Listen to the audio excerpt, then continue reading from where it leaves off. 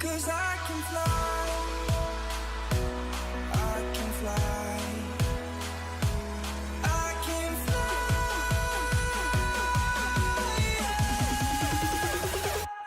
I can fly.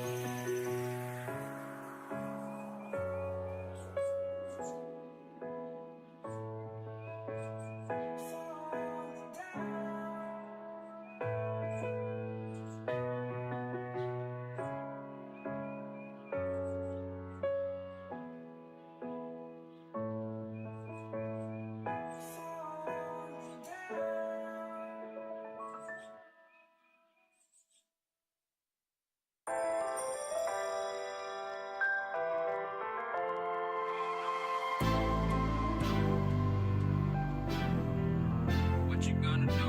What you gonna do? What you gonna do? What you gonna do? This is just for us now.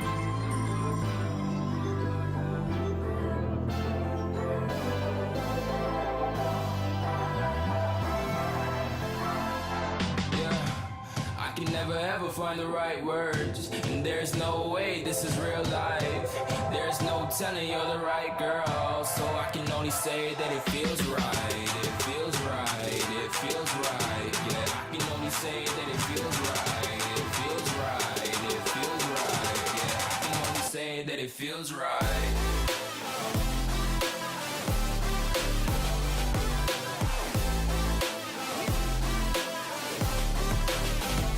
Feels right.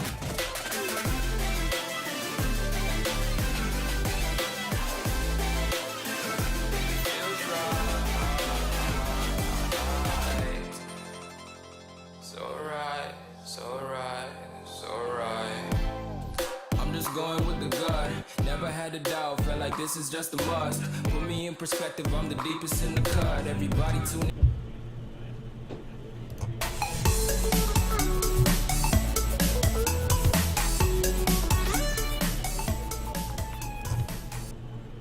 Hello, everybody, and good evening. Welcome to Geek Fortress's Saturday Night Matter stream. I am Bryce, joined by no one today because Eric came down sick, and so it's just gonna be me. But hopefully, we still have fun with this. We've got a lot of players out there. No, TJ, we're not doing Lantern versus 8-Rack. That's not happening. I will not allow that. Coleman's gonna choose our first matchup though. Hopefully it's something sweet. Stream sponsored today by Dasani. Thank you, Dasani. Totally not sponsored, but Dasani. I'm sorry, Charlotte. Soul Sisters mirror match? I don't think so, TJ. Not that either. But thank you for being here with us. Remember, anybody who's here, join us tomorrow noon for the PPTQ that we have going on. It's going to be me and Coleman to start off with, then I believe Coleman and TJ, and then myself and TJ are going to finish it off in the top 8. So it should be pretty sweet. Coleman's out there. Did Justin infect Eric? No, I don't believe so. No, Eric just... he didn't sleep much last night. He had to go out to Bremerton to buy a truck, and he just doesn't feel very good. He gets seasick, and they had to take the ferry, so...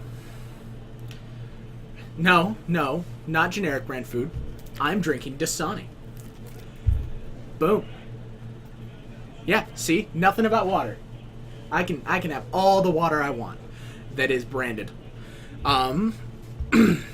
But anyway, looks like we've got a few people trickling in. So thanks for being here. We're going to get round 1 started here pretty soon.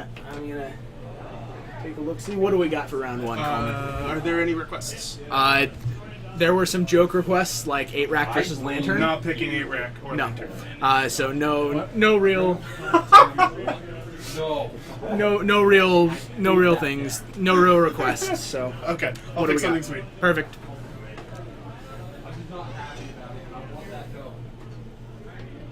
I might be joined later by Texas, but I'm not sure. So we will have to wait and see. Death and taxes, if there is any.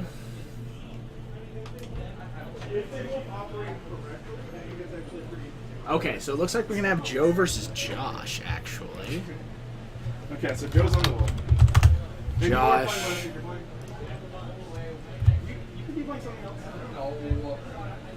So Joe's on bombardment, Joe is on bombardment. and then Josh is actually on blue-white reveille.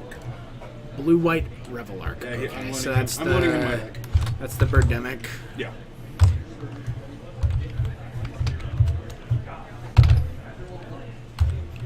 All right, so we've got Birdemic versus Bombardment. Couple of sweet ones to start it off. Thank you, Coleman, for No picking that. problem. Team Monster. All right, so we are going to get headed on down to the match, and we'll see what happens. See you down there.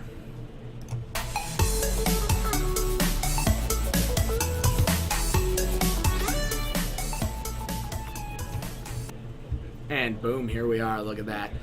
Zombardment versus Birdemic.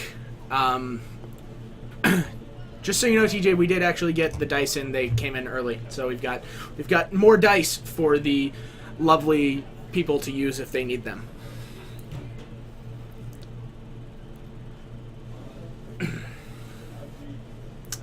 Yeah, mods, be ready to answer what each one does. I'll try to keep on it and answer what they do, but most of all, I'm going to just going to say what's happening in games and provide some analysis as I can.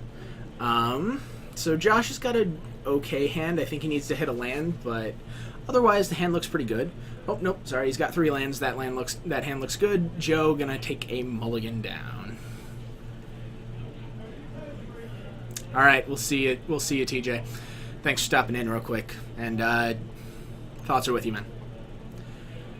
Solo casting sucks. I mean, hey, I'm gonna do my best. I might get someone in here later on, but for now it is just me. So we will try to get this taken care of and rock this out.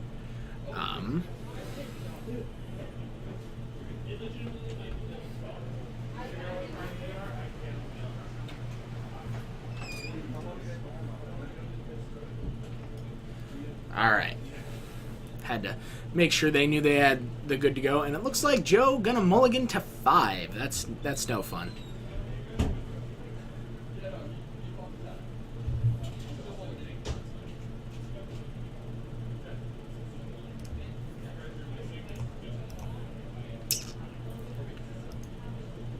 All right.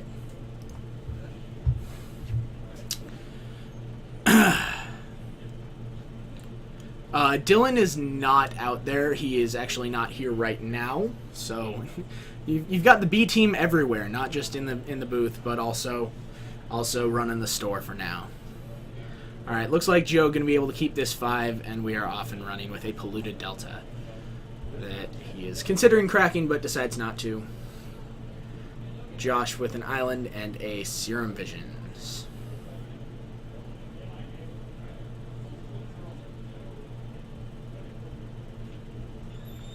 Coleman has to leave for work, and Harry is playing.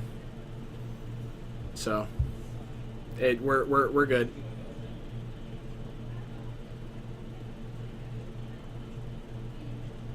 All right, so Joe gonna crack that polluted Delta down to 19. He goes. Yeah, he tried. That's okay. No worries.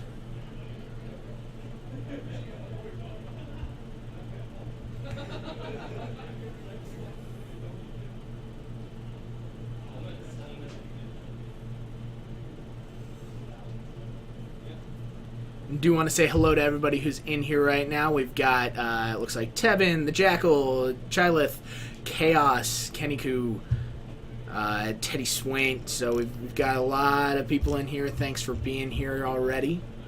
Who all is playing tomorrow? We've got a lot of people playing tomorrow. I am not one of them. I will, in fact, be commentating. Joe down to 17, it looks like. And... How's it going, Hierarch? Good to see ya. I like seeing a turn 1 Noble Hierarch. It's always a lot of fun.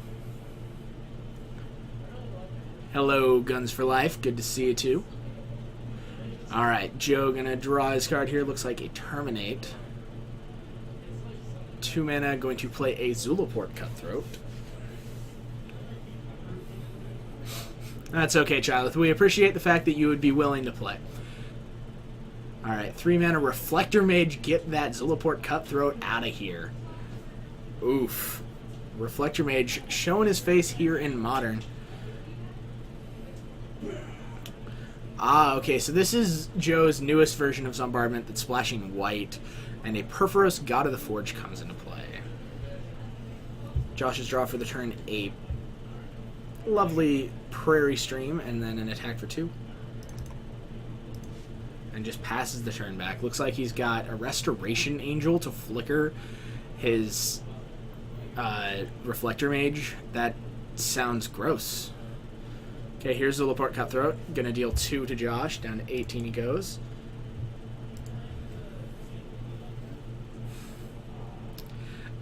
If only we could have you play over Skype, Jackal. Alright, so Restoration Angel gonna come in.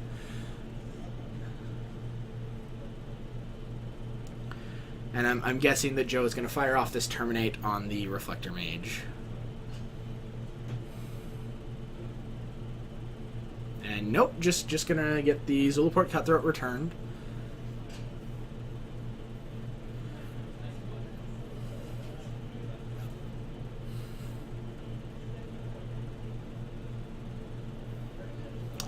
Yeah, Reflector Mage isn't great against Perforos, especially because of the fact that Joe is going to be able to replay that Zulaport Cutthroat the next turn because Josh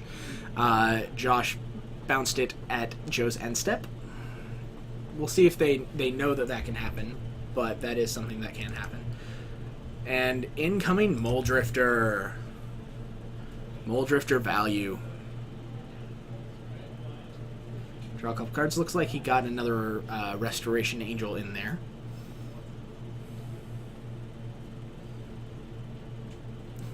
Looks like Joe drew Liliana, Heretical Healer. That is that basically unreadable black card in his hand. Alright, fetching down to 12.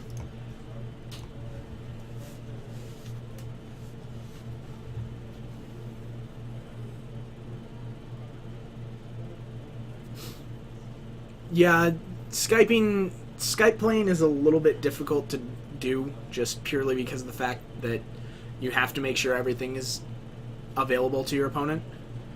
So here's Cutthroat. Gonna deal 2. And looks like we're going to get a Liliana. And Josh is going to be down to 14. By the way, that's the Heretical Healer. Yep, I know. Got it. I know the black card in Joe's deck that we can't read. Saturday Modern actually does start at 6. Yep, Tevin posted the schedule there. 6:30 is standard on Mondays, 7 Modern on Wednesdays, 7:30 Friday Legacy, and Saturday at 6 p.m. is Modern, which you are watching. So thank you for being here. It is a black card that is also just fully black and unreadable on stream. So that's always fun. What's the morph?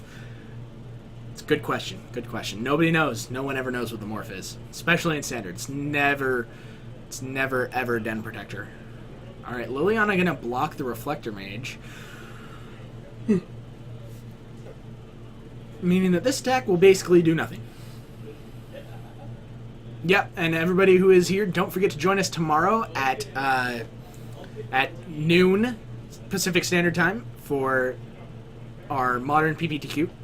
It's gonna be a lot of fun. TJ will be showing up later on in the day, and we'll get some cool stuff done for you.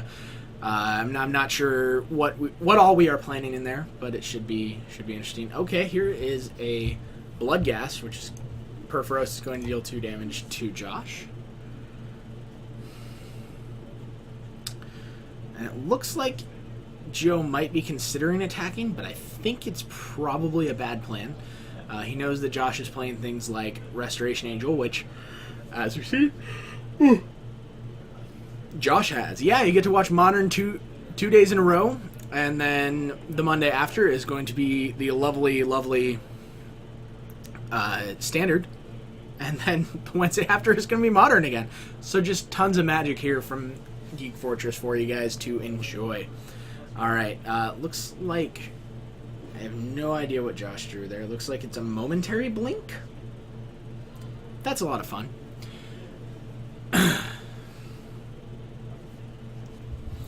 All right, so Josh going to attack with all of his guys, sending in for 3, 4, 6, 7 damage. Teddy Swint, you are correct. There is no football right now. That is.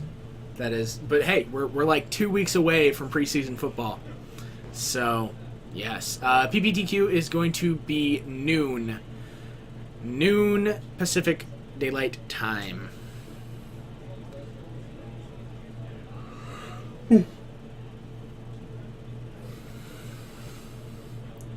I don't know about that. Football's pretty great, Tripnip. Alright, Wall of Omens coming in here for Josh. Gonna draw him a card. Looks like an island was the draw. I think he's got a lot of cards that I can't tell what they are in his hand. Here's 3 mana. Looks like an Evoked Muldrifter with the trigger on the stack and a Momentary Blanket. So we'll bring up Momentary Blink for you.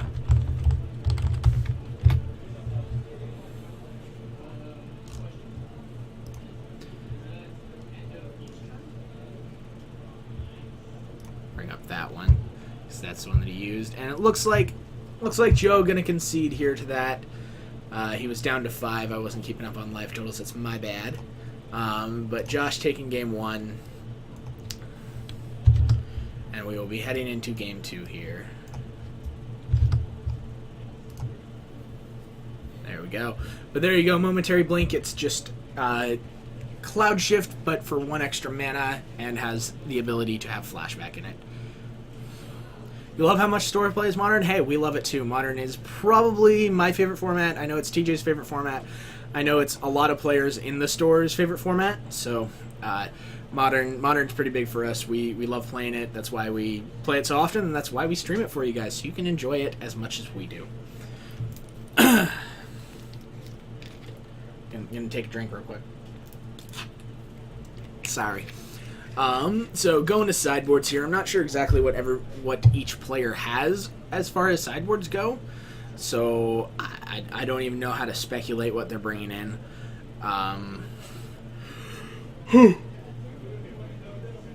Modern best format. Hello, Katsuga. Nice to see you.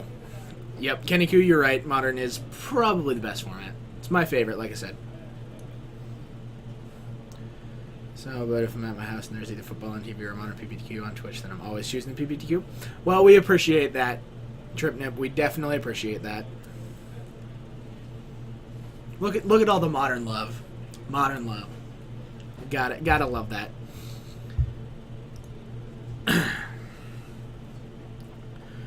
So, how's everybody doing today? Give me a rundown of how your day was. Did you enjoy your wonderful Saturday? Get some watching of Magic in. Check out the Star City Games Open that is standard.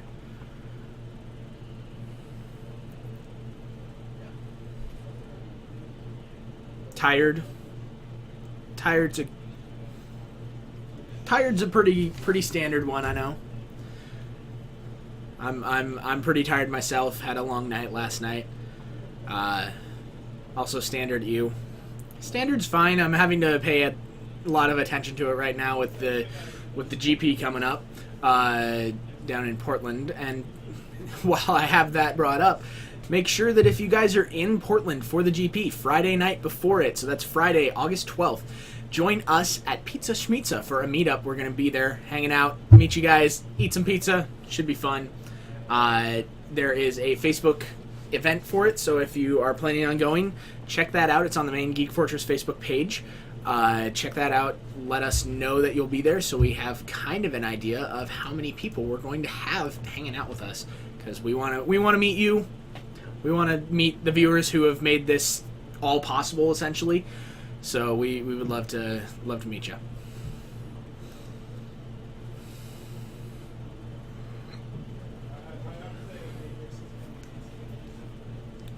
Katsugat, I don't think you quite got that how you wanted it to be.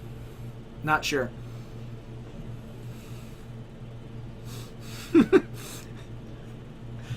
Alright, so Prairie Stream comes down for Josh. Faithless Looting was Joe's play on turn 1. Plays land, gets back a Bloodghast, and plays a Blood Artist as well.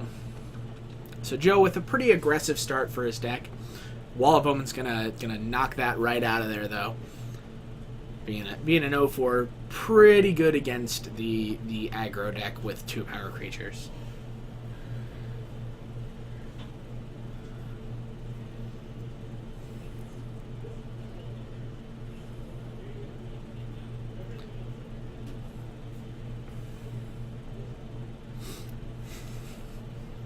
Alright, Grim Haruspex is Joe's play, and sends the turn back.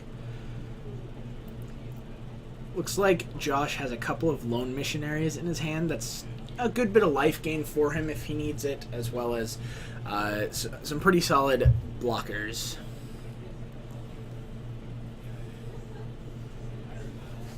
Alright, here's Lone Missionary, and up to 24 goes Josh. And we are back to Joe, who draws, looks like, a Godless Shrine for the turn here.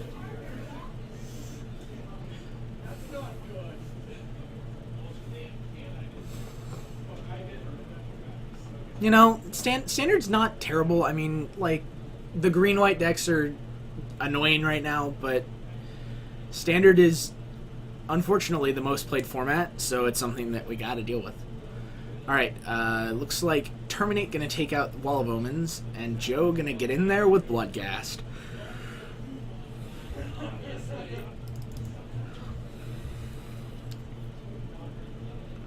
Down to 21 falls Josh. And Joe is at 14, looks like. And then Godless Shrine, and back over to Josh, who fetches down to 20. Standard is boring. Coleman and I had a lot of fun. We actually were testing today for the GP. That's why I got this started a little later than I wanted to, but hey, we got it going. We're good to go now. What do you guys think will be the most standout modern card in Eldritch Moon? That's a great question. I think it might be, you know, like Eldritch Evolution has a shot. I think Spellqueller is probably the one that's going to make the most impact. So that's going to be my answer, Spellqueller. Mausoleum Wanderer as a secondary, but Spellqueller is the main one. Because spirits are sweet. Alright, and attack for 2. As it seems that Josh's Lone Missionary feeling a little frisky.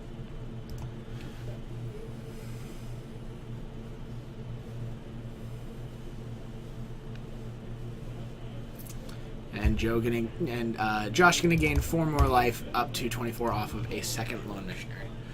The new Liliana might be okay.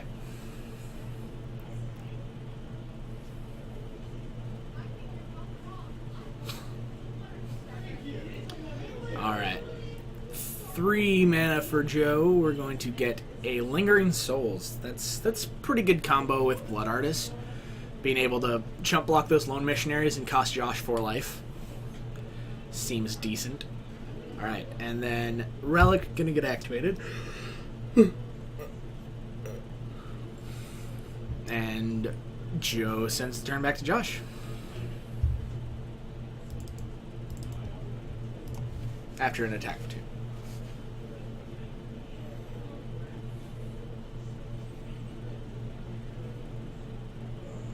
You're right, Tevin. I think that Liliana has a lot to prove if she's going to make it, but I think she might have a shot.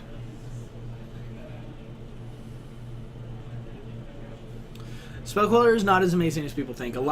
I know that a lot of people have thought on several occasions that a lot of people think that it counters any spell, but it only counters 4 or less. But in Modern, that's most spells anyway. But yeah, it's not nearly as good as people think.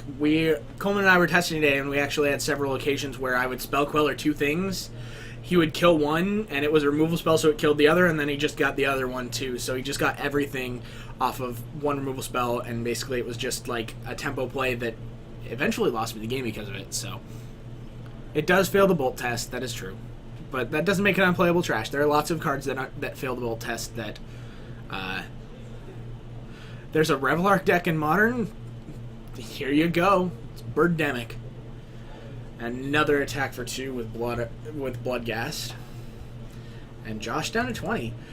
Joe grinding this one out. And it looks like Josh let him flash back Lingering Souls. We have to have more Spirit Tokens. There have to be more Spirit Tokens out there. You cannot tell me there are not more Spirit Tokens. I don't believe it. Alright, a Lightning Bolt going to take out the Lone Missionary that was being targeted. And Blood Artist going to trigger.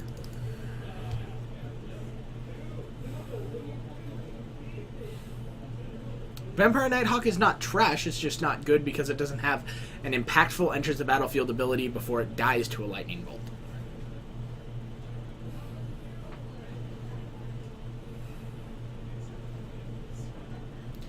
Honestly, though, as far as Modern implications go, I think Collective Brutality has a shot.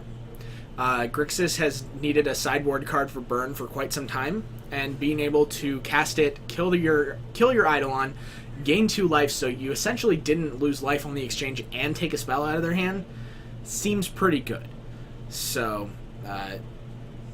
if Spellquiller was a 3/4 for 3 mana, it would be busted. So, yeah.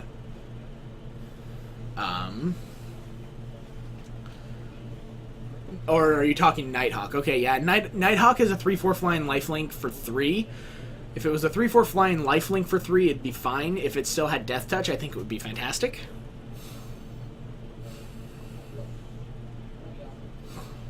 Alright, Josh going to get a Scry here, puts one on the bottom. Hey, look, we did have more Spirit Tokens. Alright, a Path to Exile going to go after Blood Artist.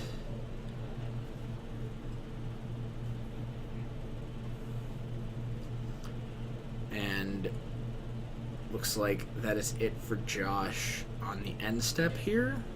Pretty sure that was end step.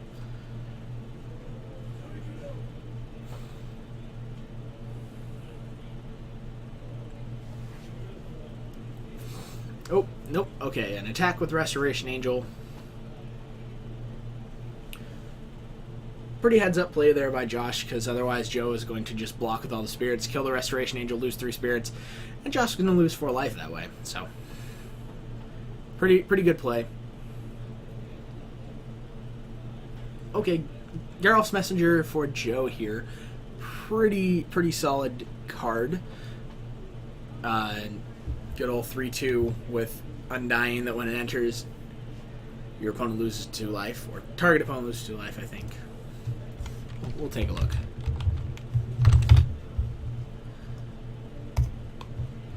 Bring that up for everybody. Blurp.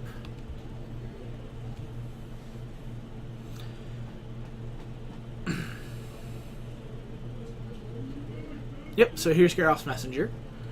Gonna come in, cost Josh 2 life, and he's going to be down to 13, so we're at 13 all.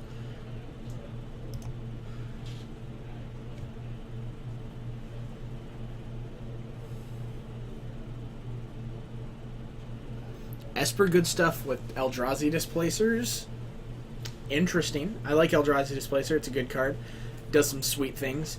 But I like it in Eldrazi decks because Eldrazi decks are cool.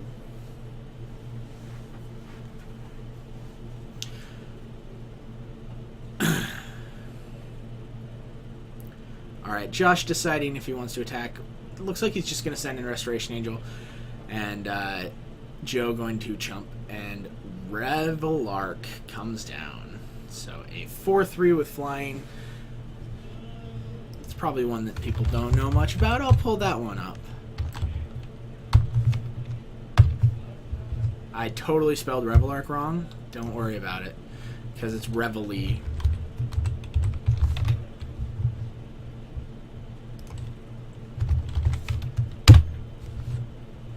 Hey, look at that, Rebel Arc.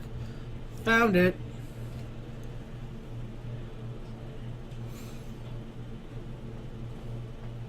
So we are back on Joe's turn. What is the main strategy with Joe's deck? He's basically trying to use a lot of interactions with the graveyard. Basically, he uses it's a lot like the Aristocrats deck. It's a lot like the Aristocrats deck of old. Do you need some help commentating this match? No, I mean I know what the cards are doing. I know what stuff's happening. Are you sure? Yeah. Because I don't think you're ready for this value trade coming. Okay. I'm just gonna leave you with that. That's fine. Okay. Okay. They're both value decks. That's fine. There's a lot of weird stuff that's gonna happen. Do I play Rebel Arc in my Jeskai Kiki? No, I do not. I also don't typically play Jeskai Kiki anymore. I'm more on the Jeskai Nahiri train. Coleman, your thoughts on your masterpiece being dubbed Birdemic? All right, so Josh trying to decide what he wants to do here. He's got 6 mana, so he could evoke a Revel Arc if he wanted to.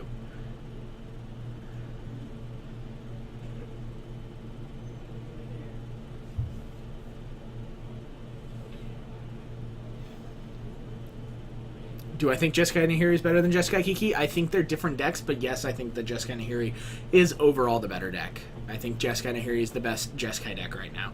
Alright, an Evoked Revel Arc brings back Muldrifter and Wall of Omens, which draws Josh 3 cards. 6 mana, draw 3 cards, put a 2/2 flyer and a 0/4 into play. Seems okay to me.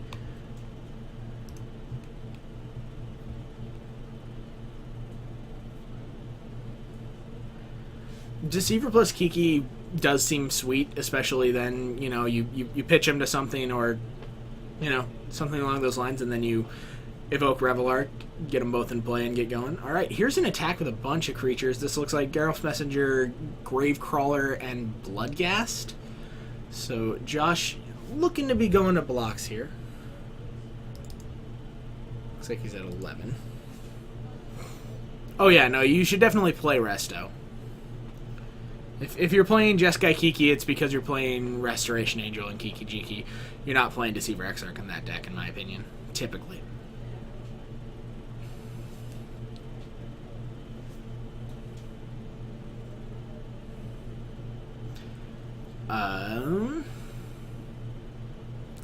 Fun, not good. That's fair. Alright, so it looks like blocks. Revel Arc going to eat the Gravecrawler. Lone Missionary going to trade with the Bloodghast, and Geralf's Messenger just going to bounce off of the Wall of Omens. Joe going to draw 2 cards off of his Grim Haruspex. And now Josh going to exile 1 card from Joe's graveyard with his lovely...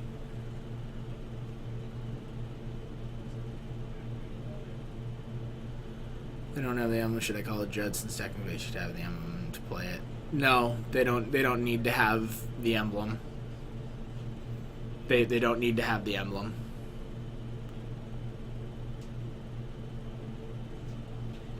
Yeah, they don't need to have an emblem or tokens or anything like that. They could literally take a piece of paper and write this emblem and put it on the table, and that works fine.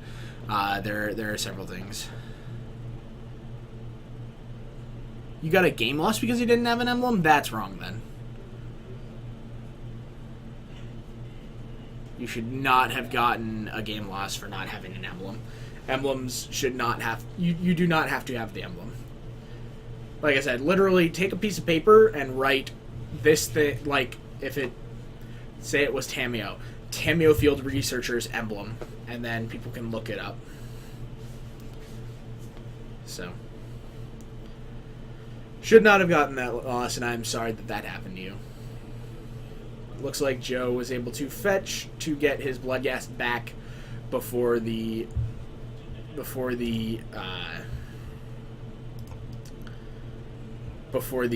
trigger happened. Alright, a Viscera Seer comes for Joe. That's actually great on this board. He's going to be able to Sack Geralt's Messenger if he wants to hit Josh for 2. He can also sack Bloodghast to draw a card if he would like to.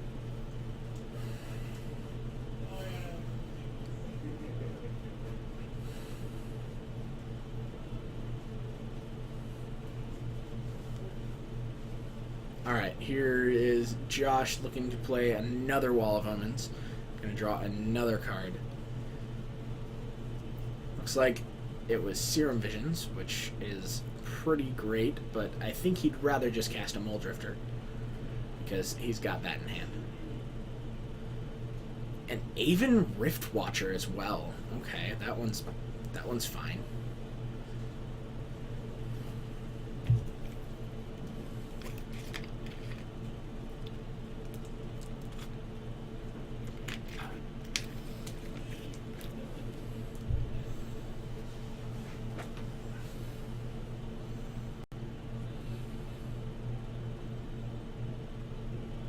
Alright, an attack with both the flyers.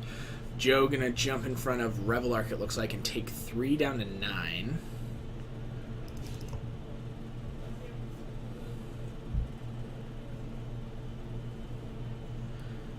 So he blocks, scries, and then takes 3 down to 9. And here is Aven Riftwatcher. So Josh gonna gain a couple of life up to 12.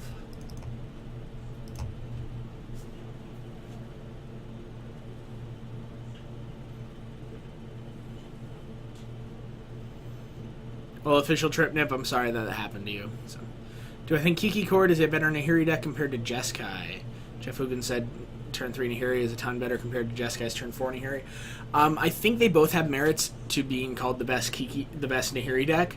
I think the better shell for Nahiri is Jeskai, but I like what happens with... I definitely like what happens with the Kiki Cord deck. So... I think they both have merits to being called the best deck. I don't know for sure which one is the best. I personally like Jeskai and Nahiri better, but to each their own, they are both great decks.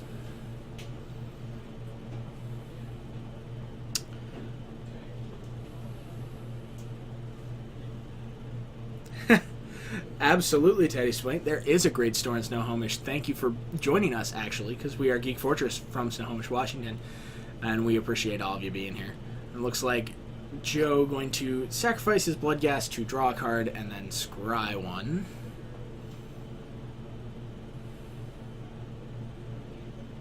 And looks like the scry going to go to the bottom.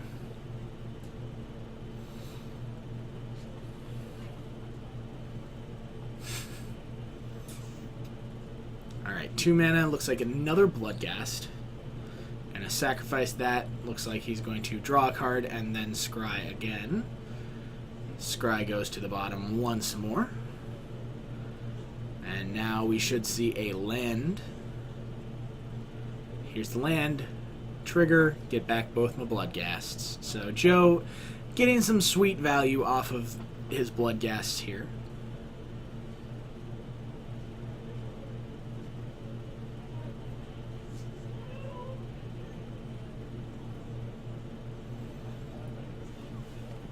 Looks like Joe has an Urborg in his hand, and then some other cards that I can't tell.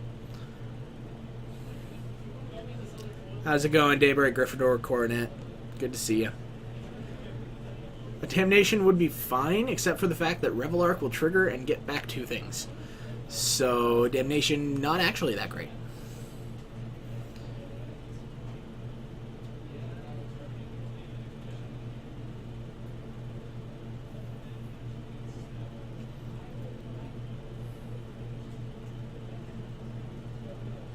Looks like Joe gonna sacrifice, draw a card, scry one. I'm interested about the fact that he's stacking it this way because he could... No, I think he does have to draw a scry. Never mind. How many rounds is this? We should have 5 rounds today. We should have 5. I'm pretty sure we have enough for 5. I could be wrong. It could be 4, but I think it's 5. Actually, if Coleman is still out there, if he could double check the number of rounds that we're doing today and let me know, I would greatly appreciate it. Alright, so Faithful Saluting, draw a couple cards, discard a couple cards.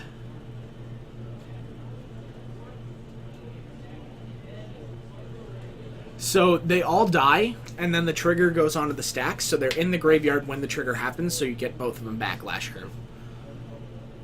So yes, he could get back Wall and Muldrifter very easily. Oh! Ouch. Aven Mind Sensor coming in. D. Mateko, I think that was. Thank you for hitting the follow button. Greatly appreciate that. Quattro, so that would be 4. Perfect. I will adjust. We are doing 4 rounds. Sorry for the mislead. I thought we might have enough for 5.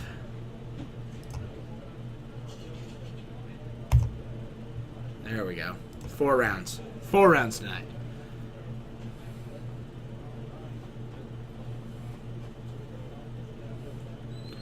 Alright, looks like another sacrifice of a Gravecrawler. Hey, I said it right. Perfect. That's what I like to hear.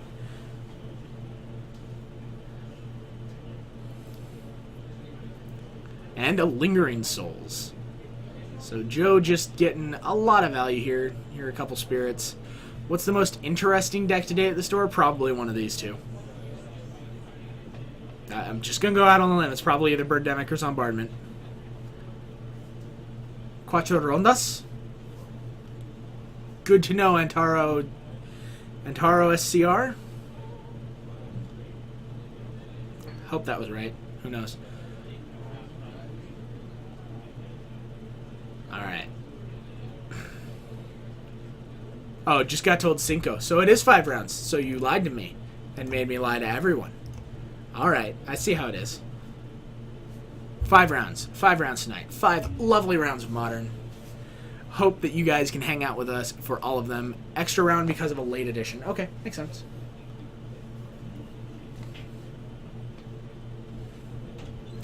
Naya Burn by far. I don't think Naya Burn is the most interesting deck.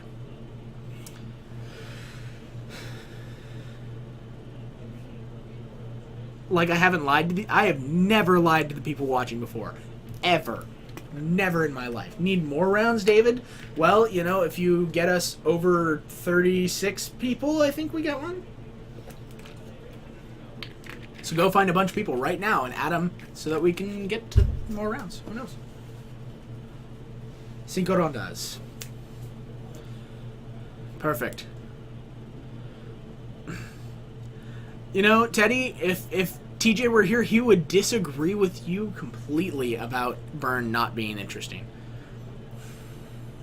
Over 32. Technically, over 36 is over 32, so I wasn't wrong. Alright, looks like an overwhelming amount of stuff happened there. And I think Joe might have lost, and it looks like that is correct. So it looks like that is a win for Birdemic.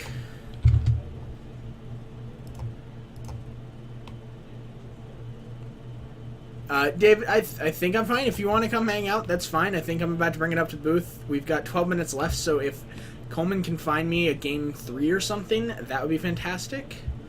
But I think we're just going to be bringing this back up here to me where I am at all alone right now. So, see you guys in just a minute.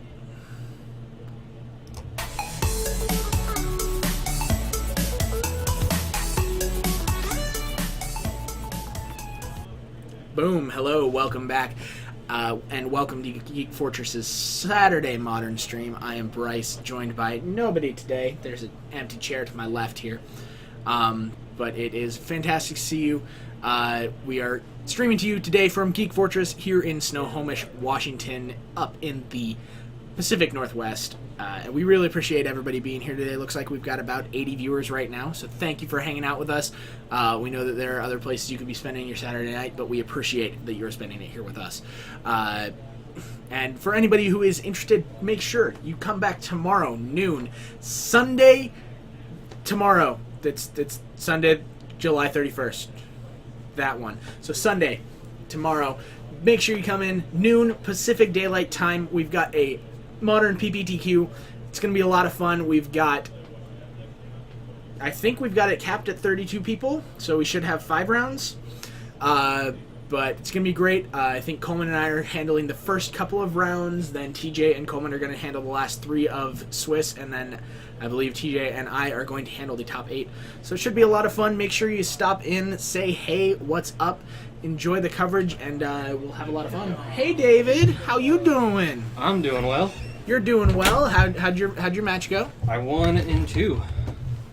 You 1 and 2. What are you playing today? Are you playing at Elysium? I'm playing Green Red Tron. Green Retron. Okay. Yeah, it turns out natural. First game I got Karn turn 3 off of a Sylvan Scrying. Then game 2 I had natural Tron Karn into Ugin against elves. Natural Tron, then Karn into Ugin against elves.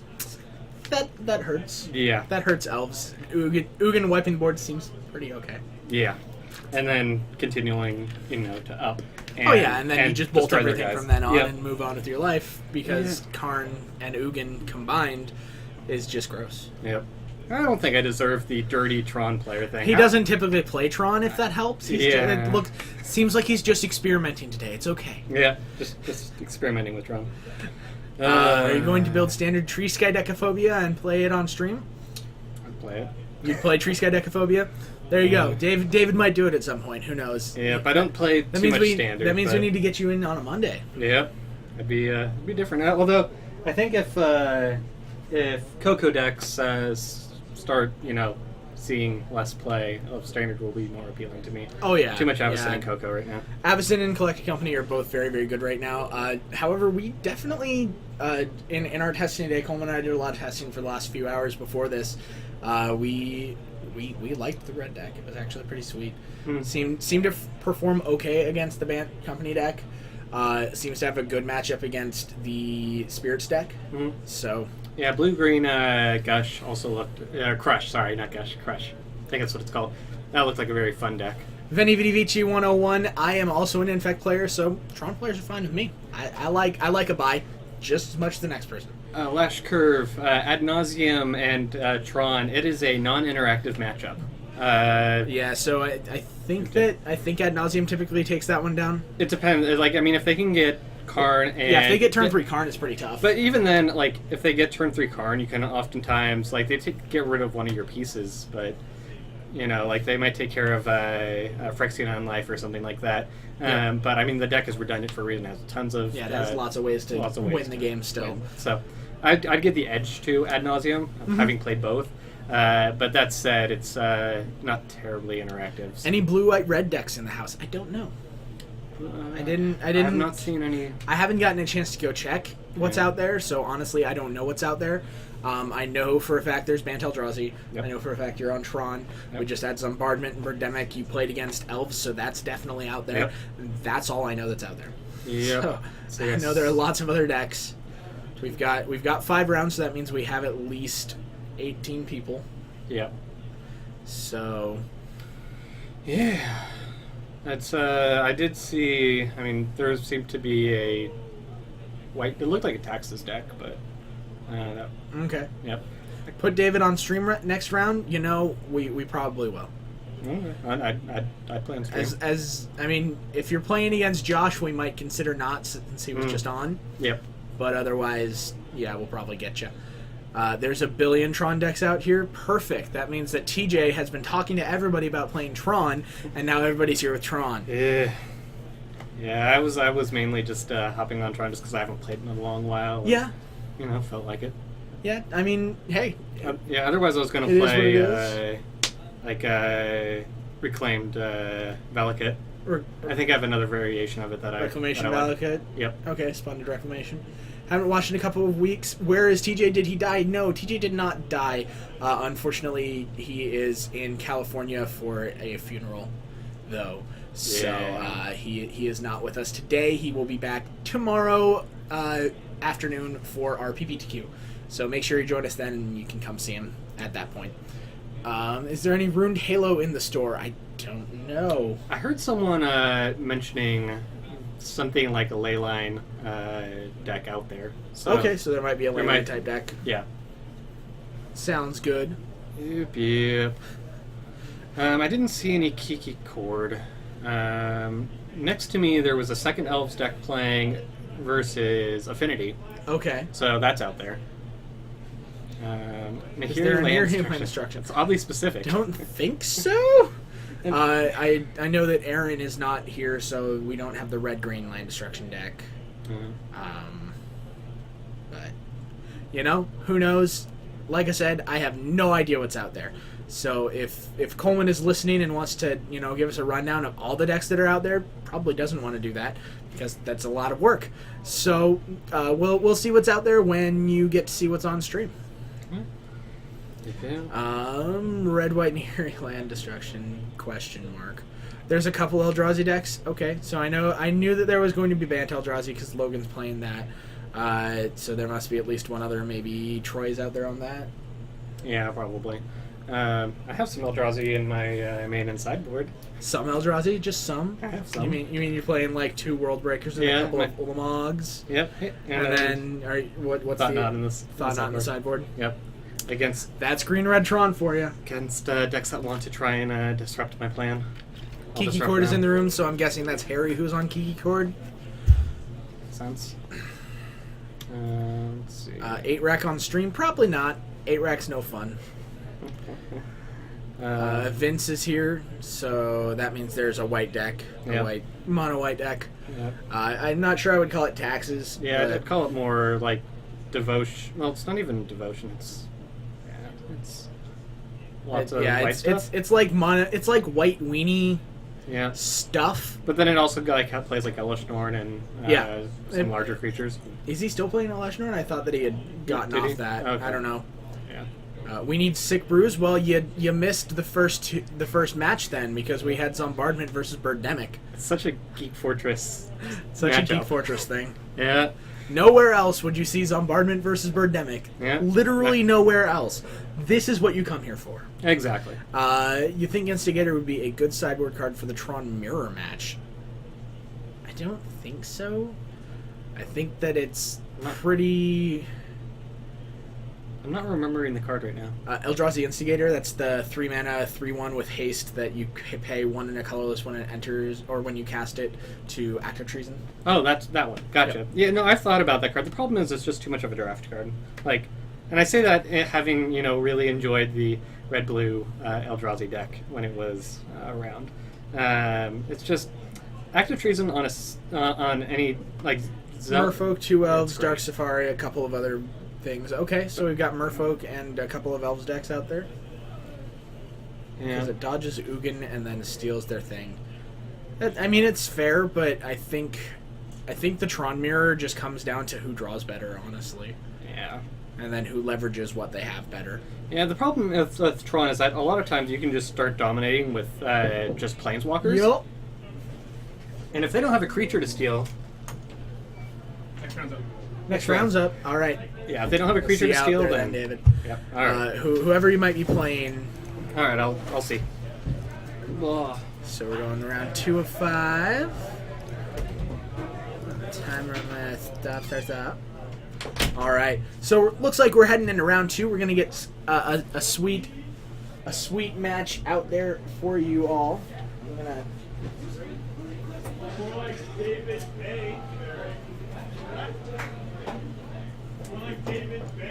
All right. So what do we got? I'm gonna put Vince on for you guys. You're gonna put Vince on. They asked David to be on stream, but they also asked for David on stream.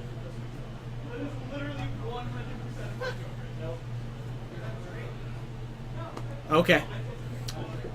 Dark Safari is a deck that is, it's basically Dungrove Elder aggro that uses like black and it's like Abzan that splashes blue. It's an interesting one.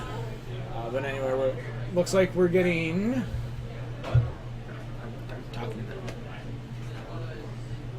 Alright, so we're getting Vince facing.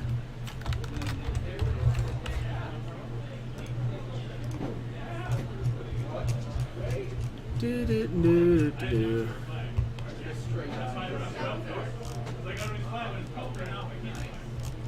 No, sorry.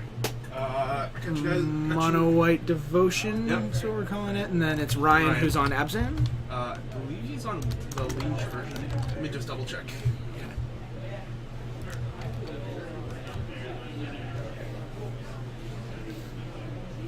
Yep. Yep. Wiltleaf Abzan.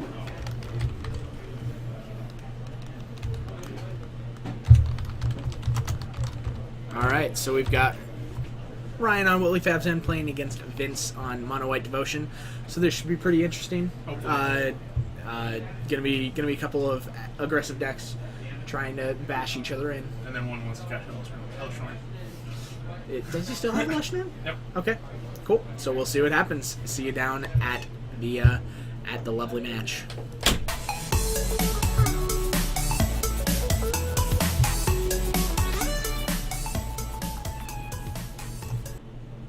All right, welcome down. We've got Mono White going up against Wiltleaf Abzan, and I totally missed an A in Abzan because I want to. It's just Abzan.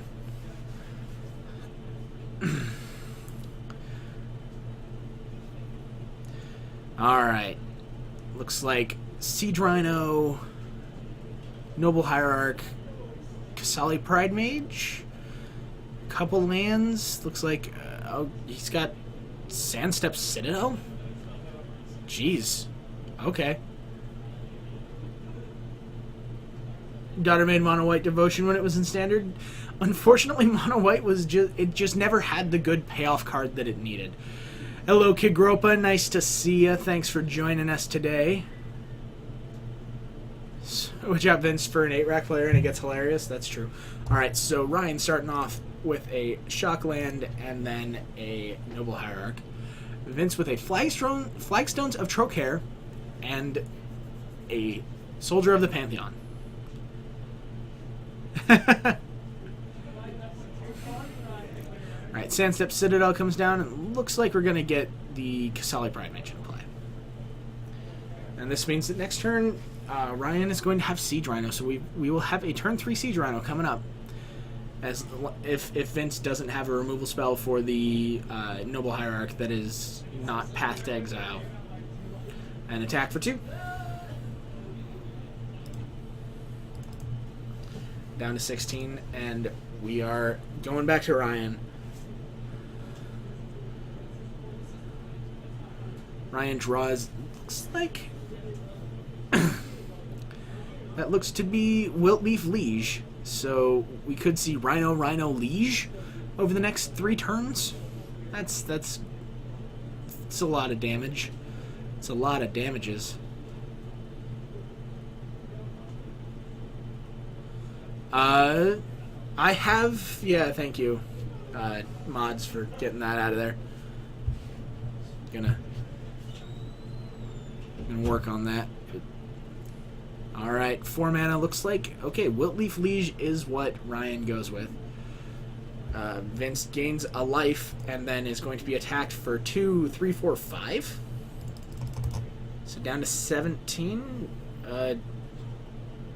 2, 3, 4, 5.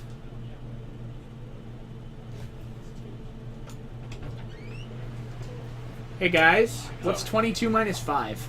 17. It's 2, 3, 4, 5. It has 2 colors. 4/4. It's a 4/4. It's got 2 exalted triggers. It's got 2 exalted triggers. So then it's 16, not 14.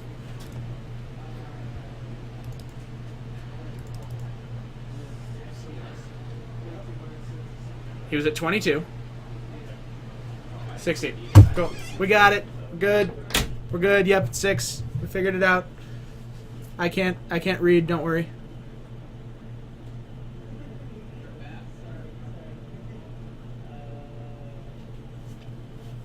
Yeah, 22 minus 5 is 17, you're right, but it was 6.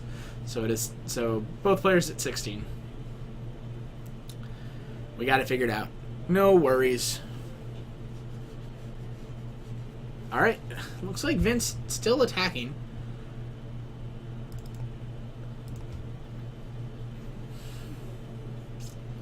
I know, math is the worst. It's so much effort. Alright, so here we're going to start the Siege Rhino party pretty soon. I would bet.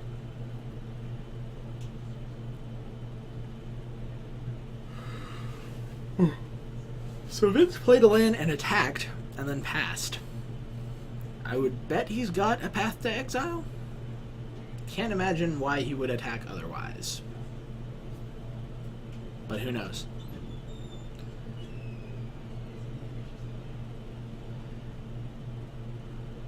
I think that's what Ryan is trying to figure out as well.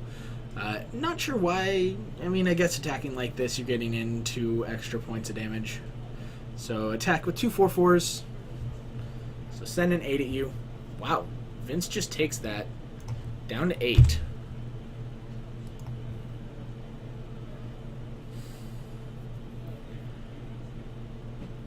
And Ryan is deciding if he wants to activate Gavany Township. I think that he should just let Vince take it, go down to 8, and then cast Siege Rhino.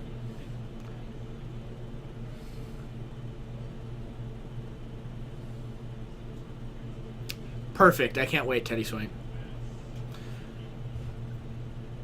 Alright, so down to 6 falls Vince, and up to 17 goes Ryan off of this Siege Rhino.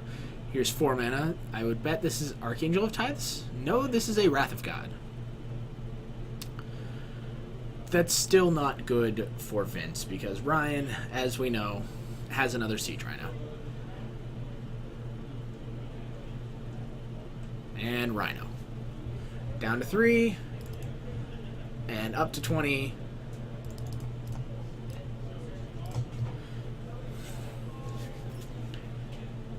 Flagstones of Trocare is going to be played, legend ruled out, and we are going to see another Plains come into play for Vince. Does the Abzan deck play Lingering Souls? I would bet it does. Can't imagine a world where this deck would not want to play Lingering Souls.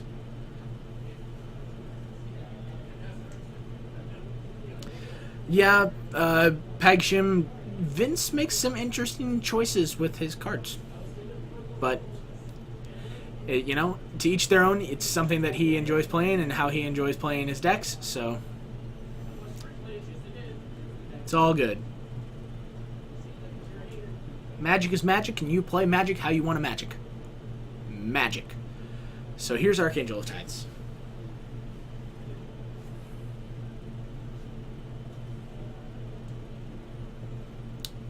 Alright, Ryan needs to draw a removal spell. I think he's got a Dismember in his hand. Which member? Dismember.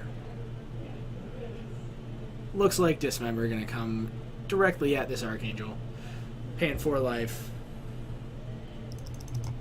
Down to 16, and game over. Wiltleaf Abzan takes game 1 over Mono White Devotion, and we are getting ready for game 2.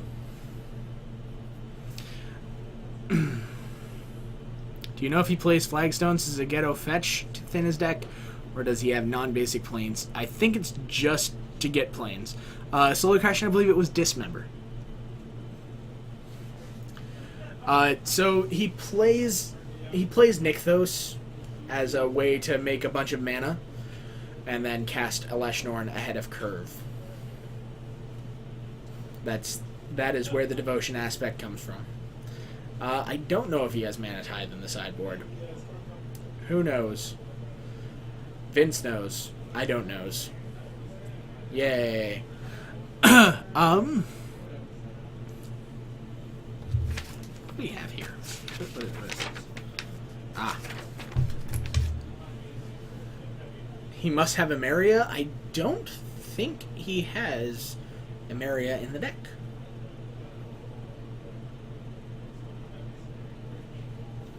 Don't think he does.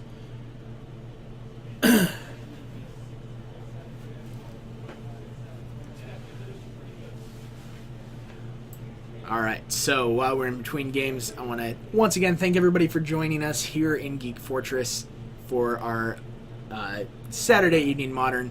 We are streaming from, as I said, Geek Fortress here in Snohomish, Washington, in the Pacific Northwest. I am Bryce, and I hope you are all having a great time, having a great Saturday night, and we appreciate you being here with us for your Saturday nights. Deck lists would be OP, you know? It'd be nice to have deck lists, but this is a Saturday evening regular REL Modern tournament that we run every week, and so to have to fill out a deck list every week would be very tedious. So we don't require deck lists, but it's if people are willing to share them, we typically are willing to post them. What do I think about Jeskai Geist? I think it's fine. I still like Jeskai Nahiri more. I think the Geist plan out of the sideboard is good for that deck, though. But as far as Jeskai Geist goes, I think it's got some work to be put into it, but I think it's fine. All right. So here we go, getting ready for game 2. Both players are going to take a look at their 7s, see if they are keepable.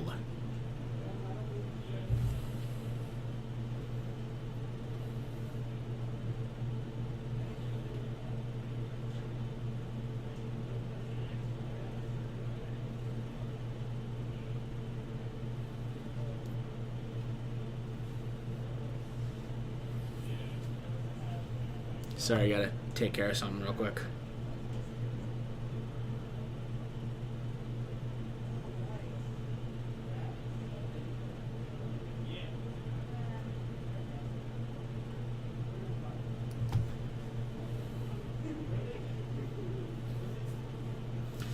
All right.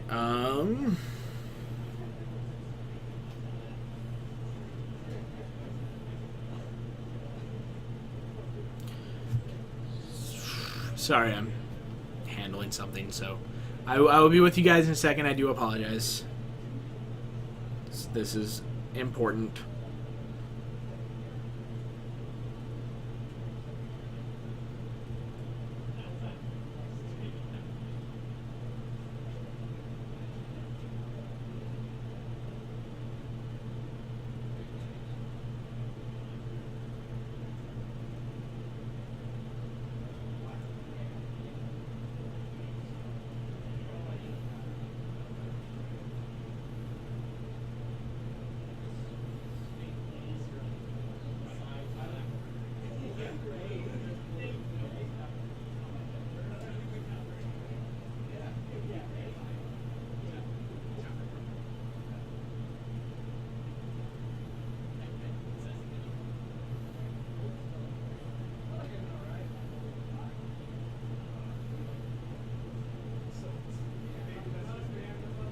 All right.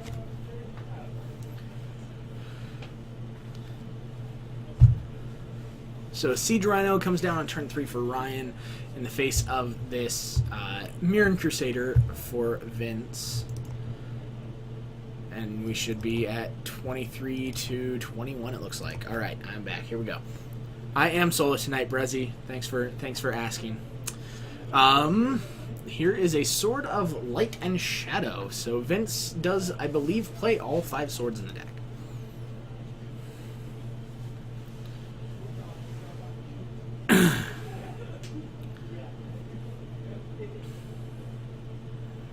You like Storm and Legacy / Vintage? Storm is a sweet deck in both Legacy and Vintage. Alright, an attack for 4.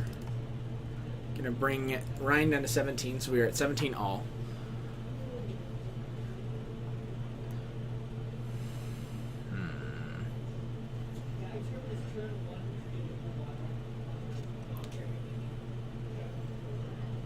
We might have a game 3, but I think that Siege Rhino is pretty good at fighting through this sword.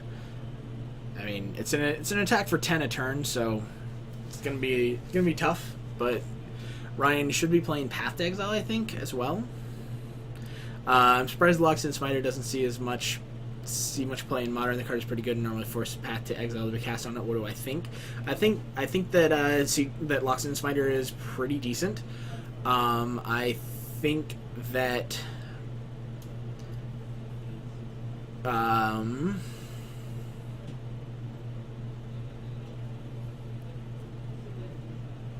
Yeah, I mean, I think it's good in like the bigger zoo decks and also in the Wilted Abzan deck, but otherwise, it just doesn't have a deck that it really goes in. So, yeah, Sword of Light and Shadow is pretty good, especially for the fact that it's going to gain Vince 6 life every time that he hits with it here with the Mirran Crusader because of Double Strike.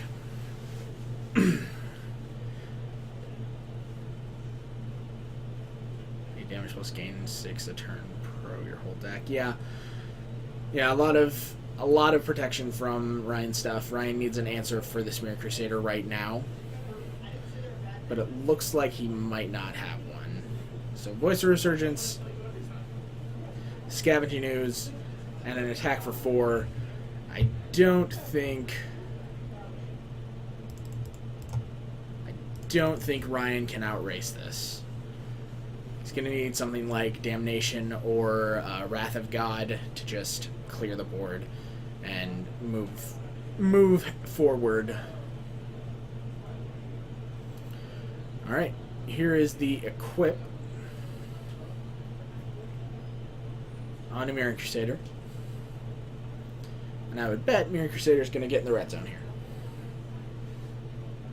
Vince asks combat and swings in. So here is an attack for 10. No, sorry, it's 8. Because it's +2/+2. Sorry, it's 8. It's an attack for 8. So Ryan going to take 8.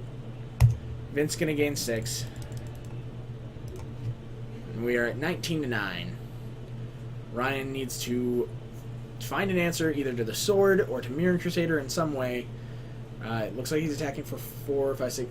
He's attacking him back again for 8, but that's just not enough. He might be. Can he cast Wiltleaf Liege this turn? I think he can. Yeah, so he's got Wiltleaf Liege, so he's going to be able to attack for 4, 5, 6, 7, 8, 9, 10, 11, 12, 13. So he can attack for 13. That brings Vince down to 6.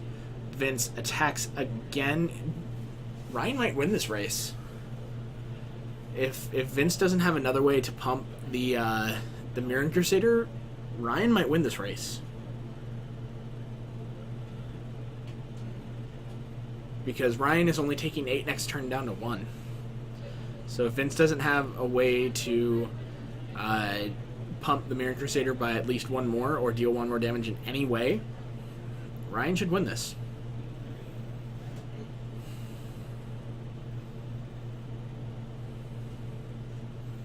Ryan does have another Rhino in hand as well. So I think casting the Wiltleaf Liege is the correct choice, but I think he's going to cast Rhino instead. And then Wiltleaf next turn. Because Rhino going to give him a 3 life buffer. That's actually important. So down to 16 falls Vince, and then here's going to be an attack for 8. So Vince is going to fall to 8.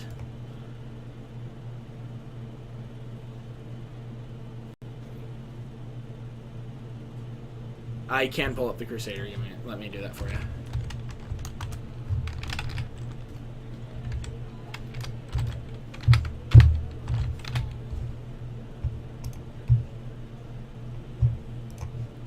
Boom, Mirran Crusader. Alright, an attack for 8. Gonna take Vince down to 8, and now the shoe is on Vince's foot. Does he have a way to either clear the board or pump his Mirran Crusader by 2? Okay, Soldier of the Pantheon. 3 mana.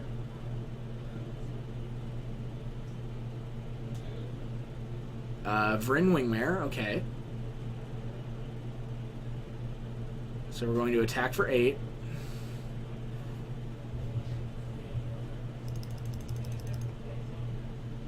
So Ryan going to take 8 down to 4.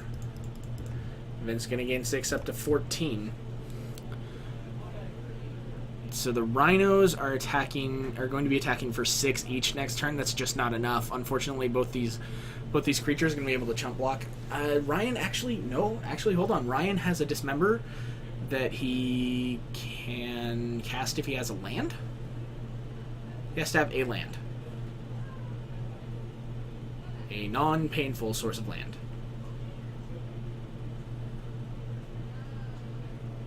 Vince played a Soldier of the Pantheon and a Vryn Wingmare. So that's the Flying Thalia and the 2/1 Savannah Lion guy. Yeah, Dismember he's going to have to pay a black for. So Ryan needed a land that was untapped and non-painful off the top.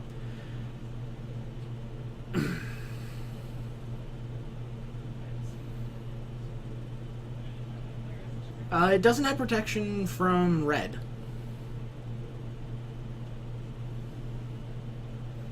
Oh yeah, it does cost one more.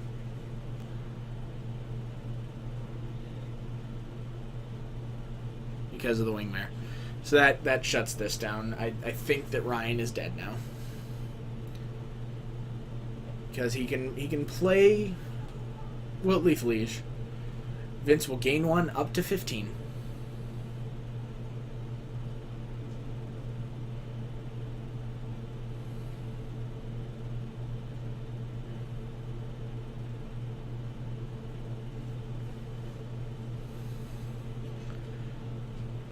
Jeez, yeah, no, Ryan just doesn't have enough to do this. He really needed a land or something. He needed to be able to answer the Mirror Crusader earlier on. Unfortunately, that's what this really comes down to.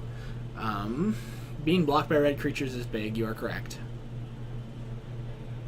No, Dismember can't target Mirror Crusader. I'm talking dismembering one of the creatures so that he can attack.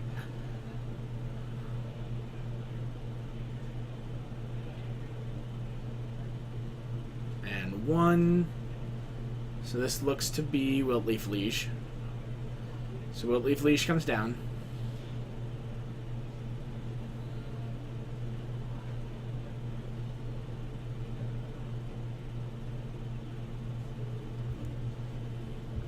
Tripnip, I will try to get David next round. I tried to get him this round, but Coleman wanted to put Vince on, so that's what we've got here. So Wiltleaf Liege, but that is just not enough damage. He'll be able to attack for 12 with the...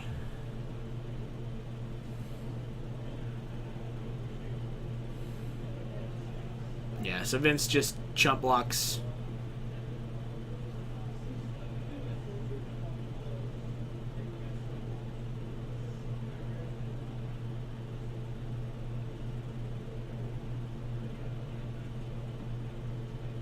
What did that block?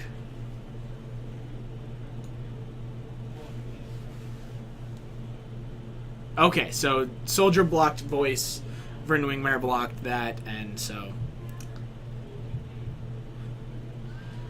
Ryan actually couldn't cast Dismember there because he needed 2 mana to cast it because of the Vryn Wingmare. So, well, he could have now, I guess, once the Wingmare is dead, but... We are on to game 3 as Vince on his Mono White Devotion evens things up against Ryan with Wiltleaf Abzan.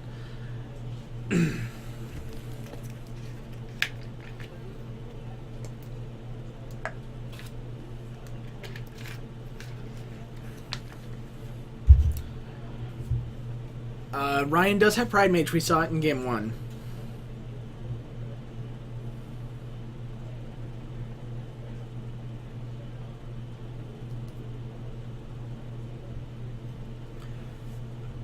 Yeah, he had 4 life. He could have cast and die after the Wingmare was dead. Sorry, I thought you meant before when the Wingmare was not dead. So, you know, it's how it goes sometimes. You hope that Vince can cast Leshnorn. It'd be interesting to see that happen. Because Leshnorn, pretty big game against the smaller creature deck that Ryan is playing. As far as a version of Abzan goes, it is definitely playing smaller creatures than normal Abzan, which plays Tarmogoyf and such. But Wiltleaf Liege, typically able to pump you out of Leshnorn range.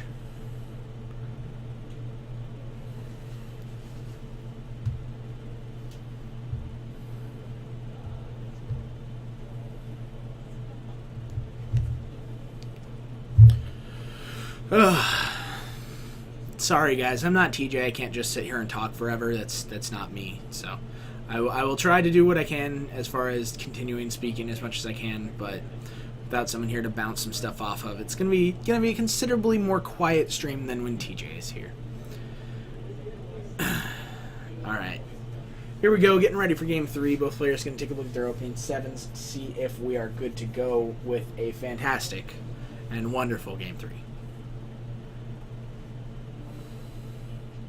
All right, so Loxodon Smiter, Path to Exile. That's a good got 2 paths, so he's got answer. Well, sorry, it looks like just 1 path. So he's got an answer for Mirran Crusader if that gets in there. Looks like Vince gonna take a mulligan. Ryan gonna keep his hand. It's okay. I'm glad to hear that, because, like I said, I'm just not TJ. So looks like Ryan's hand is Path to Exiles, Scavenging Ooze, Loxodon Smiter, and then Wiltleaf Liege. It's the quality, not the quality. So it's not the quality. Perfect. Yeah, no, I knew what you meant, so thank you. I do appreciate that. I'm doing what I can here. Alright, so 6 cards for Vince. We will see if this can get him up and running. What is this? There are so many random pieces of paper in this room that it's just crazy. Alright, so a tapped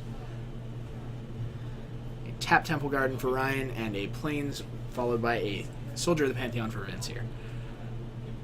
Yeah, sorry, I don't flail like TJ does. Alright. Looks like... Okay, so... Scavenging Ooze for Ryan here.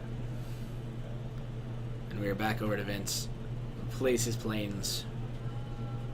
And a second Soldier of the Pantheon. Where's the drill? I mean, it's right here. But...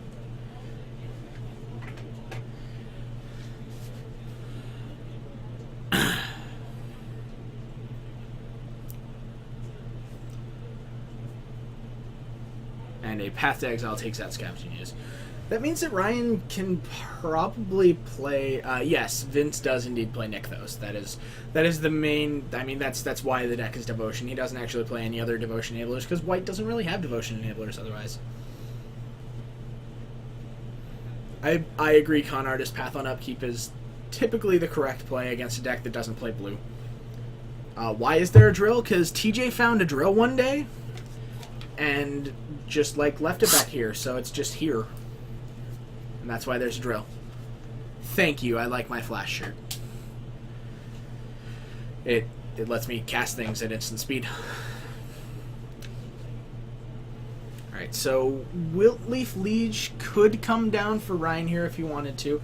He can also just cast Loxodon Smiter, which is a much larger creature than either of... But, I mean, the Soldiers of the Pantheon having protection from multicolored is a pretty good way to... get past things. Boo! That's hurtful. I like my jokes. My jokes are fun.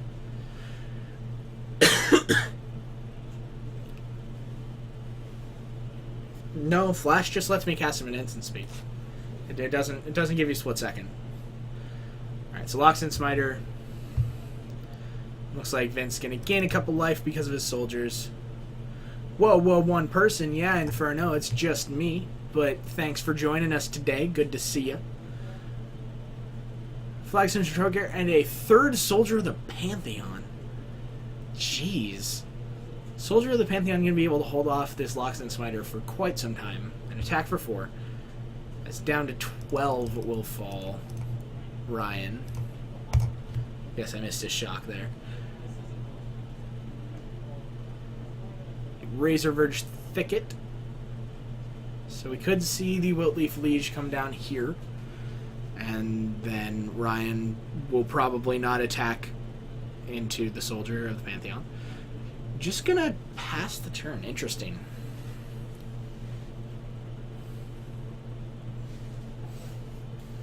Attoseconds? You're right. You're right, Destus. You're right. I know. I'm just saying the Flash shirt gives me the ability to cast things as though they had Flash, which is only at the speed of an instant, not technically split second. So, can I bring up Soldier of the Pantheon? Absolutely I can. Let me just type it in here. Soldier of the Pantheon. Boom. There he is. He is a single white mana 2/1 with protection from multicolored, and whenever an opponent casts a multicolored spell, you gain 1 life. You hate your keyboard sometimes? You have a standard IQ tomorrow, you have Abzan control built, and your friends just told you to. And then you trailed off. I don't know how to answer your question.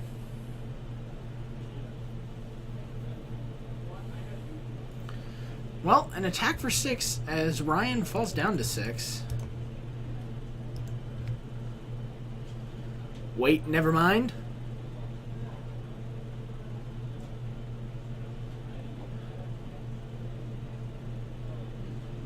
Dio Von Karma and I see you. I don't know how to get rid of them.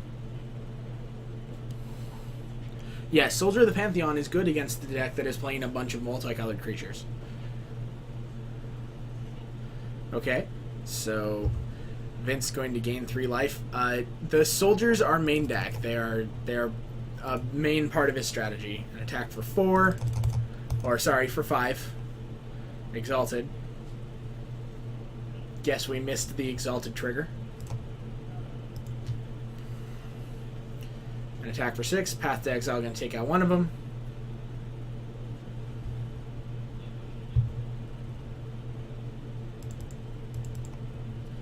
Down to 2 falls Ryan.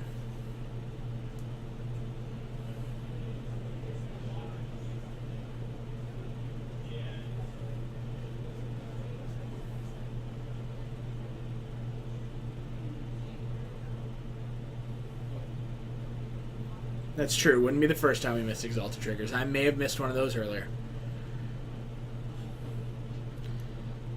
I'm thinking that Ryan is just dead here.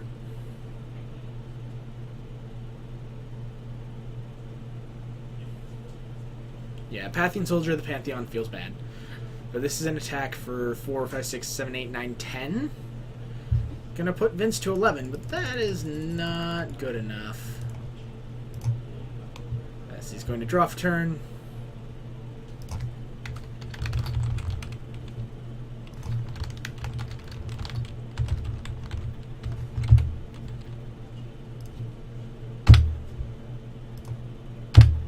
And that is going to be the match. Vince taking this one down in 3 games over Wilt Leaf Abzan. So I'm going to bring it back up to the booth, and I'm going to see if we can find us another match out there. We will see you in a moment.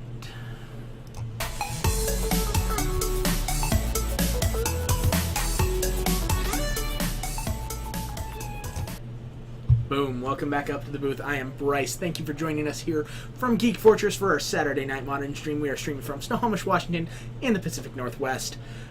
We greatly appreciate everybody who is in here today, and I say we by everybody who is here that you are watching play, not just myself, because I am definitely not a we. I don't have multiple personalities, as far as I'm aware.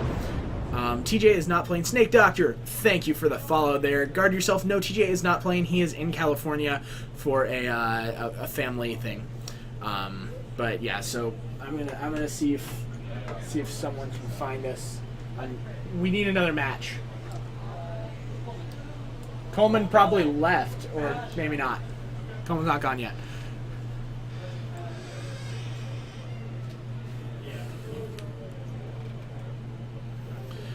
Quick post-red hate cards. Nice. I did not know that there is a TJ's Gone command. When did that happen? That's a pretty good one. Well, Snake Doctor, we appreciate you coming here even though you aren't following, and then following us now. So thank you.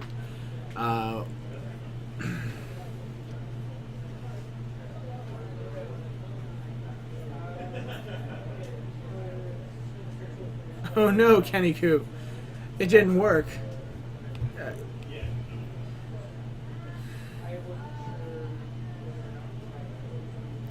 For some reason, that doesn't seem to work, so. Alright. Yes, Core Firewalker is a 2/2 protection from red. Where is my brother? He is home, not feeling good today. So, yeah, if the bot has a bunch of if the bot is backed up, it just starts messaging people instead. What deck do I mostly play in Modern? Con Artist, thank you for asking. I typically play, if I'm playing in like full-on tournaments and stuff, I play Infect. But otherwise, if I'm just playing like these types of events, I tend to rotate between Infect, Bant Eldrazi, and Jeskai Nahiri. So, all those ones.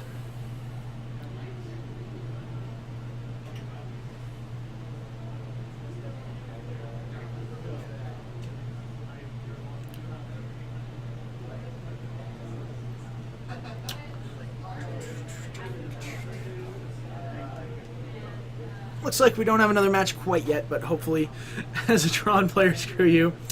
That's okay. You know, I like playing Infect against Tron. I like a buy as much as the next person, so. What do I think about Suicide Zoo? I think the Suicide Zoo deck is actually very, very powerful. Reminds me a lot of Infect. So, yeah. It's a pretty powerful deck.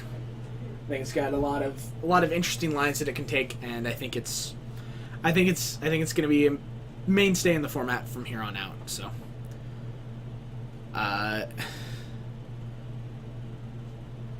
hate the Infect mechanic. You know, Infect is good. Have lost to Tron. I mean, it happens every now and then. I've lost games to Tron. I haven't lost a match to Tron yet, but you know, every now and then they just get those fantastic draws of like turn 2 Spellskite, turn 3 Karn, and there's not really a way to beat that most of the time. So,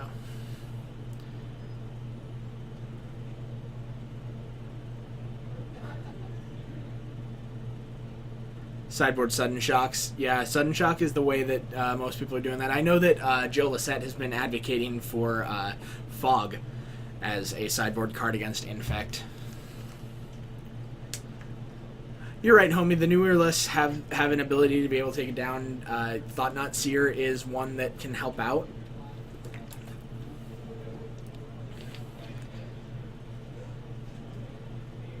Okay, Marky, you just built Infect. A good decision. A good decision. It's a great deck. And with my track record, it'll be banned. But, you know, because I was playing Twin, and that got banned. And then I was playing Eldrazi, and then that got banned. And so now I'm playing Infect. So we'll see what happens. Use Holy Day. That's a good one. I mean, it's White Fog, I guess, right? Warping Whale 2. Mm-hmm. Yes, Modern still is happening. We are in round 2 of 5 today. We will have another match here, hopefully, for the round 2. But if not, then we will move on from there. You hope they ban Become Immense, but why? Any of the dudes at Geek Fortress ever played Green Money? I have no idea what Green Money is. So if you can explain to me what that deck is, I might be able to answer the question for you. But until then, I have no clue.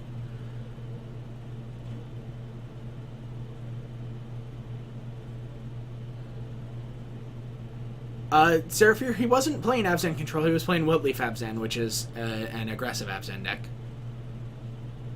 But yeah. Favorite Infect tech is Zealous Persecution. Zealous Persecution is pretty good. I don't like the matchup against like black-white tokens, because that deck just has so many things that make you discard all your pump spells, and then they just have guys that can block your stuff. So if you don't get a Blighted Agent into play and protect it, you are going to lose against them. Got a game 3 for you. Got a game 3 for me. What do we got? Got Maeve. On the wall, looks While like. playing Esper Gifts. Or Esper Mentor, sorry. Esper Mentor. Yeah. Up against. Donovan, who is on Pyrokeen.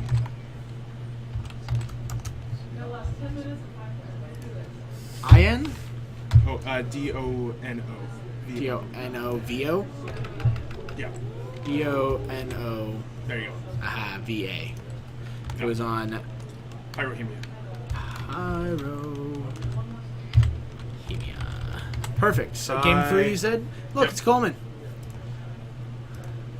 All right. Hashtag Team Mulder. Hashtag Team Muldrifter, of course. Blessed Alliance is a great card. Zunolix, I think that's how you would say that. But anyway, we are going to head down for Game 3 of Pyrohemia versus Espermentor. This should be pretty fun.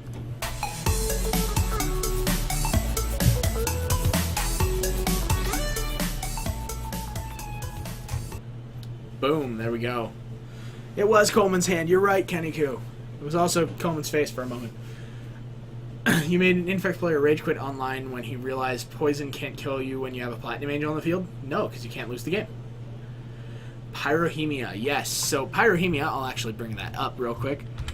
This deck does some sweet stuff. It uses Boros Reckoner and those kinds of things, and uses this card, Pyrohemia, which is a 4-mana enchantment that at the beginning of the step, if no creature on the battlefield, sacrifice Pyrohemia, but you pay a red to deal 1 damage to each creature and each player. So if you have a Boros Reckoner out, every red that you're paying is dealing 2 damage to your opponent, and pretty sweet when you have multiple Boros Reckoners. Perfect. Like to hear it, Zunolix. Slowly crashing with his hashtag Team Muldrifter because he can't get over that. It's definitely a brew. So once again, we've got a couple of more brew-based decks here. Nulamog is better than Numerical. I agree. Nulamog is probably the best of the new Eldrazi Titans. I know Numerical has some power behind it, but I think that Nulamog is just better. Inkmoth Nexus does absolutely nothing when it activates if Malira is in play. Yeah, no, Malira makes Inkmoth Nexus just not deal... I mean, technically it deals combat damage, but then the poison counters or -1/-1 counters don't get placed because it still has Infect. So if you had a way that it had like lifelink, you would still gain life from it because it's still dealing the damage, but it just doesn't put the poison counter or the -1/-1 counters, if that makes sense. It is a little bit like Scred Red, except for the fact that I don't believe it plays Scred.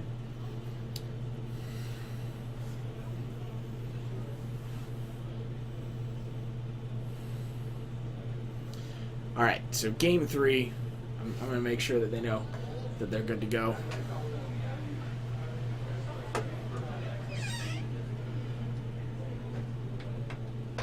Yes, Inkmoth can... That's the thing, Inkmoth still deals damage, it just, because of the fact that when it deals damage to players or creatures, it has a specific thing that happens because of Infect. It gains Infect after Malira's out, so it gains Infect on top of it, so...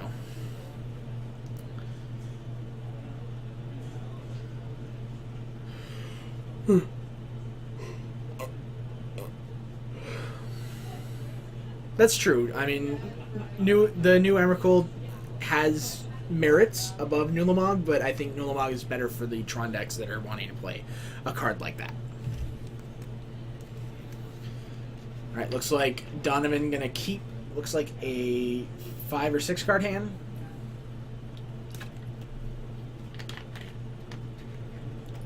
Looks like 6 cards. In turn 3, Karn isn't always GG. It's typically close to GG. Teddy Swink, when you attack a Planeswalker, you specifically attack the Planeswalker, not the player.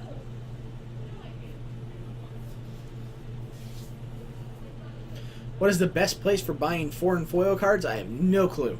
I don't do foreign or foil cards. So I'm not the right one to ask.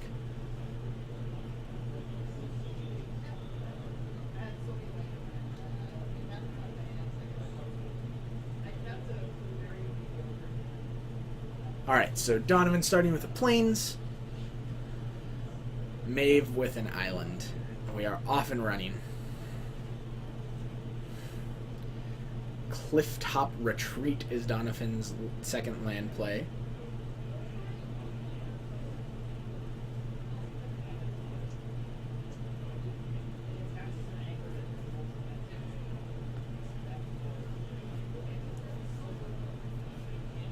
As a new Modern player, you hate foreign cards.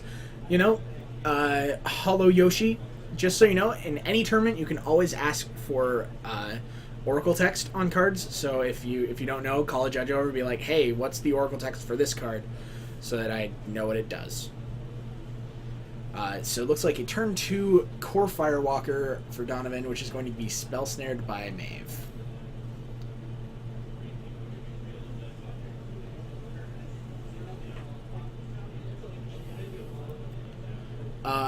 Homiid, I think that K-Marky is just saying play Mono Bluetron as it is, and then you just take all of their turns as a lock instead of having it go back to them because of Emrakul. He's not saying to play Emrakul in the deck.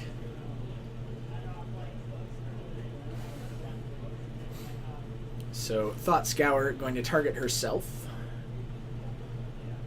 Mills what looks to be a Snapcaster Mage and a Monastery Mentor. And then draws a card, then going to mill herself again. And draw another card.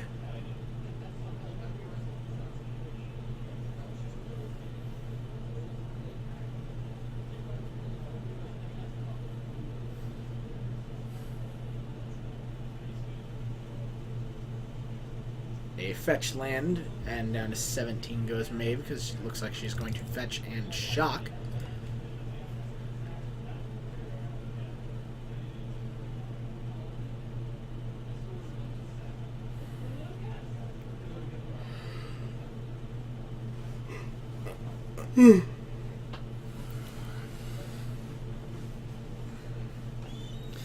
So, Katsugad, you're saying that you just had the turn 1 land, like,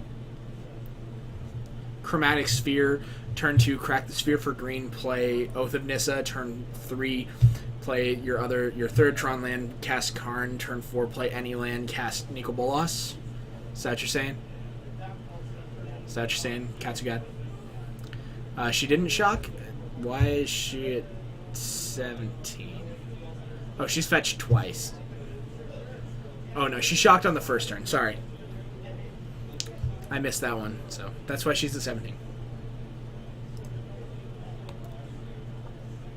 Consists of using Sponsor of Ulamog's ultimate ability on your third / second turn and summoning 15 Eldrazi from your sideboard.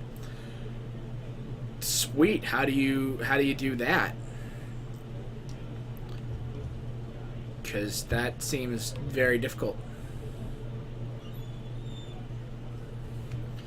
4 mana here and a Pyrohemia. So here we see the namesake of the deck, Pyrohemia. A wonderful card that's going to do a lot of work against... Oh, Maeve has Celestial Purge for Pyrohemia, though. And attacks in for 2. 17 all.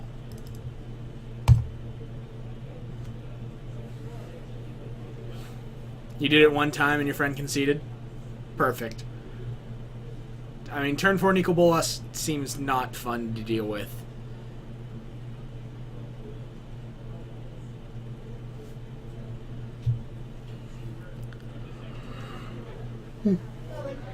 Hey David, welcome back. Thank you. We're watching a fantastic game 3 between Pyrohemia and Aspermentor. How'd you do? I won or 2. Okay, what'd you beat? Tron. So you won the Tron Mirror. Yep. All right. Way to go. Congratulations. So I felt pretty good about it, actually. yeah, okay. Yeah. There was times where I had to choose between getting his guys and getting rid of his land, and I made the right choices. And you made the right choices? Yeah. Perfect. Oh, look, it's Doro. Hey, How's Doro. it going, Doro? So someone is talking about a green money deck which uses Sponsor of Ulamog's ultimate ability on your third / second turn, bringing 15 Eldrazi from your sideboard. I have no idea how you're supposed to do that because, I mean, I'll bring up for everybody out there. That's a 20 mana activated ability. That's right. Yeah, I remember some decks back in the day where they played around with that. You have to make sure that you're not getting duplicates of legendaries. That's the biggest thing. They think And you're it's not casting. a Saiyan anymore.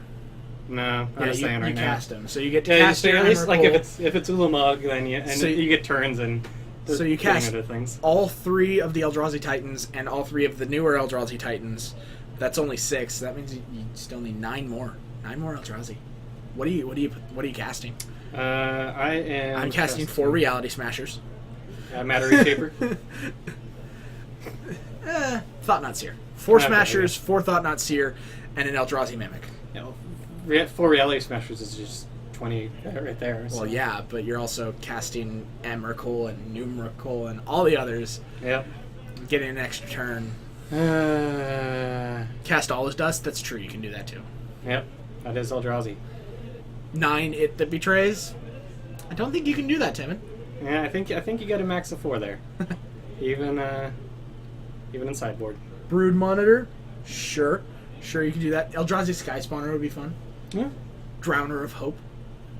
Just put 4 Drowners into play and be like, you I'll take lose. I do like the idea of the mimics. Eldrazi Mimic. Yeah. Because they become 15/15s because of Emrakul, and then you can't attack them because they don't have haste. I like Endless One. And this one, just cast it for 0. Gotcha. Yep. What is Pyrohemia? That is a great question. I just hit back button. I can. Boom. There it is. Man. Alright. So it looks like some lands are getting blown up. On Donovan was blown up. But yeah, 1 damage to each creature and each player. I really like it. I mean, I played a number of Pestilence decks back in my day, so... Forest and Arbor Elf, play another forest, cast Utopia Sprawl, cast a second Utopia Sprawl, and a second Arbor Elf. You play a 3rd forest, tap for 11 mana, and Genesis Wave for 8 with 1 card left. You flip Vernal Blooms, Forest, more Eternal Witnesses. You Genesis Wave again, your entire deck's in play, every last card. And then you lose on your next draw. Yeah. So, I guess that you just go get 4 Reality Yeah, Smashers. 4 Reality Smashers, yeah. Seems like a good way to do it. Yeah. I like that name much more Elves. for it than Yeah. Green Money. I like Oops All Elves. Yep. I think there's actually some video out there of Travis Swoop playing the Green Money deck. I think That sounds like a T-Woo deck. Yep. Taking a bath, how Pyrohemia deck wins. It's mostly an aggressive deck, but it uses Boros Reckoner alongside Pyrohemia to just ping your opponent to death. Yeah, it's a lot like the old Pestilence decks. Instead of losing life, though, you're making your opponent lose life, you make them take damage. Yep. Try to get just an edge on the board, get your life total above theirs, and then just try to burn everything out. Exactly. Yeah. It's a slow game. Slow burn. Yeah, slow burn. Slow burn's a good one for it. Looks like we are on turns.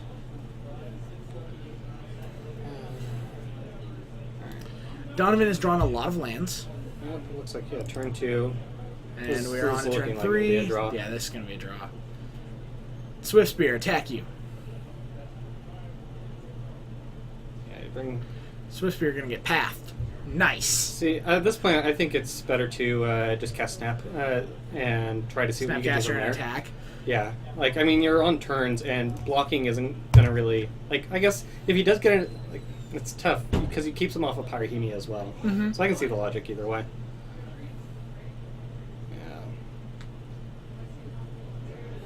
Yeah. And really, its question is, how do you lose at this point? You don't. That's what you. I mean, you play to win, but at the same time, to if you're Boros Reckoner, followed by... I mean, now not anymore. You can't, because Donovan doesn't have any cards in hand. But if he had Boros Reckoner, Blasphemous Act, that's how you lose. But yeah, that's the thing is, if that's his last card in hand, I don't know if I block there. I think I just Snapcaster Mage and try to. Zealous Persecution, attack you for 4. Getcha. Card draw is a land, and we are Negate the land. negate your fetch. And I'm so glad that they designed that card after I suggested After you it. suggested it. Yeah. You mean if they made a blue counter target non-creature spell? Yeah. Yeah. And they even made it better than I originally planned. They it. did. You're right. Yeah. All right, I'm gonna get heading tonight. Nice All to right. see you guys again. Yep. Maybe we'll be on. We'll have you this round. Okay, sounds good. So. Cool.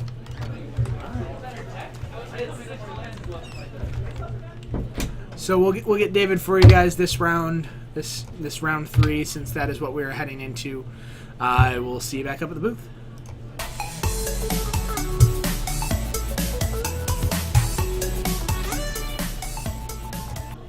Welcome back up. Thank you for joining us today. My name is Bryson. I am streaming to you today from Geek Fortress here in Snohomish, Washington.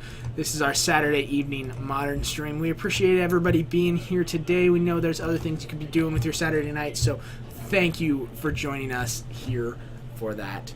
Yeah, we're gonna get Tron on camera. Everybody get your hate out now. You know, Stony Silence, whatever. Get it out, and then we're gonna watch some Tron play. All right. How many lands left in the deck? Who knows? All right. So looks like we're going to have Troy up against David.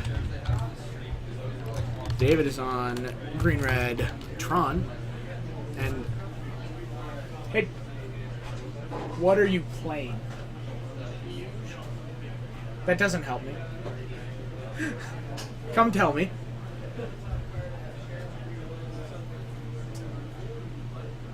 Green red? Yeah. Okay. We have the green red Tron mirror.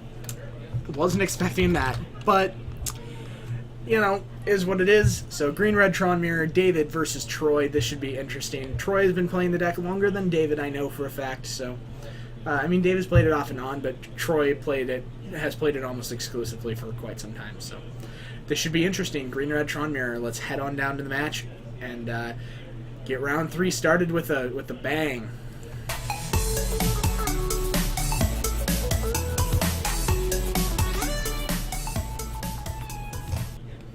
All right, here we go. Green red Tron mirror.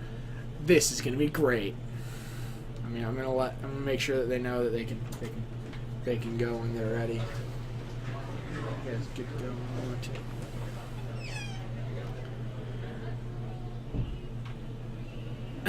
Why are all the Eldrazi cards bad? They're not.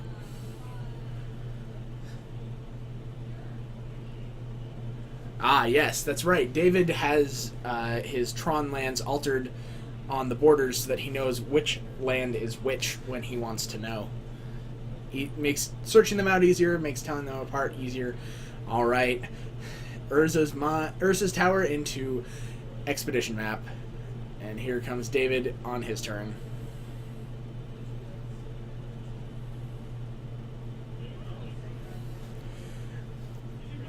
To be fair, I didn't actually choose the matchup. I just told David that he got to be on camera this round. So, all right. So David with an Urza's Mine.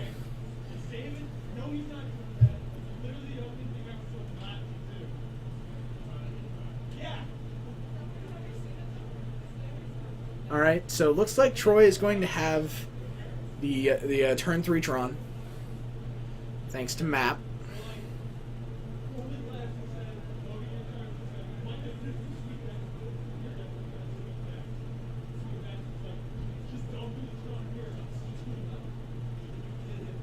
All right, Spellskite comes down for David. That's going to be good. That's going to make it so that if Troy has a Karn, it's going to take out. This is David's second mirror match in a row. Like Coleman said, there's a lot of Tron decks out there today.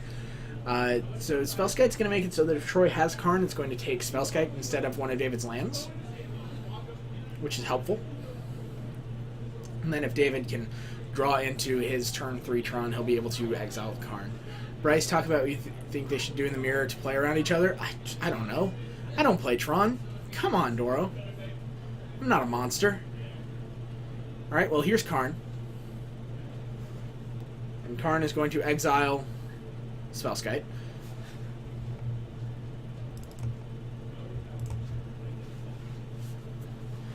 And David did not draw into his Tron piece, unfortunately. Which means this game is pretty over. Yeah, the Korthian Tron has been playing 2 main deck Spellskite for a while now. They typically main deck 2 of them.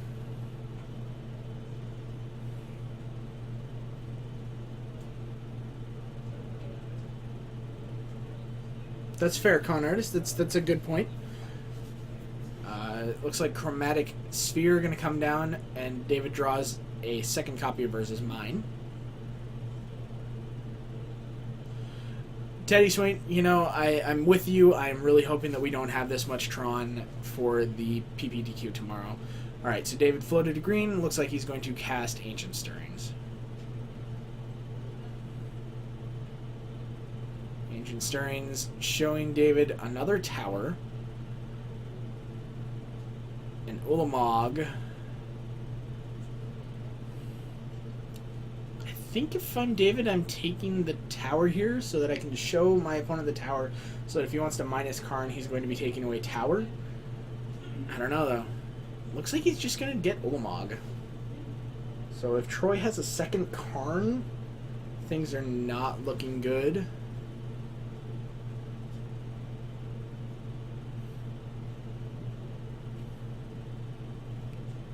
Alright, here's another green. Troy going to gain life up to 21, and Dave's going to cast another Ancient Stirrings.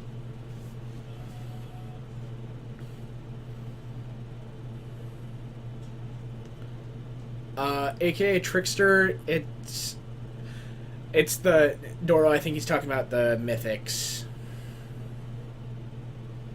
Yes, that has been found to be something that happens, but what can you do?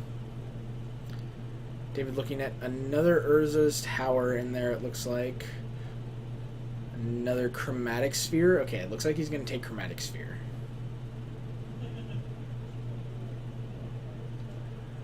Teddy Swing, to be fair, the Tron Mirror typically is fairly fast. There's not often a lot of it's usually I'm going to beat you because I drew this card. Alright, so Karn going to take out one of David's lands, and it's looking to me that Troy has most likely another Karn. Well, here's 7 mana. This is a Wormcoil Engine, okay. And a Chromatic Star. And then a Relic of Progenitus. This is not looking good for David. Draws his third copy of Karn Liberated, and I think we're pretty done here. So, AKA Trickster, the way that it works is that all of them are going to be in one art of the pack, but that entire art is not all Mythics, just all the Mythics will be in that art. So it's like it is, but it isn't.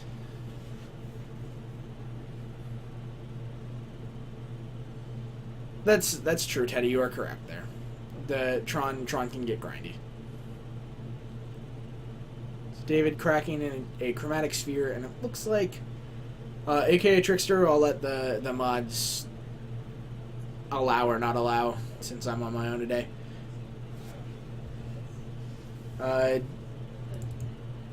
David was not at 19, he was at 18. The Grove of the Burn Willows was tapped for colorless mana to cast a colorless spell. Yeah, slowly crashing, you come back to this. It's the Tron Mirror. What you gonna do about it? You're not here, you can't stop me. When you're here tomorrow, you can choose matches then. Also notice, I think, that the feature match table is just table 1. Who knows? Restore Balance might be good against Tron.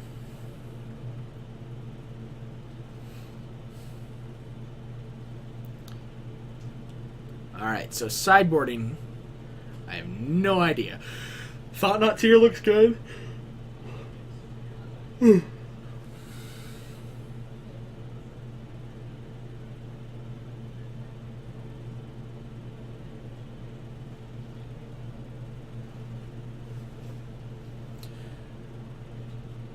I don't know about that one, AKA.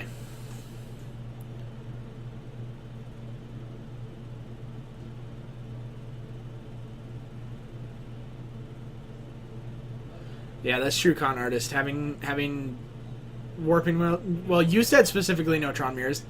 I'm in charge here. I'm in charge here, slowly crashing. me. And I told David he could be on camera this one. You hear me? I didn't know it was the Tron mirror. I probably would have not allowed it if I had known going into it. But I told David he could be on it. But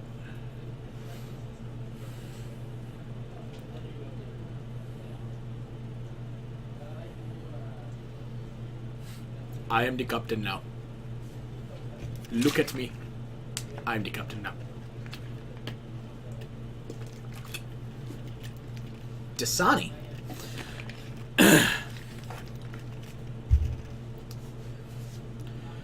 So,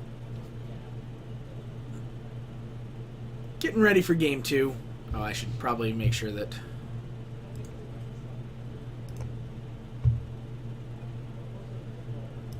Coleman's not here, so he can't. I'm by myself. No, it's Dasani, not generic. Dasani. Dasani.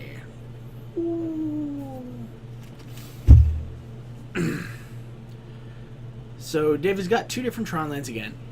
It's going to be an interesting day tomorrow. That's right, we're starting off commentating together. Oops. It will be interesting. You're right, Coleman. You're right. So who thought the green-red Tron mirror was a good idea? I did. I don't think you need to ban me, Tevin. Besides, you can't ban me. Like I said, I'm the captain now.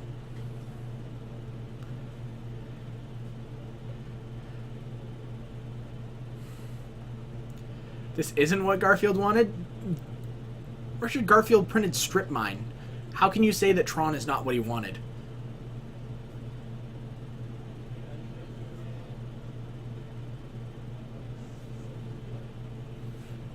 And, I want to point out, it says we have generic brand food. This is not food. This is water.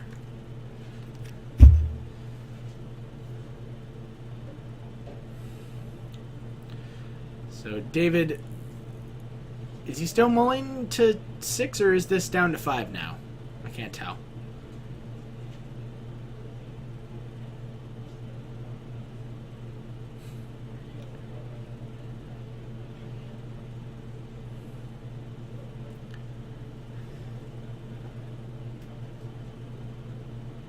I don't think drinks are food.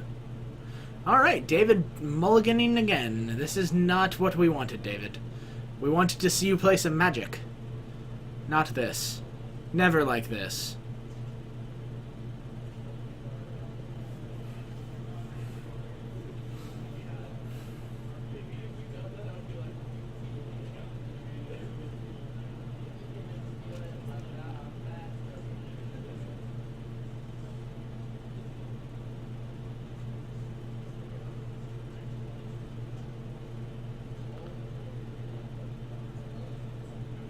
Yes, water is something you can consume, but it's not food.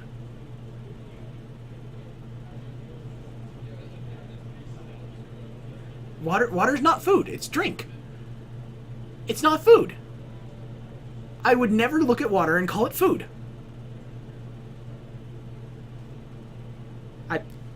It's food. It's water. It's a drink. It's not food.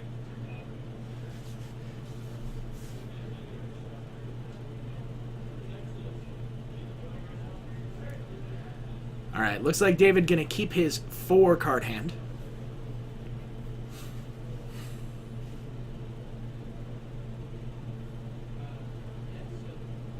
Okay, that's different. A protein shake has more than... This literally has no nutritional value. Literal zeros on everything. It is not food.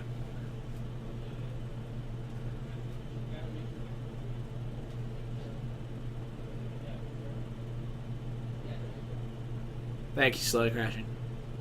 Alright, so David with what looks to be an Urza's Power Plant and a Sanctum of Ugin.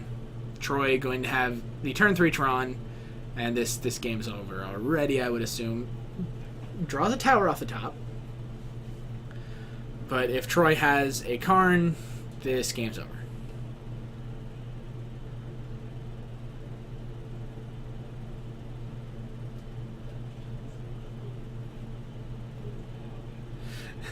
That's true, Tevin. That would completely end the debate.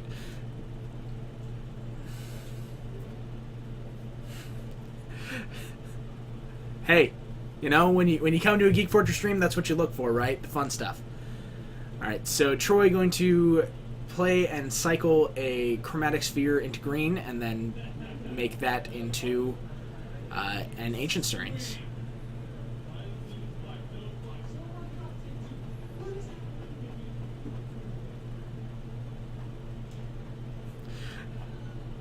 Everybody's salty with the non-matching Tron lands.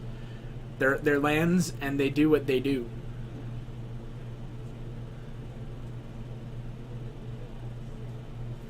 Yeah, that's true. Con Artist is, I mean, wow. Troy just playing 3 1-mana artifacts off of his tower. Does David draw into Tron? It's a map. That means he can. The map doesn't cost 2 mana, it costs 1 mana. Okay.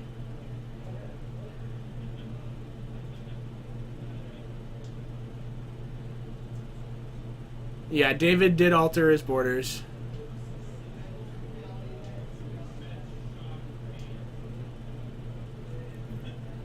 And you're going to crack the map.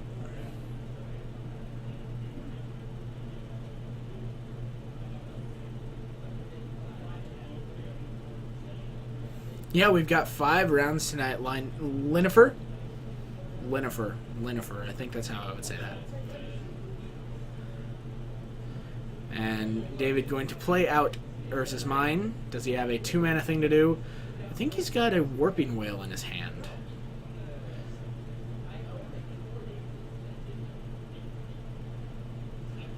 And looks like Troy going to crack the Relic of Progenitus.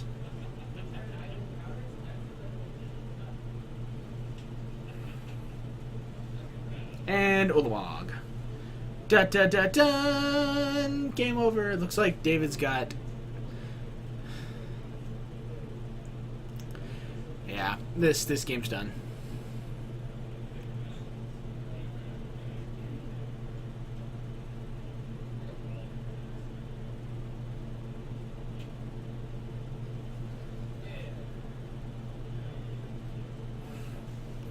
It is a foil Ulamog. You are correct.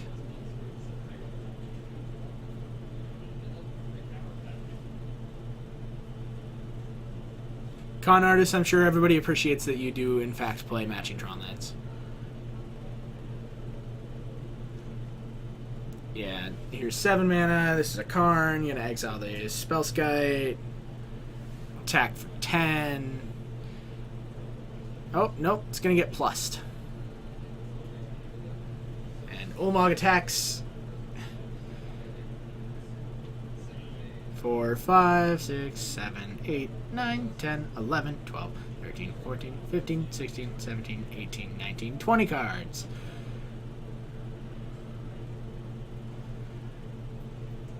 It's not fully foiled. He has a lot of foils. And Spellskite blocks. Over to David. Draws a Chromatic Sphere. That's not going to do it. I mean, you can cast it and crack it. Russian foil Pendelhavens give +2/+3. I need to get my hands on some of those.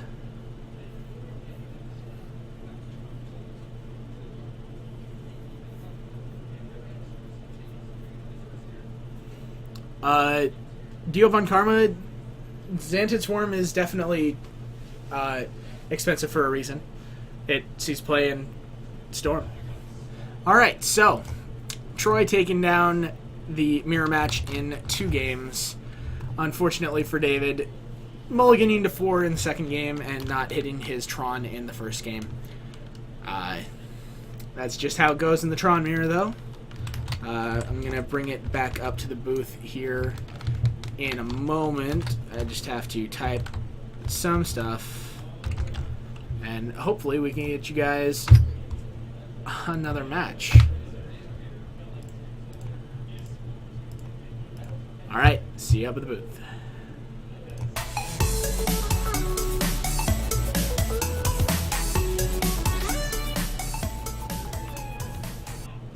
Welcome back up. Thank you for joining us today. I am Bryce, and I'm streaming to you today from Geek Fortress here in Snohomish, Washington. I appreciate everybody being here today on their Saturday night when I know there's several other things that you could be doing. Thank you for choosing us. I'm gonna...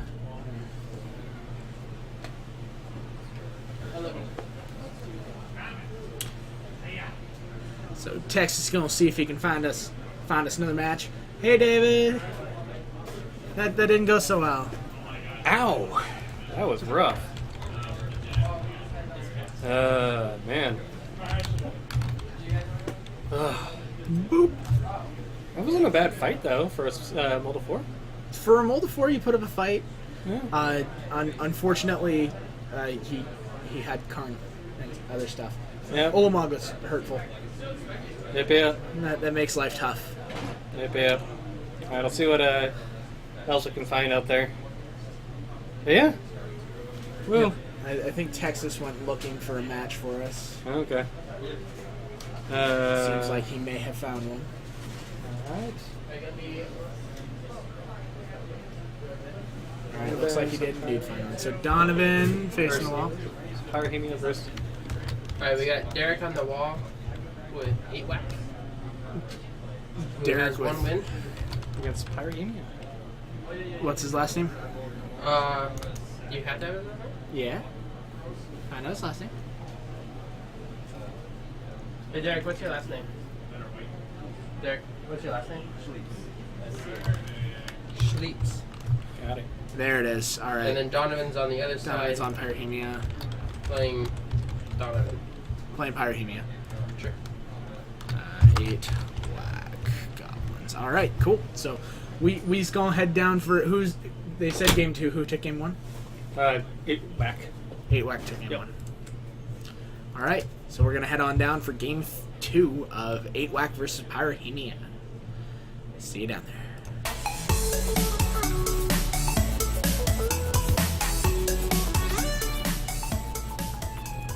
Hey, look, here we are. Alright. So, looks like Donovan on a mulligan because it looks like he scried. Yep. Yes, homie had 8 whack. This is 8 whack goblins playing 8 bushwhackers. Yep. Bushwhackers are a pretty good card. Bushwhackers are good cards. Yep. Mercadian Mass Brainstorms are still considerably more expensive than Conspiracy. Well, yeah, that's because Mercadian Mass Brainstorm is awesome. Alright, so Goblin Guide going to attack for 2. We're going to get a trigger. Why would you... No, just No, let it what? attack. What? Draw you a land. Well, he scried to the top, so if it's he not knows. a land... Yeah, he knows. Okay, he doesn't want to give his opponent information. That makes Makes sense. sense. Okay. That makes sense now. I had to think about why he would Why do that. you wouldn't? Yep. Hi, TJ. Oh, there's TJ. TJ's not... Oh, there he Yeah. is. Hi, TJ. Good to see you. Thanks for stopping by. It is not a GPT DO on Karma, but it is a PPTQ, and yes, we will have coverage.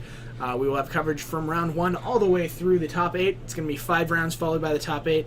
I think myself and Coleman are handling round 1 and 2. TJ and Coleman are going to take 3 through 5, and TJ and I are going to handle the top 8. Sounds good. So, should Yeah. be a lot of fun. And I lost horribly, Teddy. Yep. Mold 4. Got spanked. Oh yeah, Teddy. Sorry. Yeah, he lost. Yep. It happens. Yep. That's the Tron mirror. Yep. Who draws better? Yep. The mountains are tilting. What is that? Well. Hey, DCM Dame. Thanks for hitting the follow button. What is that card? Are those goblin Those are tokens? goblin tokens, I believe. Okay.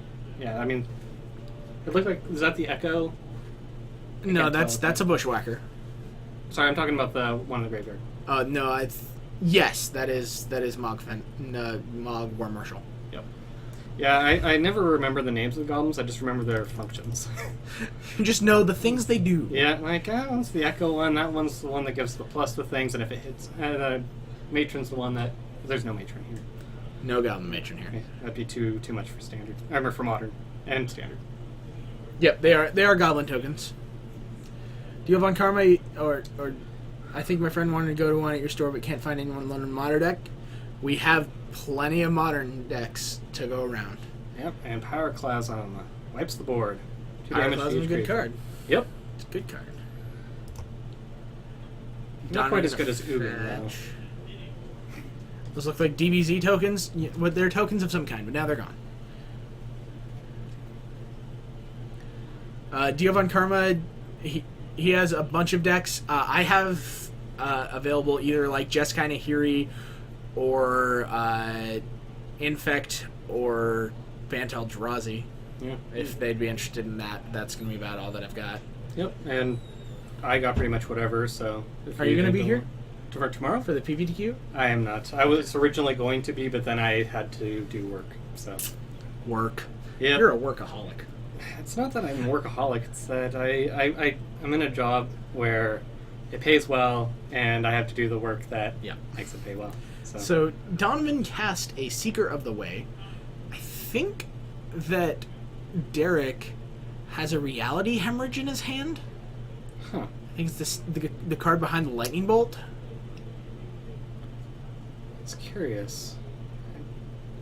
I can't even remember what that card does. What is that?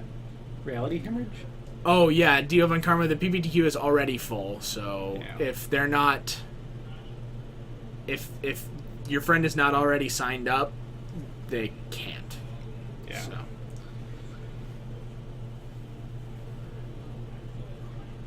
M. Solace, yes. 5 rounds is going to be a good time. It's a good time. Always good time. Oh, okay. Yeah, Reality Hemorrhage is the colorless 1 in a red, deal 2 damage. Makes sense. For Devoid. Yep, get around Hydroblast. Gets around Core Firewalker, which is why I believe Donovan has it, because... Well, why Derek has it, because Donovan plays it main deck. Alright. A Hasty Goblin Bushwhacker going to get in for... Or Reckless Bushwhacker going to get in for 2. Donovan down to 11. Sorry, he was at 13. I guess I just didn't click update. Hey, Boros Reckoner. that card seems pretty good in this matchup. That's a good one. Yeah. Yeah, TJ, we filled up. We are completely full. There are no open spots for the PPTQ. Yeah, there was a list when I dropped that got filled immediately. I find most shops have people that have decks they can loan. Yep. Yep, we have a bunch. Yeah, Teddy, it does hit Edge Champion as well, so. Yep. Reality Hemorrhage, pretty good card for doing what it does, which is killing things that are protected from red. Yep. Master of Waves is a good option when the mono red deck can't beat that usually. Seems to do more work than I thought. Oh, Dylan's in chat. Is Why is- Dylan out there? Why is Dylan here? Is Dylan out there? I didn't see him when I was out there. Could've Lies. He's lying to us. All right, Boros Reckoner Yeah, attacking. that's aggressive. Maybe Donovan has Pyrrhemia? Ooh. Cast that out and then deal 1 to... Yeah. No, just pass the turn. Yeah. Seems No. aggressive. That seems very aggressive. Oh, you're at home, Dylan? Okay, I get it. It's cool. But that means you can hear us for the first time, like, ever. Ooh. Let's Because say more bad usually you things can't about hear it. us. Yeah. No, we should say less bad things than we normally do. Usually he gets in here and we just bash Dylan because he can't hear us. Now he can, so we shouldn't do that. Lightning Helix. It's Lightning Helix! Snohomish, Washington. Yes, indeed, Snohomish, Washington. It's TJ's drill!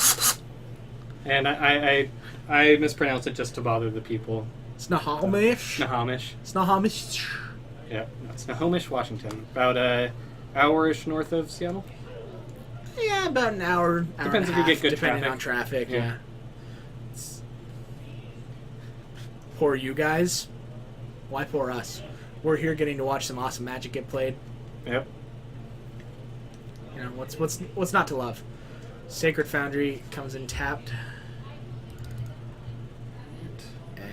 Derek takes 3 down to 14. Should be. Yep. And I'll put him at parity. Goblin Guide. You want to just double check that Derek took 3 down to 14. Derek, did you take 3 off of getting hit by the... Okay, Yep, there cool. we go. Got it. 14 all. Yep. So Goblin Guide attacking, flipping a Ghost Quarter, and here's another Lightning Helix. It's Lightning Helix.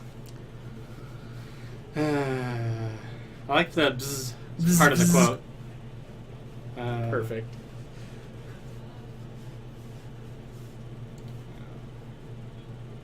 Yeah, if you're coming from Seattle, either I-5 North, you could also I-5 take North. 520 and go 405 if you like toll lanes.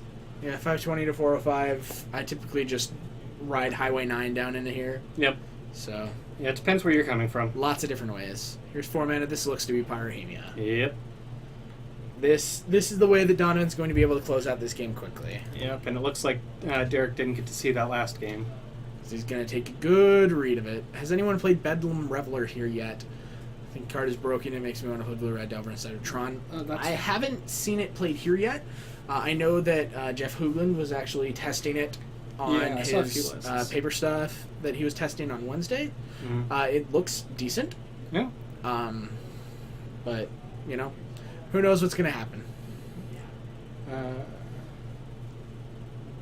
Want to play Reveler and Burn? I think it's not good in Burn. Yeah, it doesn't really have a place for it. I Because mean, by the time you have 6 instants and sorceries in your graveyard, yeah. you should have won the game. Yep, and I mean, anything that the problem with creatures in general is in Burn is that they need to do something immediately. Yep. If they don't, then there's just too much path. I mean, drawing 3 cards is helpful, but it's just not good enough. Yeah, I mean, it's too slow. For that. Solar Crashing, you're right. Thing of the Ice is cool. You know, people Cool were card. people were trying to do Ancestral Vision, just throw 1 blue in there and then 1 blue source in there, and that just didn't work.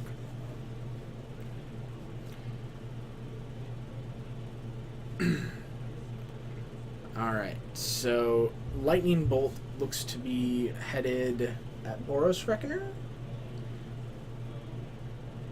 So Pyrrhemia going to be activated once. No, it looks like twice. So Derek's going to take 4 off of that. Explaining the interaction there, Yep. how the damage goes to the Boros Reckoner. You can continue to respond to it, and we'll do the damage to Derek as well as the damage from the bolt. Well, Diovan Karma, you know, it's possible that Eldritch Evolution is a secret tech thing that no one's going to see. Yeah, Eldritch Evolution, I don't think it has it could have a place, So but Derek should be at 7, right? it's definitely not Pod, and it's definitely not, similar Yep. in that respect. Yeah, Donovan takes 2 damage down to 15. Yep. So he was at 17. Just play Blue-Red Twin, but without the Exarchs, Pestermites, and the Splinterhorns. That's called Blue Moon. It's a deck. It's It a is. thing. It is. I miss Splinter Twin. Sad day every day. I honestly I don't know. I was a big. I was against it for a really long time, and it seems that just as I was kind of coming around to it existing in the format, it Got banned. Yeah. I wake up every day, look at that picture that you made, and I just Yeah. cry 1 tear, and then I Yeah. go to work. Pay respects. Every day. Every day. Yeah. Start my day off with a good cry. It's great.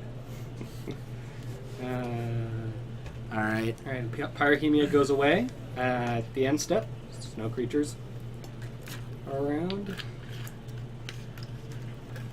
Gotta land and pass. That's never a good place to be with With the red goblins. deck, Yep. looks like Donovan draws his card and just passes, so... And yes, the meta is really diverse right now, and we are just playing draw go at the moment. Indeed. Yeah, but you know what you missed slowly crashing? Birthing Pod. Taste it. I like Birthing Pod. I wish I played it more when it was around. Alright. Man, I am so bad at this goblin art. That is... I have no idea, but Okay, it got it's a sacrificed to a goblin goblin grenade. grenade. Yeah. Doesn't matter what it was, because it's was turned into a grenade and thrown at Donovan. Anyone else going to SCG Baltimore? Isn't that happening right now? I don't think we're going to SCG Baltimore. I could be a valet. You want to give me your car? It was a Mog Fanatic. Okay. Okay. The mismatched mountains, there's an art to it. If you arrange them He didn't- properly. So, I thought Donovan was at 15. Yep. And then the Goblin Grenade took him to 9 for some reason. Okay. Did Derek think that he could sacrifice the Fanatic? I don't know what's going on. Donovan has himself at 8. We're going to go with it. But I don't think that's how that works. Pretty sure. Why do you think that he got to 8? Well, Donovan was at 15. Okay. And then Goblin Grenade got Goblin cast. Grenade And he took put him to himself 10. at 9. I think that they thought that sacrificing the Mog Fanatic to the Goblin Grenade would deal 1 damage. But it doesn't. Was it Goblin Arsonist? Was that what that was? We can take a look.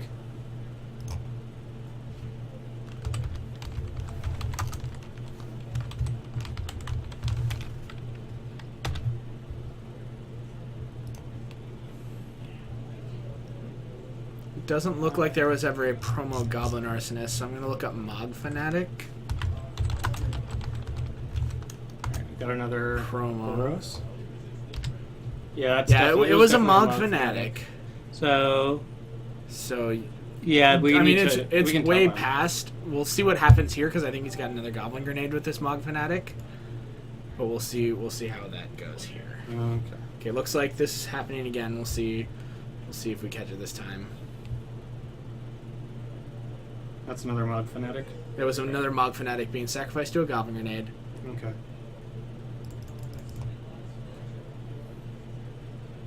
So it's going to be redirected to the Spell Skite And he only took 2 that time. because he redirected the That's Spell correct. Skite. Okay, so maybe there was just a missed point at some point.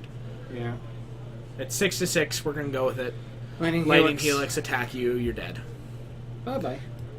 So, heading to game 3. Do you want to open the door? We'll double check with them, see if there was a missed point. Yeah, we're just curious. There seemed to be an extra damage in there. For Donovan. It didn't matter, but for Mog Fanatic, doing Goblin Grenade on Mog Fanatic, that should be 5 damage. So Here, it went open the 15 door a to little 10, further. and then we noticed that you marked it as 9. Did we miss a fetch land or something? Oh, was our fetch land? Okay. Okay. But then he cool. fetched after and went to, I don't know. It didn't matter, but we were just wondering. Okay. Yeah, they were saying that it was a fetch. Okay. Sounds good. Looks like we missed a fetch land or something. Yep. Yep. Important to understand those things. Old border, modern border, full art. Yeah. All the different mountains just to make you weep. Yep. Like to get the collection of Is it working? Alpha to 10th edition. It's one of each. Perfect. Yep. All core set.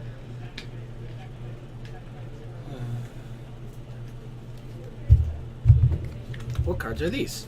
It's a compelling deterrence and a graph harvest. They both have zombies. They are both zombie. I like Graph Harvest better.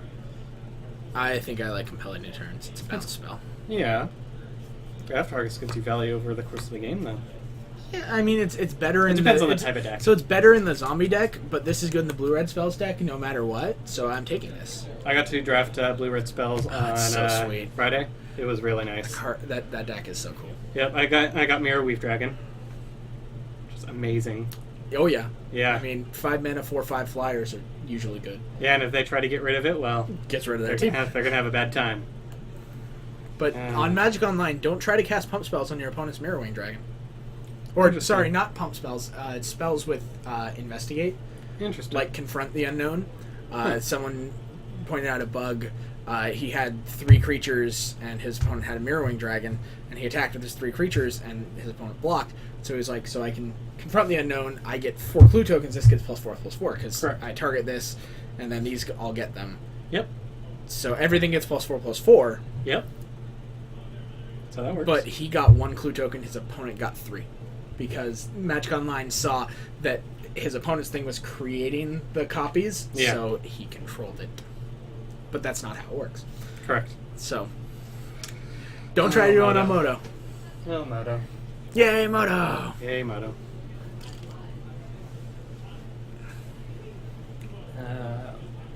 Yes, Slowly Crashing, thank you for posting that. Look at that. Meetup. If you're going to be at GP Portland the Friday night before the tournament, come say hi to us at Pizza Smicha. If you're going to show up, click that little link there and hit that you are going so that we get a slight idea of how many people are going to be there. I haven't seen that command before. Oh, that's just built into MTG. Oh, bots. that's right. Actually, Yeah, now that's that you just an mention MTG it, bot command. now that you mention it, I actually do remember that now. I have seen that before. Yep, explain quality. It's funny how the brain MTGO can is a think. quality program. Yeah. It's funny how the brain can think that you German don't betas? remember something. Jeez, What? cryptic. Sunday, Sunday, Sunday. In the showdown, down. Squirrel facts. I don't think squirrel facts are on there. Cat facts, yes. Squirrel facts, no. Squirrel fact: there are no squirrel cards in Modern.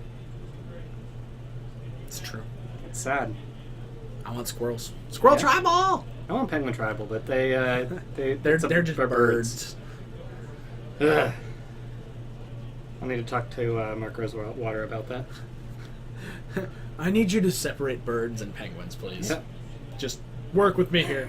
just trust me, it'll be for the better. Everyone will love you. Yep. We can all separate flamingos.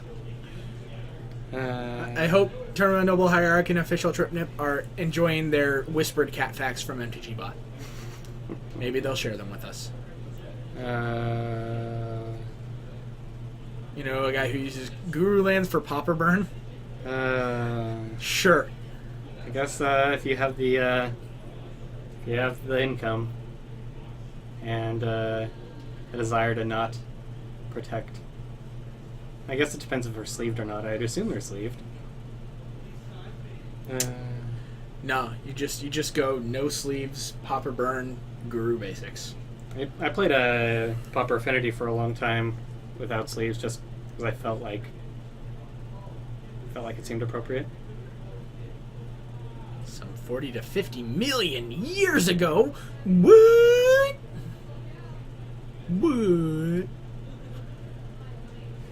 All right. Looks like Derek keeping his 6-card hand.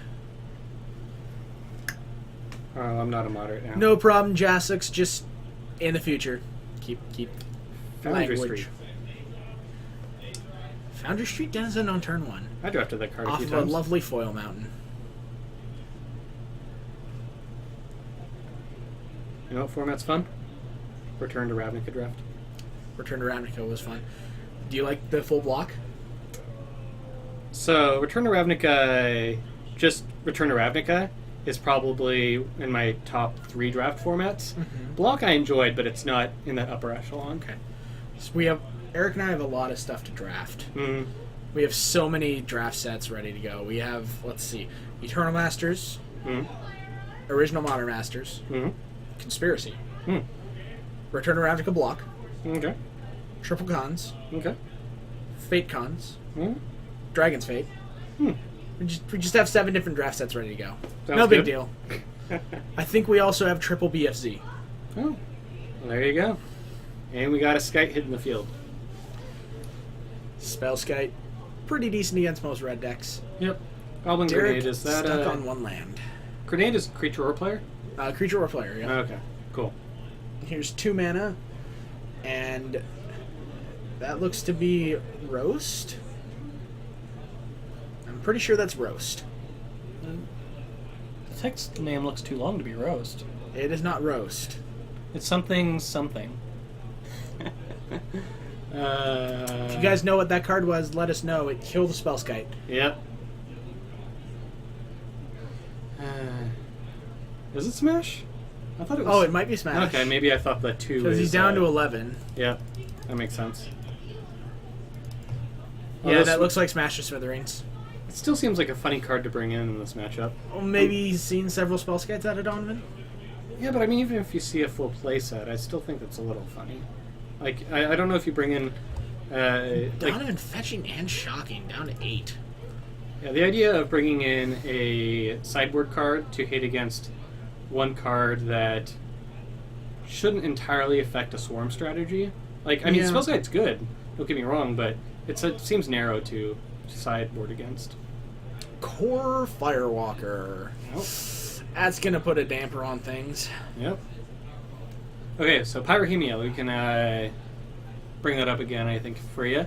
But it's blurp. At the end step, if you don't have any creatures, sacrifice it, and then you can pay red, deal 1 damage to each creature and each player. In this deck, you are trying to get an edge on your opponent's life total and then drain them. Yep, and so you're basically teaming it up with Boros Reckoner or Core Firewalker like this, so you can wipe the board but keep a creature in play and continue to deal damage to your opponent. Yep. And Boros Reckoner makes it so that every time that you activate it, your opponent is losing 2, so then you're winning that race. Exactly. Yeah, Skite does block and then eat a Goblin Grenade at some point. Here's a Mog Fanatic. Donovan going to gain 1. And I definitely think I mean, you definitely bring it in this matchup. I just don't know if you try to meta against it. Meta sideboard against it. Red Pestilence the deck. Yep. Yep. That is it. That is indeed it.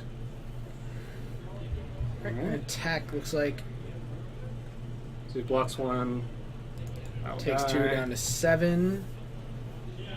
Plays him land. I think he's got Bolt Goblin Grenade, which I think that's 5, 6, 7, 8. If he sacrificed the Foundry Street Denizen, the Mog Fanatic should finish that up. Yeah, so he sacks that. He loses 1. 6. Goblin Grenade you.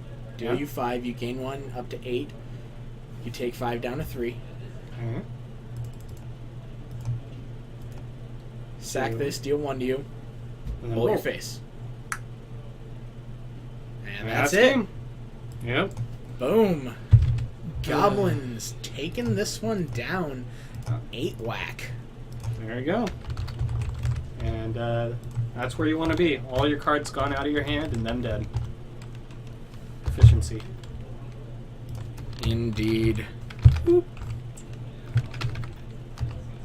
So top 4 decks for tomorrow in the meta. I'm going to guess that Chord decks. So I'm going to say Tron.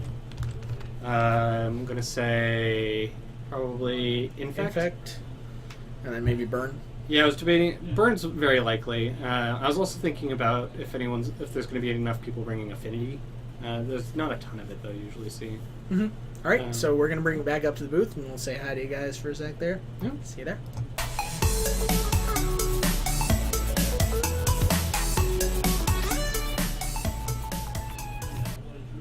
Hello. Welcome back. Thanks for joining us here. My name is Bryce, My name is David. and we are streaming to you from Geek Fortress here in Snohomish, Washington, up in the Pacific Northwest. We appreciate all you being here today. All looks like 126 of you so far right now. So thanks for being here. Again, I'll say it. I know you could be doing a lot more on your Saturday night, so thank you for hanging out here with us, watching some Modern get played, and being the rock stars that you are as our chat. It's been longer than a second. You're right. That transition's a little longer than a second. My bad.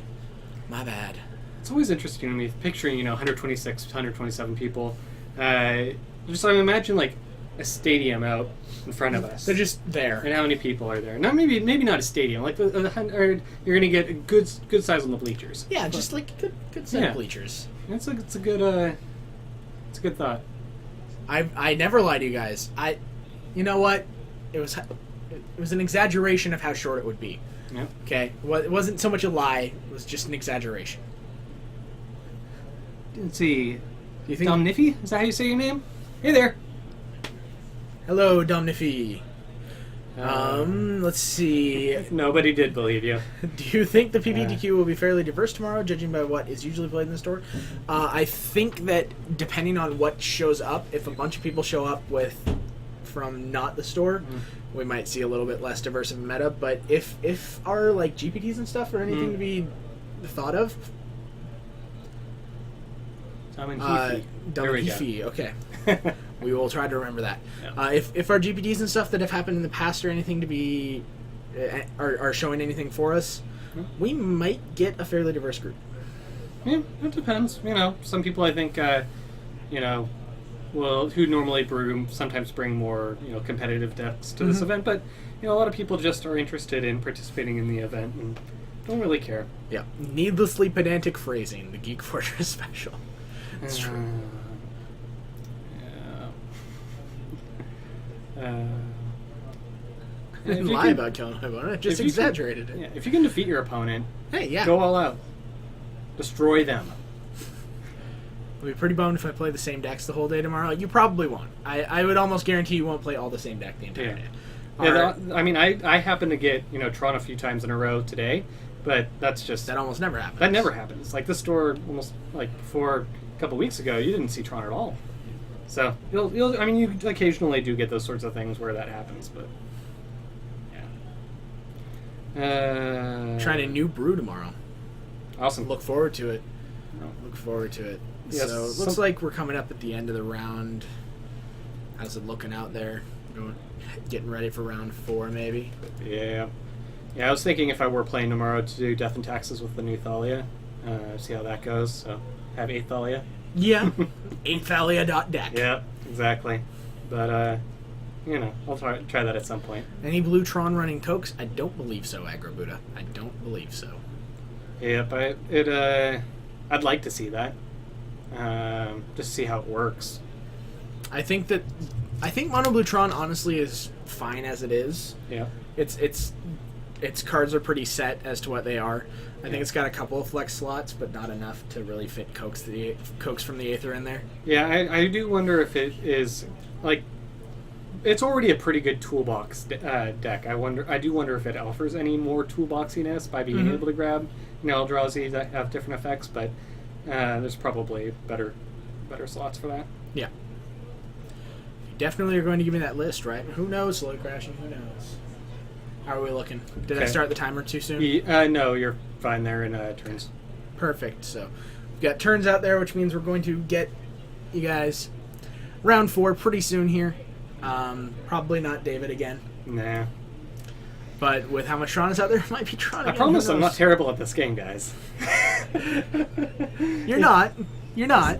Just Just so happens that you get on stream and things happen. yeah. It's not even like I'm nervous or anything. It's just Like, it's the same thing that happens to Mason. He's fine off stream. He gets on stream. He mulligans to Oblivion. yeah.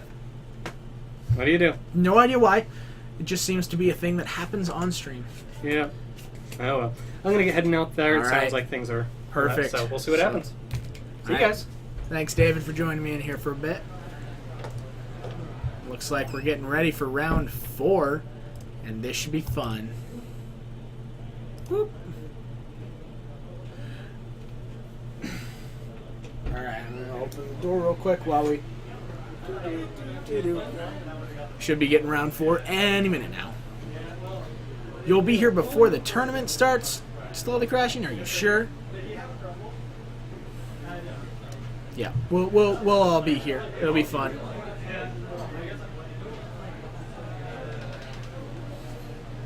Just gonna keep the door open a moment to see who we're going to get out there. Slowly Crashing. Perfect.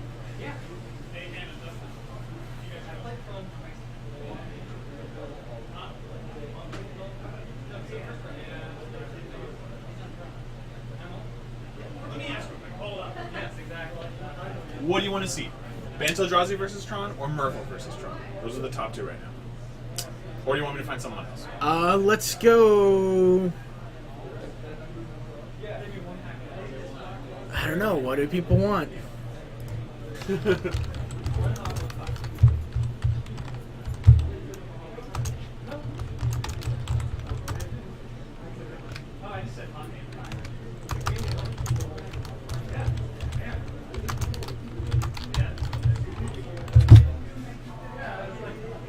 How about neither Tron? Yeah, well, I'm Soul sorry, Crushing Coleman. stuff happens. Okay, Stuff happens, man. not my fault, Coleman. It was not. I my told David he fault. got to be on stream the next round, and it Okay, just so happened he was in wasn't the my mirror. fault, Coleman. Just so happened he was in the mirror. wasn't me. Looks like everyone's saying Eldrazi. Bant. Yeah, Okay. okay, let's get Bant Eldrazi. All right, that'll be me and Troy. I'll be on the wall. You and Troy, you'll be on the wall. All Okay, right. perfect.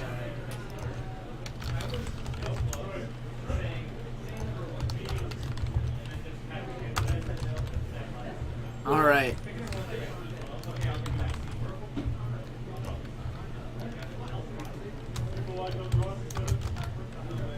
All right, so we're going to get Bant Eldrazi versus Green Red Tron. This should be an interesting matchup. I think that Eldrazi is going to lose. I think, but you know, we'll have to wait and see. I'm going to make sure that we know that they have the go-ahead to go, and I'm going to take you guys down the match. So, see you down there.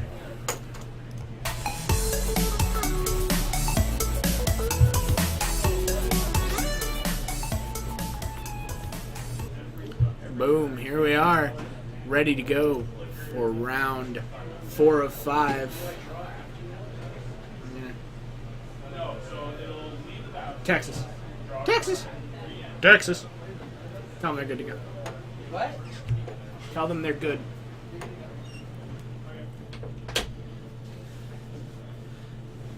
TJ is the reason the store is full of Tron. He keeps telling people they should come play Tron. So...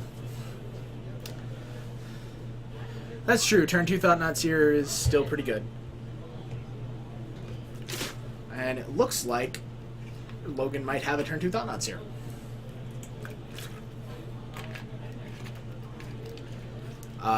Tron is most definitely not the best deck. It's a good deck. I don't think it's the best deck. And yeah, it looks like Logan has Turn 2 Tron ready to turn 2 Thought-Knot Seer ready to rock, because he's gonna play a Noble Hierarch here.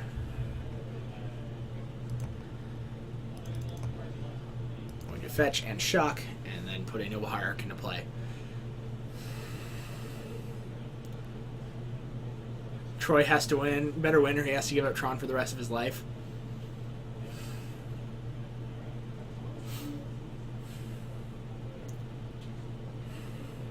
Alright, here's an Ancient Stirrings from Troy. Logan loving that, because that means that this turn 2 Thought-Knot Seer just gonna eat Troy's hand alive. I think he's got 2 Thought-Knot Seers, so he's gonna have turn 2 Thought-Knot Seer, turn 3 Thought-Knot Seer. Ugh, that hurts. Alright, so Troy taking an Urza's Tower.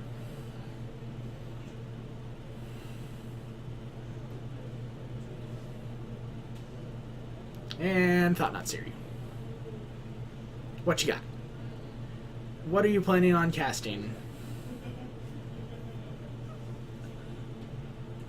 Alright, looks like Grove of the Burn Willows, Sylvan Scrying,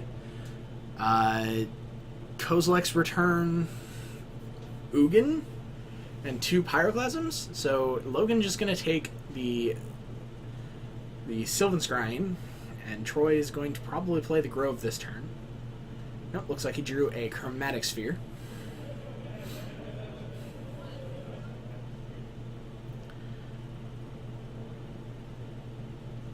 Bant 8 rack. Yes, that's exactly what it is. Alright, sure. You can get rid of my Thought-Knots here. Here's a second Eldrazi Temple. Smasher. Get you for 9. Down to 11 falls Troy. Man, I love Eldrazi.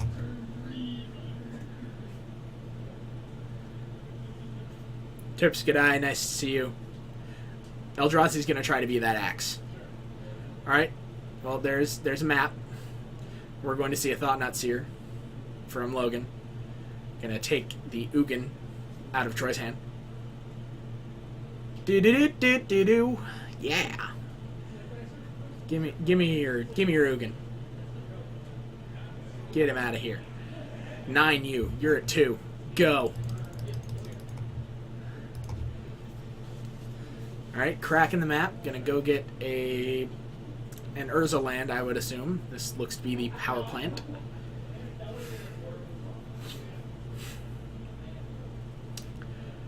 Eldrazi is a great deck. This deck is lovely. This is, in fact, my list.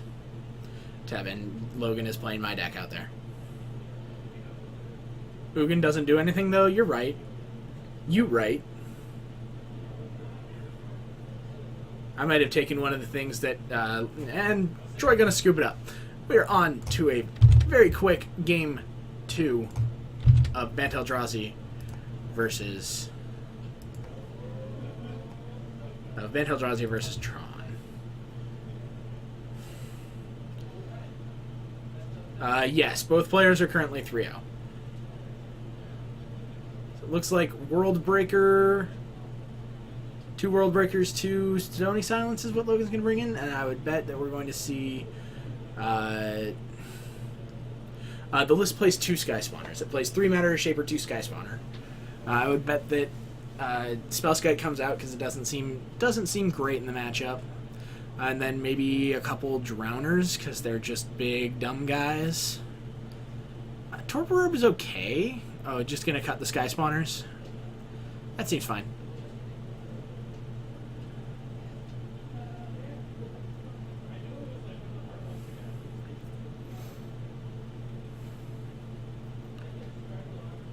Tron was on the plate for that game too, Goblin guy. So it's very possible that Tron being on the play is going to help it out, but if Logan's able to get that turn 2 Thought-Knot Seer again, it's just really good. Turn 2 Thought-Knot Seer is really good.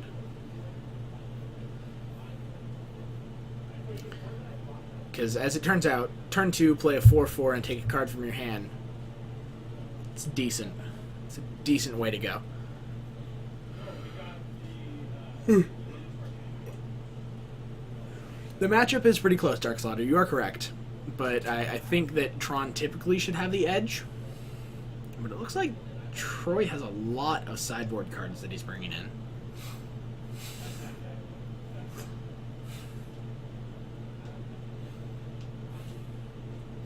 Yeah, 2 Thought-Knot Seers are tough to beat. I mean, 1 is tough to beat. You get 2 along the way, it just makes it that much more difficult. Turn 1 Thought-Knot Seer would be even better. That doesn't usually happen, except for in like Legacy Eldrazi and those hands where you keep the 2 mana land and then 2 Simian Spirit Guides and just go bloop. But, eh.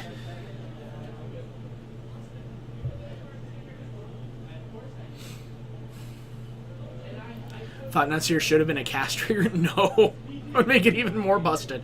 It's already busted. Alright, Logan keeping an iffy hand. It's got an Ancient Stirrings, a Path to Exile, a Noble Hierarch. I think we're starting off on an Ancient Stirrings here.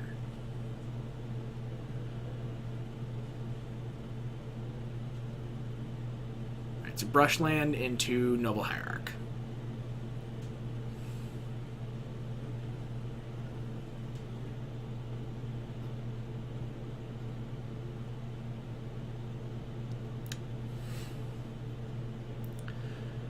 Alright, so Sphere getting cracked for a mana. It looks like green, and we're going to have a Sylvan Scrying. Alright, Logan. Thought-Knot Seer. That's not a Thought-Knot Seer.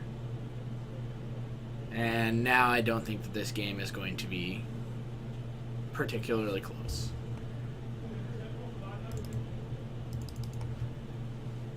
Three, 4, 5 cards. That's a lot of lands. I mean, I guess you take the Eldrazi Temple and put 4 lands on the bottom. He's at 18, sorry. I updated it. We're good. It'll be there soon.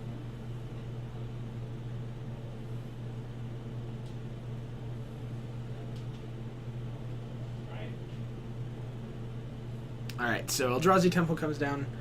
Okay. So Troy has 2 Urza's Mines and a tower. That's not good enough. I think Logan drew another land. Attack you for 1. Yeah, Logan is drawing a lot of lands.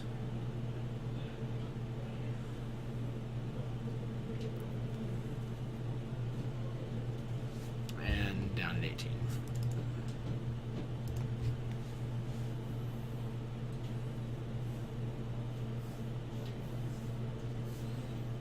Okay, another map. That's gonna get cracked. Gonna go get an Urza's power plant, and Troy is going to have Tron online. So, well, Logan needs to get a Thought-Knot Seer off of this Ancient Stirrings.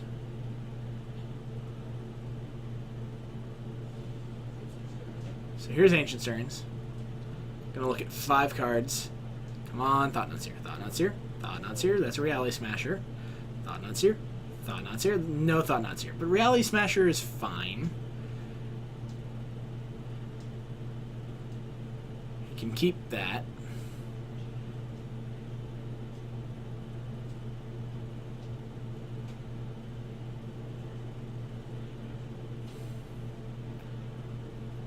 Thought-Knot Seer, 6U. Alright, so Logan is basically just hoping that there is no Karn.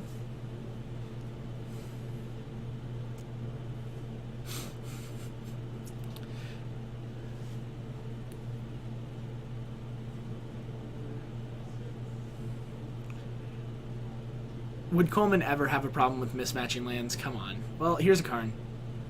Unfortunate. Going to -3 and going to take out the Reality Smasher. Alright, Logan. No, don't crack your fetch. There are so many lands on the bottom of your deck. And Worldbreaker was on top. Oh no. Oh no.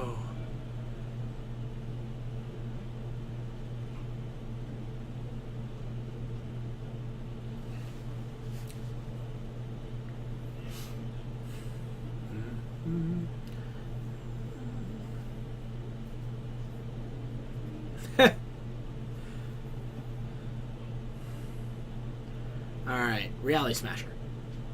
That's Path to Exile. This is not going well for Logan right now. Attack Karn for 1. Getcha.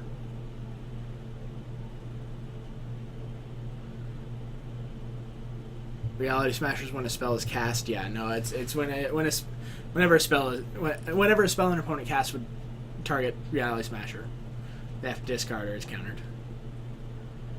Wormcoil Engine, probably gonna get pathed. You can have my Brushland. Enjoy.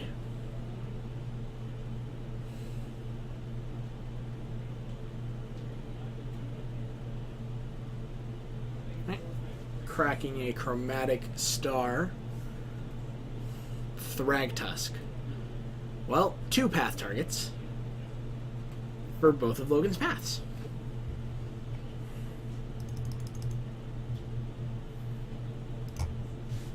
$17 to $16.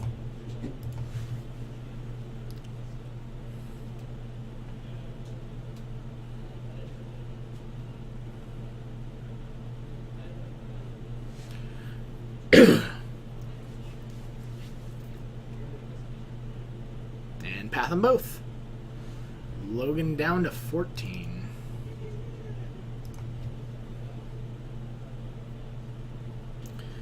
What's up, Kobe the Cheese? Nice to see ya.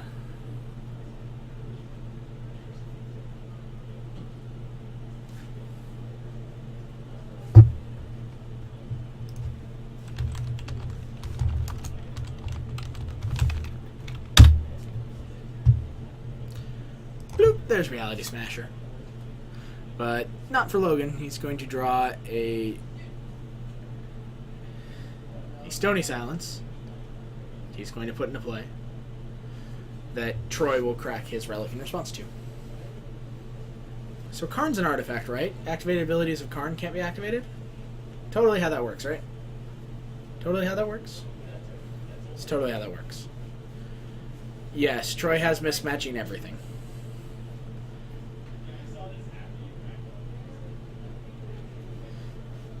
That's alright, Aggro Buddha. I appreciate you letting me know.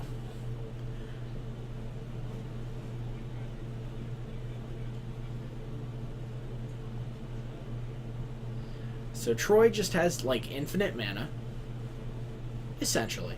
It's not actually. But it's pretty close.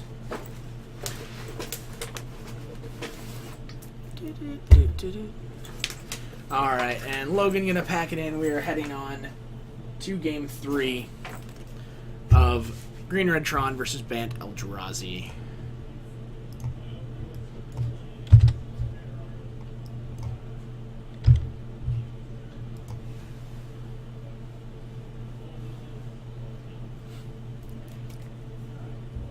Uh, 13 is basically infinite. I mean, it's a lot. It's more than you ever need. It is, as the EDH players would call it, infinity manas.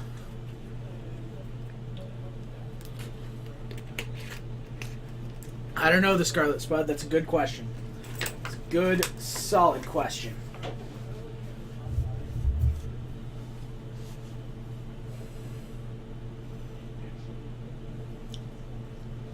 Alright, game 3. Here we go.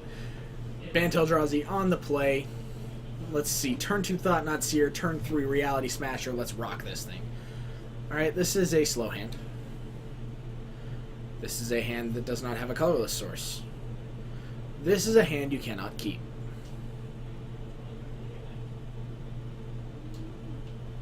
This is a hand you cannot keep. The only way it's keepable is if there's an Eldrazi Temple right there on top of the deck. And even then, there we go. We're going to put that one back. Cryptic Shadows, Procrastinators Unite. Later.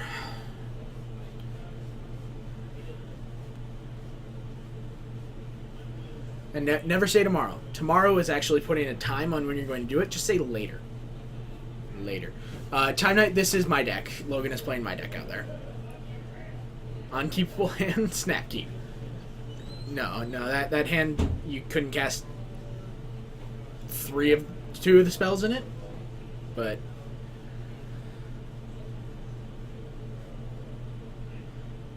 this hand looks better. It's not turn 2 Thought Not Seer, but you can cast an Ancient Stirrings and hopefully find an Eldrazi Temple.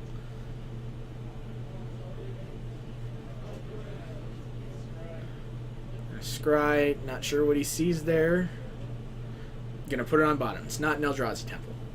So we're going to play this and fetch. Fetch and shock, and it looks like an Ancient Stirrings. So Logan needs to find an Eldrazi Temple off of this.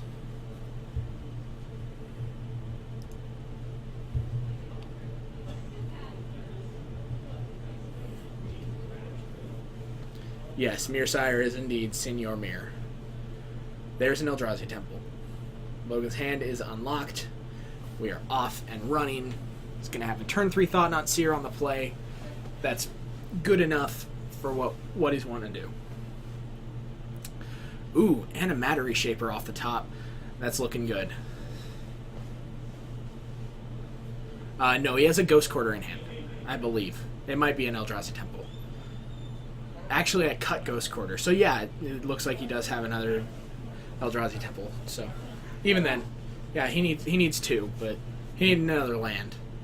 You're right. I thought it was Ghost Quarter. I forgot that I had cut Ghost Quarter recently. So because it was only playing 1, and I decided to add a Darkar Wastes. Whew! Smash you. That's 8. And that means if Troy does not have a way to kill both of Logan's creatures this turn, he is dead next turn to Reality Smasher.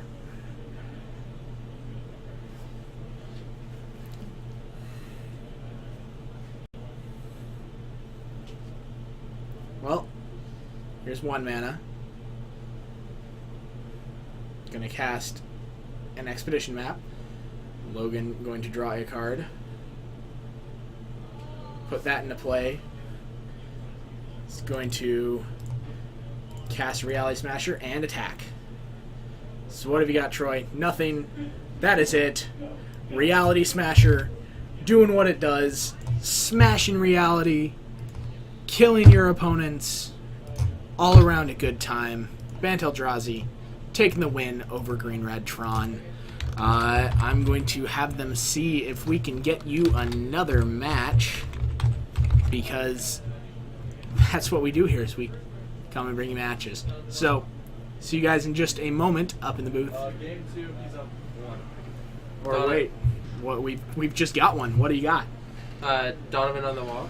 Donovan on the wall. And Next, you want to stand there, I can get a counter.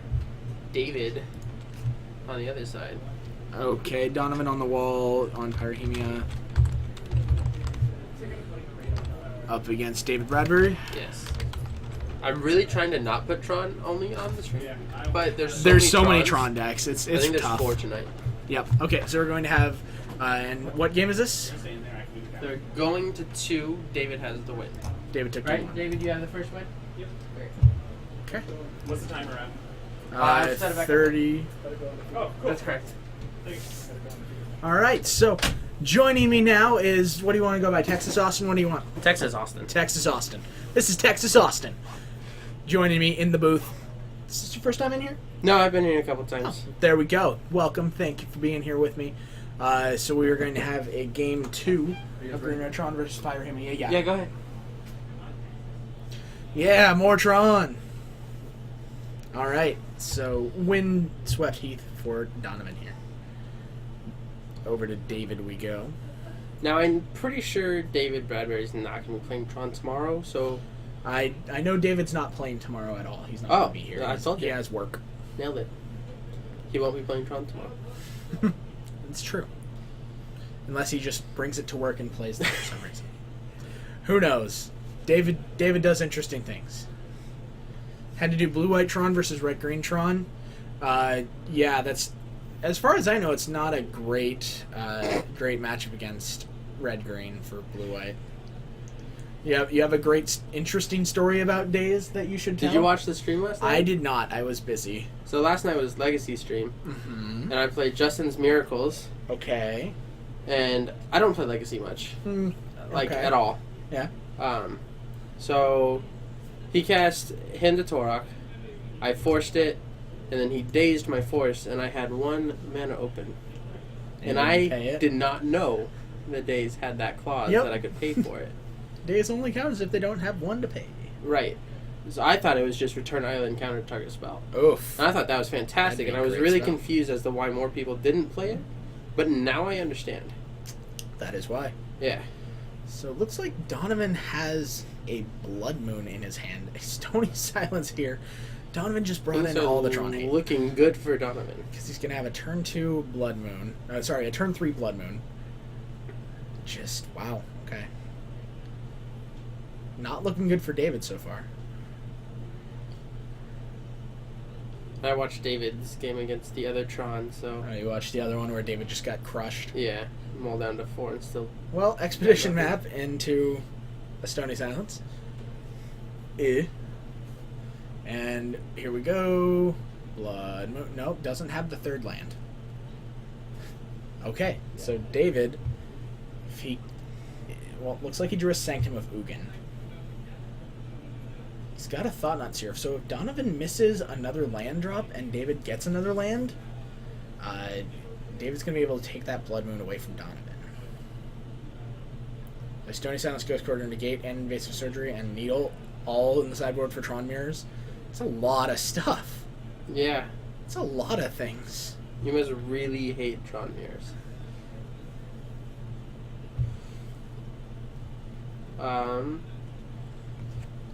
It really sucks that Looks like Donovan doesn't have another land. Yeah, he didn't draw another land again. I mean, he still has some. Oh, okay. He hasn't drawn yet. Draw for turn. Was it a land? It doesn't look like it was a land. Does David get a land? If David has land number 4, Donovan's in trouble. I don't think David has land number 4. Wow. This Oh is no. awesome.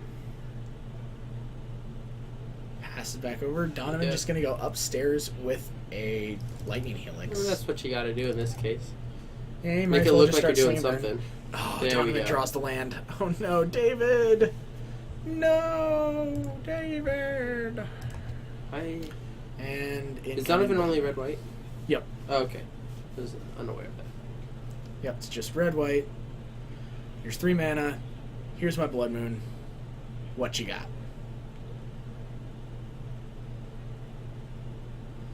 3 mana. All right, here's Oblivion Stone. The Bombardment deck list. Uh, That Joe is here. I'll check in with that to see if we've got it. yeah, I don't know if he's posted the new list because the new list is now playing white instead of green. That's right.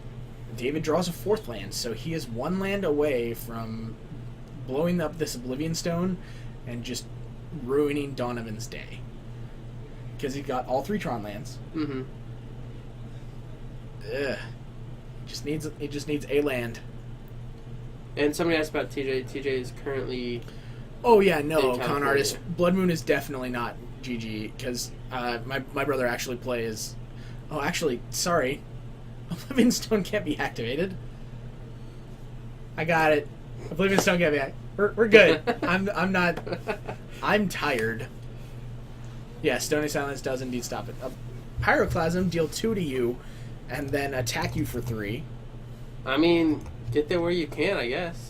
Well, there's a 5th land, but that's not going to do it. It's a green source, though, so if he has enchantment removal of some kind, he can get rid of the Blood Moon. Yeah, he needs Nature's Claim. Well, Thragtusk. I mean, That seems fine. yeah. Gain 5 life. Have 5/3. Now, interestingly enough, Donovan's Boros Reckoner is designed to battle Thragtusk. Being a 3/3 Oh, yeah? that can gain first strike. Oh, that makes sense. Dark Slaughter. Let's careful with the language, please. As you got that from 2 mods as well. Karn works too, but he has to get to 7 mana before that happens. Basically, David needs to draw enchantment removal, and playing against a deck that plays Pyrohemia, I would assume that David brought that in. Going for the first strike. First strike. Getting the beast. Indeed, there's 3/3 Beast token. Donovan still has another Helix in hand, though, right? I believe he does. Donovan has a what? A Helix. He has a Helix. I believe he has a Path. Spellskite. I don't know what to do with that. I think he has a Deflecting Palm too. just for Ulamog. Tenya. Seems fine. Can't wait to fly in tomorrow. Well, we can't wait to see you, TJ. I hope that the service went well and that you're doing all right. Like I said, our thoughts are with you, man.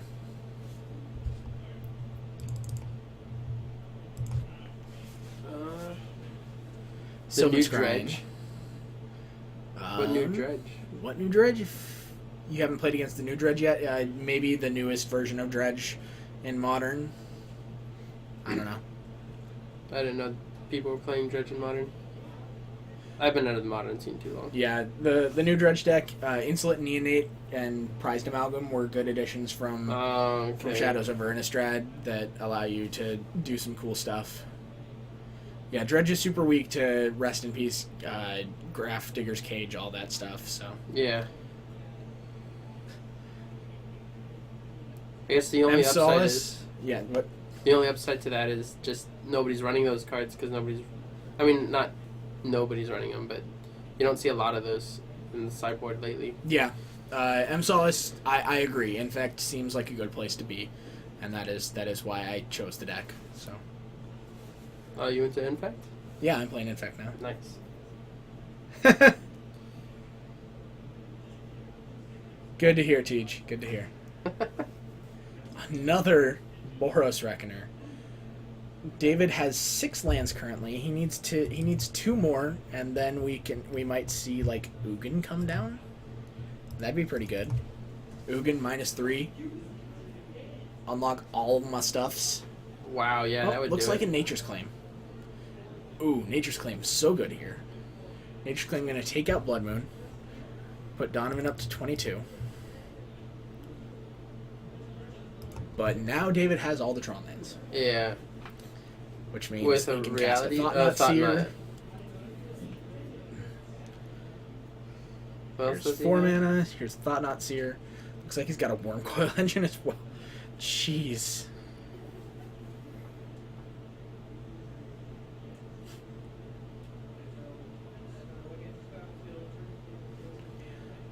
Yep, Thought Not Seer. Already had a great day story. We're all good.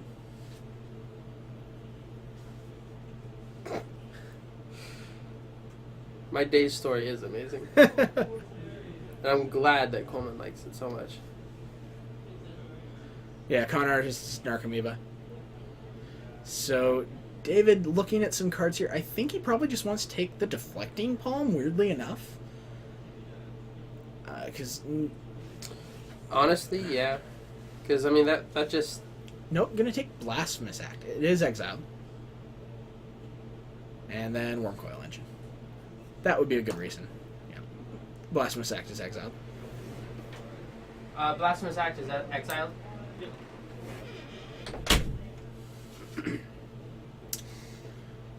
But TJ, you'll be happy to know our testing is showing the red deck's pretty good. It's pretty good. I mean, it's okay. It's pretty good. It seemed to work fairly well. It did its thing.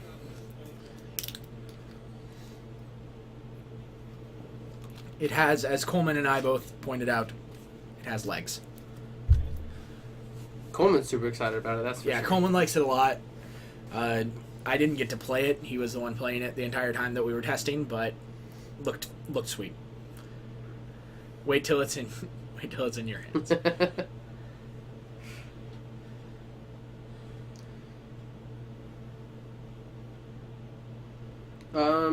It's more of a burn. It's based off of Max McVitie's 59th place list. Yes, the sideboard did get changed. We had four Renning Volleys, as well as Coleman was sideboarding three Reality Smashers.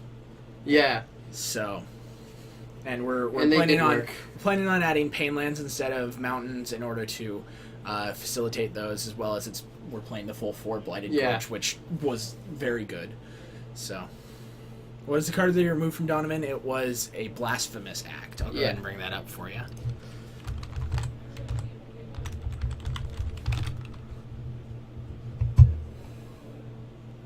Boom. Blasphemous Act. And Cryptic Shadows, yeah, we're talking about the standard deck that it looks like several of them are going to be taking down to Portland. Even though I think at least one of them should take zombies. The zombie deck is still cool, but we found that it doesn't beat Bant very well.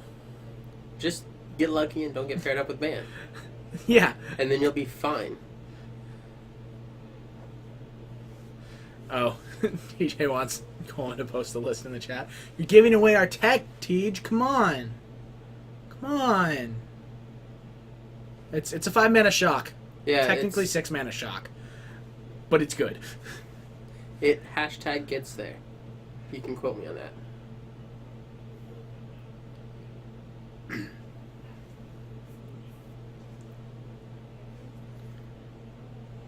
Alright, so stuff has been happening. I haven't really been... Not a lot of So stuff. Pyrrhemia is out. Donovan finally hit his 4th land. The blue-green Crush of Tentacles deck, Time Knight, I think it looks awesome. We're definitely going to be testing that as well. I know Coleman liked the look of that. Yeah. Logan liked the look of it a lot. Logan loved the look Oh, of World Breaker. What is that going to go after? that. I mean, it could hit Donovan's 1 white source, He's getting rid of this. but he's going to hit the Stony Silence. I think that's the right play. Yeah, I agree. It completely unlocks all of David's artifacts. He's got 4 of them in play that he would love to activate. All right, TJ, we'll see you when you're back on.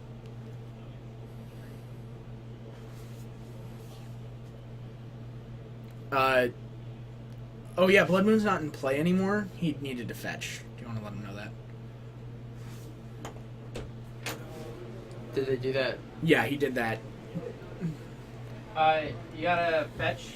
Blood Moon's not in play. Donovan? Did you tap that fetch land for mana? There's no Blood Moon in play anymore. No. No, it wasn't. So go ahead and fetch. Yeah. Yep, we're good. He's gonna take 1. You'll probably just go for a basic. Yeah, just getting a basic mountain. And he's got 2 white sources. I guess Yeah, he has 2 you white thought sources he now. had I thought he only had yeah. 1 at the time. Okay. Everything makes sense now. Yep.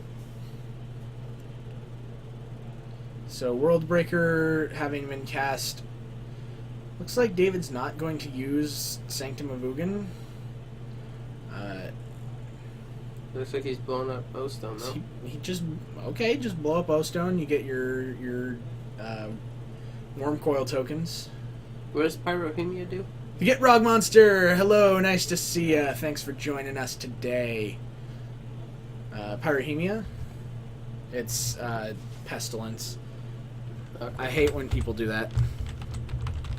Bring stuff up to the camera. It screws up the focus. Well, I do it because I'm cool. I don't know why Donovan does it.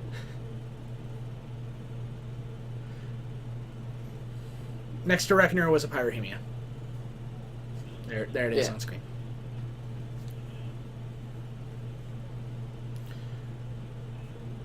Alright, so David's got both Worm tokens out. Donovan with a Core Firewalker that he could cast if he would like to. But not much else. I mean, he could cast Lightning Helix to take out one of these guys. What's the name of the tournament Jean-Claude Van Damme fights in during the movie Bloodsport? TJ's not here. We can't answer that for you. TJ, we're Is that here. a color He'd be able shifted to tell card? you. Yeah, Pyrohemia is a color shifted card. It was originally printed in Planar Chaos. Boom. And another Reckoner. I think that's his third Pretty one. good. That is his 3rd one. With the mana to give it first strike. That's really good. That is the worst play ever?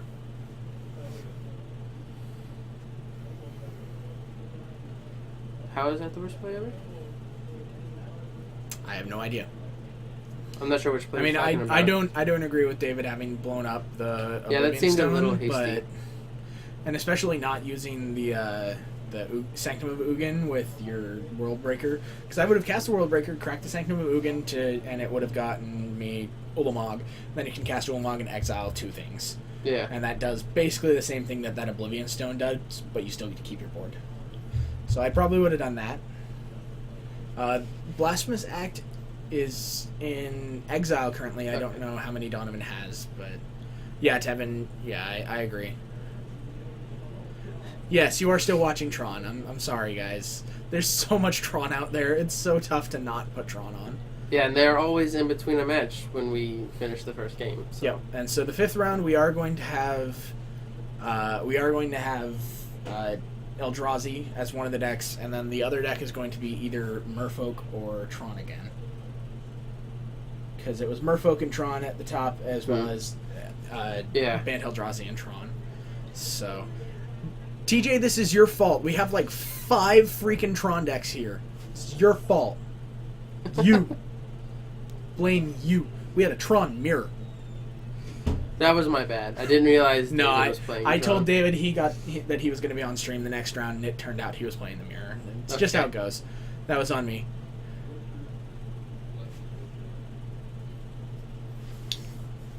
I guess that's true. Yeah, Troy's been gone for a while. Troy's been gone for a while. David has been playing it for a while, and I think there's only 3. Yeah, Dustin's playing the other one. I don't think Dustin's he's been on playing the other stream one? yet. Okay. But none have matching lands. Do people want a suit stream? TJ, do you know how warm you would get in this room wearing a suit? That would be the worst ever. I mean, he is wearing a sweater when he's saying this, so... Well, yeah, I'm comfortable in a sweatshirt always, though. No, I get that. I think I got bit by a mosquito. I did too. Well, we have a new problem in the room. Suits are probably good. They protect from mosquitoes. You still, fire hat plus suit. That's what TJ needs. TJ, I found your drill. Just in case you I needed have it now. Who had it before? It's TJ's.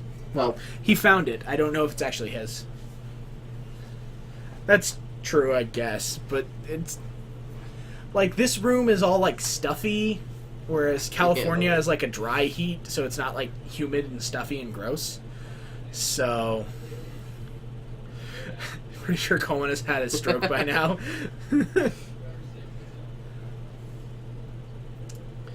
At least David is nice enough to differentiate between which of his Tron lands are which by the borders. Yeah. When I first saw his colored borders earlier, I was really confused.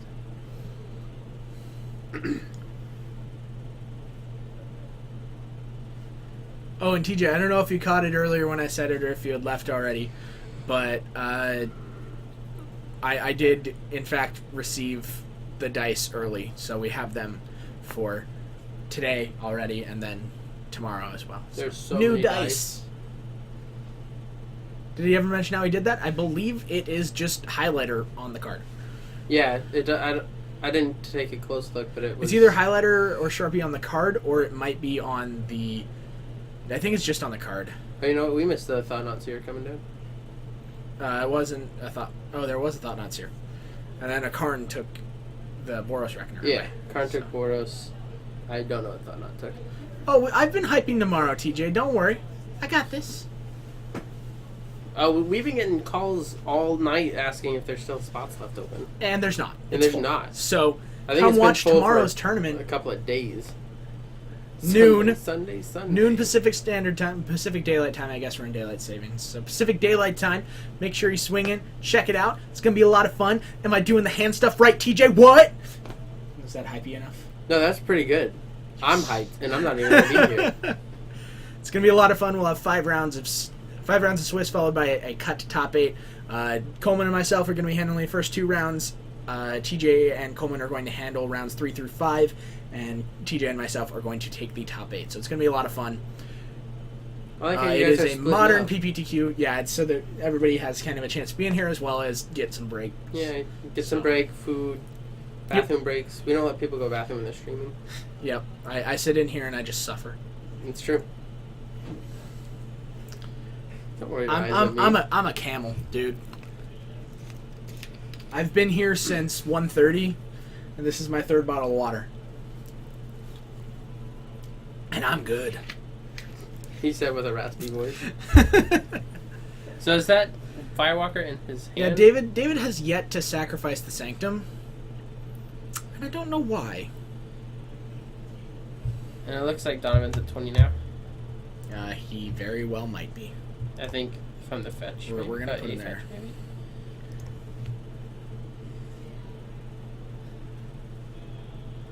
Oh, yeah, so the Firewalker's in his hand. Okay. Yeah, Yeah, he's got Firewalker in his hand. There's almost no point to cast it. Because everything's colorless. What is the deal about Jimmy John's sandwiches at the PBTU? I have no idea. They deliver freaky fast. They do indeed. Also, I want to thank Dasani for providing my water today. All right. Another Thought Not. Oh, I bet he's gonna take a Core Firewalker. I think it might be Core Firewalker. He's going to take the one that he knew about before. That's a smart play. And attack you for 9. So now we should start to see. Tron. I don't believe Jimmy Johnson's catering. I don't know. Jimmy Oh, John's it is is? sponsoring and providing like 40... It's sweet! Whoa, even bigger hype now, guys. Sandwiches. Lots of sandwiches. When is the PPTQ? It's tomorrow, Sunday, noon. Check it out. It's going to be a lot of fun. We're going to play some Magic Modern. It's going to be great. That was excellent. Careful, you have a limit. You have a limit. I don't. I'm kidding. Who said you have a limit? TJ said he has a limit. I don't know what that means.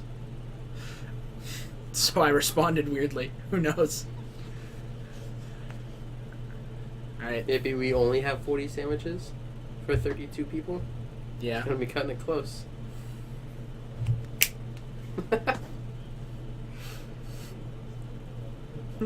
Hype for generic band vegan. No, it's Jimmy John's is sponsoring us for that, I guess. So, thanks, Jimmy John's. That's actually really awesome. playing another Sanctum of Ugin. The PPTQ is full, so it's already full up. So if you haven't already signed up in some way, sorry. Yeah, we currently have like a 6-person waiting list. This is not a PPTQ. Right now, this is just our regularly scheduled Saturday night Modern. This is 5 rounds of sweet, sweet Modern action. I It's believe gonna be there's a lot of fun. total of 18 people that showed up today. Okay, so we had exactly enough to hit. Yeah. We had 18 people just pushing us into 5. And then a lot of people who are playing tonight are also going to be here tomorrow. We actually had a couple of drops already because they wanted to get rest before tomorrow. Rocker at Large. Yes, we are broadcasting tomorrow. So check it out. We'll be starting from noon Pacific time all the way through till we're done.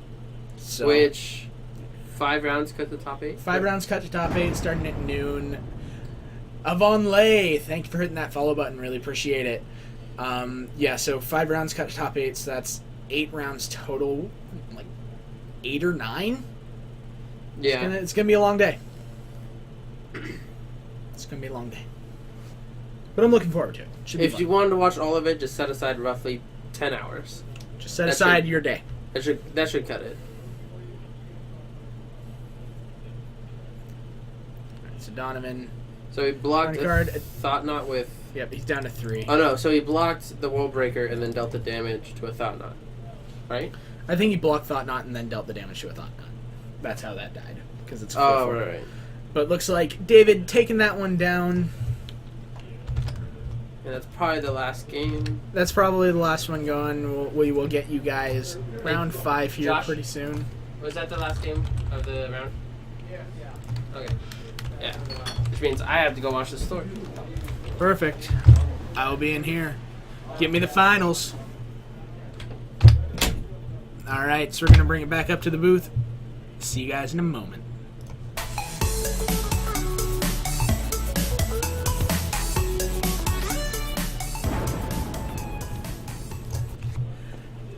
Dennis Commandude, thank you for hitting that follow button. Really appreciate it. Hello, everybody. My name is Bryce, and I am streaming to you today from Geek Fortress here in Snohomish, Washington. Thank you for joining us on your Saturday night here for our Modern. We're going to have the finals for you here in just a little bit. This is our final round, round 5 out of 5. We got 5 tonight. Awesome. Make sure that anybody who is here, join us tomorrow. Yeah, make sure you join us tomorrow for our PPTQ. It's going to be Modern. 5 rounds with a cut to top 8. A lot of fun. Hope to see everybody here. And should be a ton of fun. Like I said, we're going to get you guys the top 2 players. So it's going to be Logan on Bant Eldrazi versus somebody. Not sure who. But it'll be interesting. Really hope 30% of the field is in Tron tomorrow. I don't think it will be. I can't imagine it will be.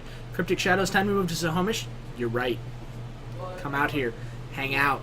Play some Magic. How far is the store from Seattle? About an hour. Do we have to have the top? Because it's Eldrazi versus Trump. That's the finals. You want that? We'll get the finals, and then we'll move on to something else. Alright, we'll do Eldrazi versus Tron. It's the finals. Logan's on the wall. Logan's and on the wall. David is on the other side. Logan versus David. David, you want to go on the screen? Here in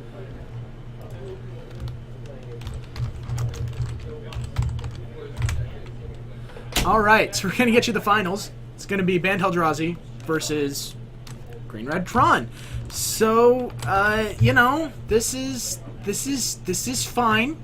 Everything's fine. TJ, this is your fault. But we're gonna head down for the finals. See you guys in a moment.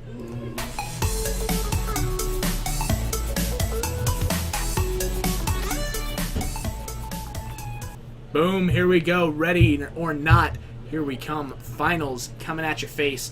Bant Eldrazi versus Green Red Tron. Logan versus David. Commentator versus commentator. What? Was that hypey enough? I don't know. I don't know what actual like hype is. I just base it off of what TJ does, and eventually get it. I don't know. But Band Eldrazi, we saw it last round take down Green Red Tron. Hopefully we see it again. I want to see the Eldrazi victorious. Play Tron in Modern currently until you hit 3 doubling season. Perfect. TJ is the epitome of hype. He is. He is. That's why I'm trying to channel him.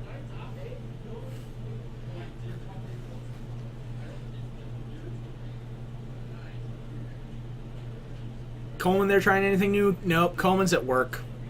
And he specifically told us not to put Tron on, and I don't listen to Coleman. So, you know, that's how it goes. I don't know why I did that. Just talk like I'm rapping. Do a lot of hand movements. It's a lot of fun.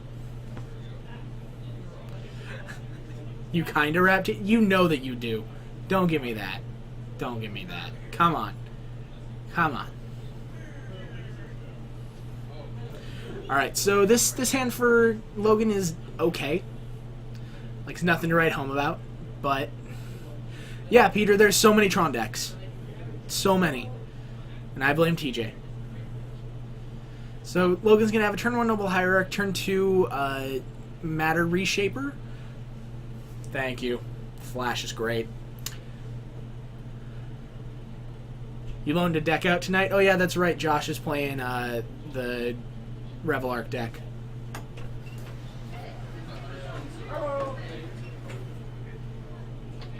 Oh, looks like David taking another mulligan. Hey, I'm not saying I hate Tron. I'm just saying so many Tron decks in a row. This because you keep telling people to play Tron.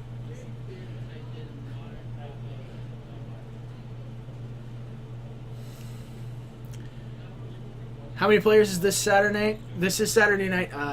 We have 18 players. Exactly 18. Aggro Buddha, thanks for coming back now that One Punch Man is over. We appreciate it. You came back. You're not missing much. It's Green Red Tron versus Bant Eldrazi again. Yeah. All right. David Mullen to 4 again. David, why? I don't know. David, why? I don't know.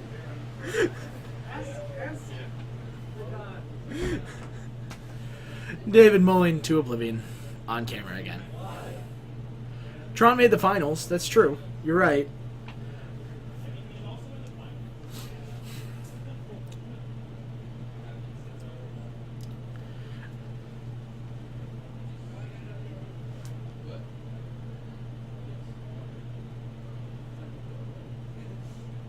We try to be entertaining. I don't know. I don't know if I'm succeeding for you, but I'm hoping you're getting it.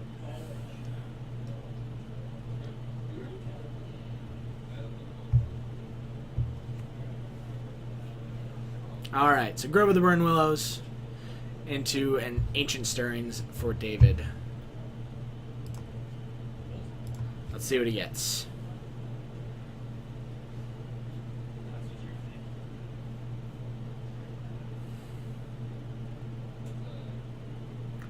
David taking a look at 5 cards off the Ancient Stirrings. One of them going to go to his hand. Looks like it's going to be an Urza's Mine. It is an Urza's Mine.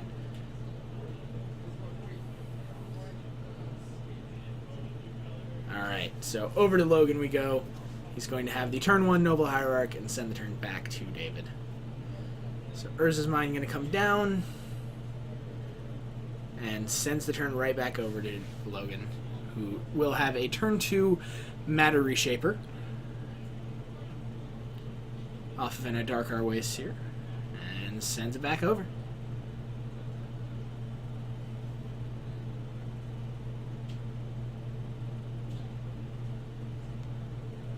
Oblivion Stone. That's fun. Ooh. Okay, Eldrazi Displacer was Logan's draw for the turn. So he's going to have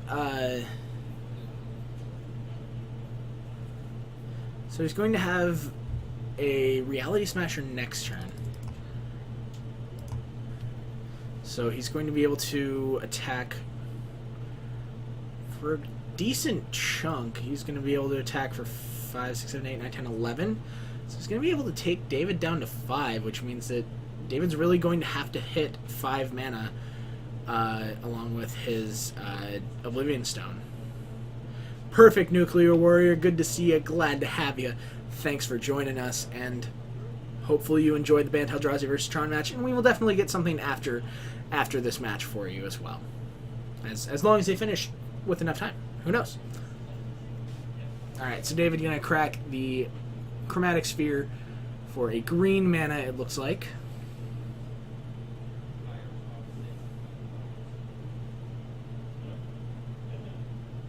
You need some quick good. And you're doing the Thursday stream, TJ? Not the Tuesday?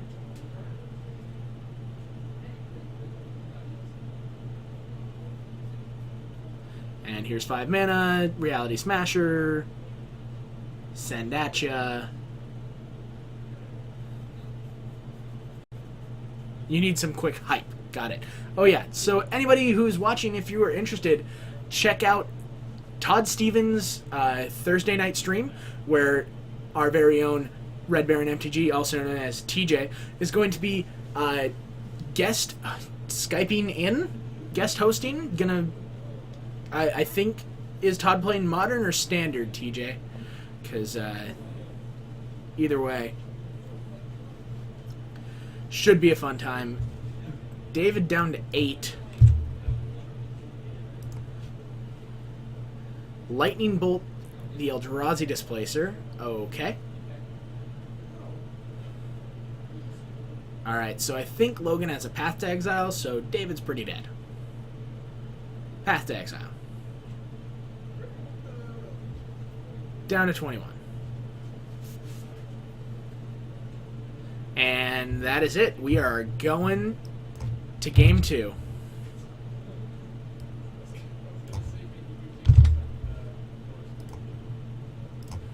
Bant Eldrazi versus Green Red Tron going to game 2 here.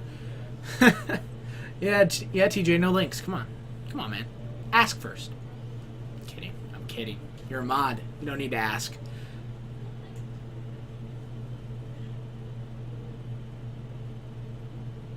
That's true, TJ. Wizards has other stuff they're doing.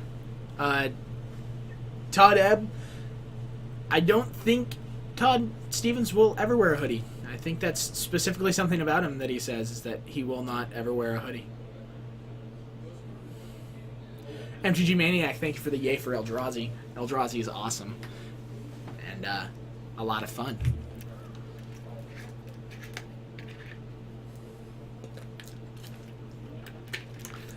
Thank you, Teddy Swint. We do in fact care about streaming, mostly because we care about streaming for you guys. We like to make sure that you get to watch some awesome... TJ, you're a mod. You don't have to ask. I was kidding. But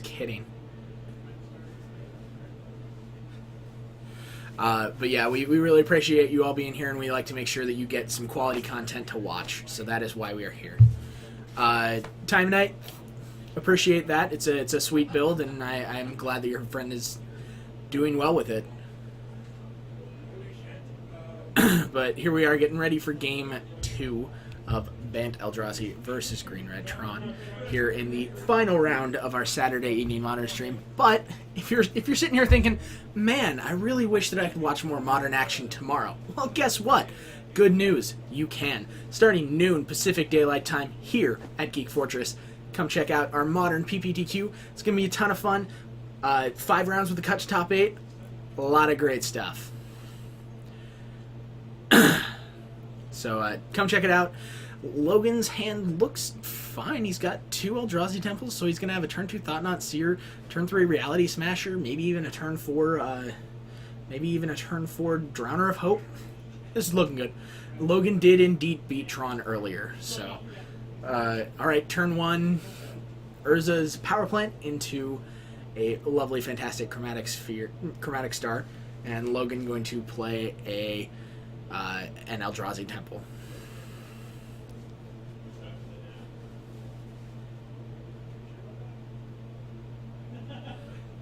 Does David only make the Urza lands? Yep, that's so that he can find them and so that, it's easier to tell what he's got. So David going to have a turn 3 Tron, but Logan with the turn 2 Thought-Knot Seer? hopefully he's able to take whatever David's one payoff card is, if David only has one payoff card. Here we go. Let's see what he's got. Draws his card. It's another Eldrazi Temple. Temple number 2 and Thought-Knot Seer. What you got? What is your payoff card? There's a Wormcoil Engine, and that looks like that's it. We're going to take that Wormcoil Engine. And turn gets shipped back over to David, who has another Tron land, looks like a Sylvan Scrying, an Ancient Stirrings, and an Expedition map, as well as a Grove. So as long as David didn't draw a payoff card this turn, Logan's going to be attacking for 9 next turn. Hello, Psycho TKT. Nice to see you. Thanks for stopping in. Really appreciate you being here. Someone seems biased. I do love the Eldrazi deck. It's a great deck. It's one of my favorite decks in Modern, and it's also my deck. So top deck Karn would have been good. It looks like David didn't top deck a Karn because otherwise he would have done something with that. But looks like he's looking at Chromatic Sphere and 4 lands off of this Ancient Stirrings. That's not good. That's not what the Tron deck wants.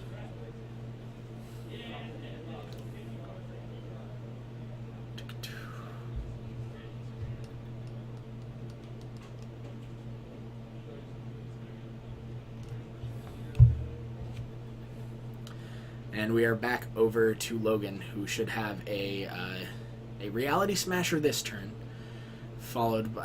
So here's Eldrazi Temple number 3.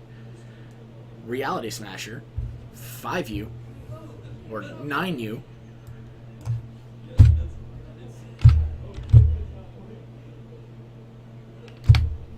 Alright, down to 11. And so David needs to draw... I mean, even Karn is not great this turn.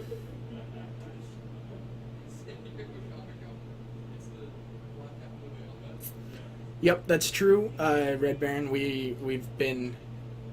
CVM did stop in to chat one day, and we offered to have him on. He said that sounded great, so hey, maybe one day we'll have CVM.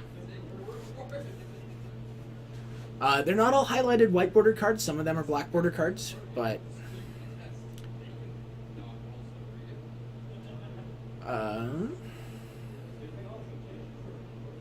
I think it would have been safer to get Tron online than Ancient Stirrings with the Grove, so you can find a Wormcoil or Karn. You know, it is what it is. This was David's line, and we'll see what happens. Jerry T does not live in Seattle anymore, Goblin Guy. He moved back out to Roanoke. But Marshall, I know, is in the area. I know that Slowly Crashing Coleman actually has an in with him, so we might be able to at some point. But yeah, we're looking at getting some well-recognized names in here at some point. So get some more visibility for the stream and such. So Logan has drawn several lands. It looks like he's going to cast an Ancient Stirrings here, and I think he's going to try and find a Reality Smasher. If he can find a Reality Smasher, it's going to be pretty good, but looks like he's just going to have to settle for a World Breaker.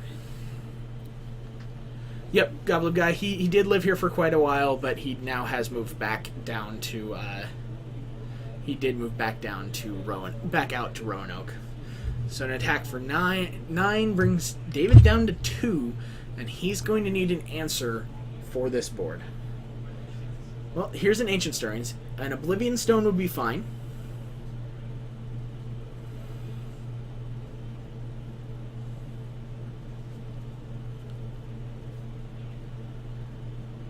An Ugin doesn't get it done.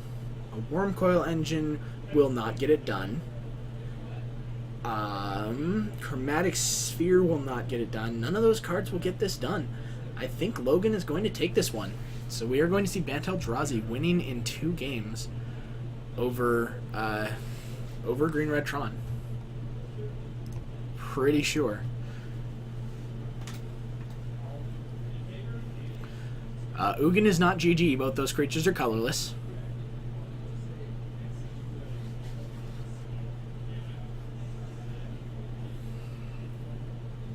So David going to take the Chromatic Sphere, so he'll be able to play his last Tron land that he needs.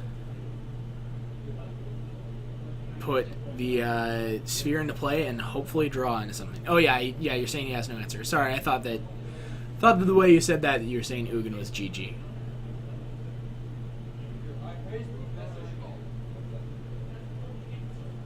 Play that, float a mana.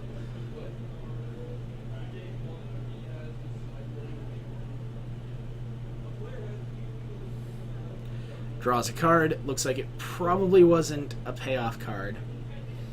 Wormcoil is not as out. Logan got a World Breaker off of his Ancient Stirrings last turn. And David's just got nothing, and that's going to be it. Bant Eldrazi taking down Green-Red Tron in 2 games. Logan with the casual 5-0 with Eldrazi.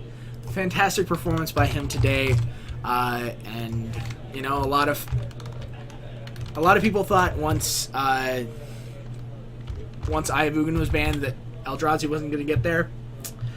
It's proving to be incorrect so far. I mean, Bant Eldrazi seems to be a deck that can get the job done.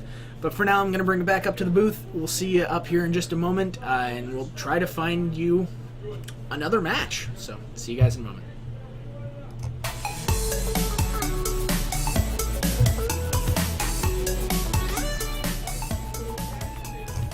Hey there, everybody. Welcome back up to the booth. My name is Bryce, streaming to you today from Geek Fortress here in Snohomish, Washington. Really appreciate you being here with us on a Saturday night. Thank you to all of you who are here, hanging out, watching some Magic. We do stream 4 times a week, so make sure you check all of those out. Mondays at 6:30 p.m. is standard. All these times are Pacific Daylight Time.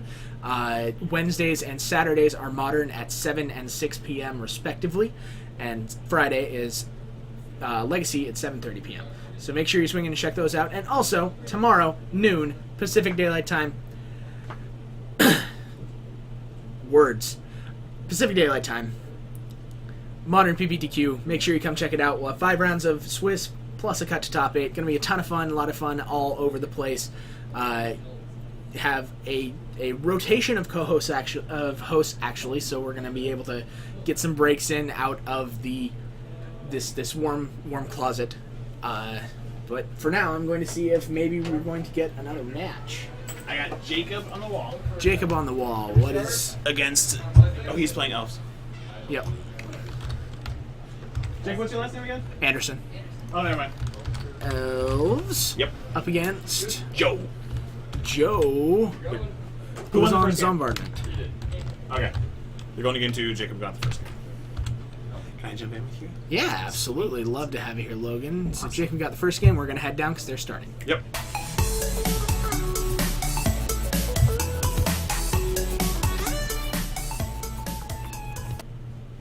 Hello. Hello, and we are down in Game 2 of Elves vs. Zombardment. So, earlier we had the... No, it was... Sorry, I thought Joe played against Tribal Deck earlier. I just played a bunch of Tribal matches earlier today with testing, so I'm thinking about things. So, I've never actually seen Joe's deck play. You've never seen Zombardment play? I haven't seen it play. I've heard him talk a lot about it, and he's told me sweet stories, but I've never actually seen it happen, and I'm kind of excited to see it happen. Absolutely. So, Jacob fetching down. He's already got that. The Nettle Sentinel. 14? Yeah, 14. Have we never streamed together before? I don't think we have. Wow, first time. Boom, rocking it out. Sweet.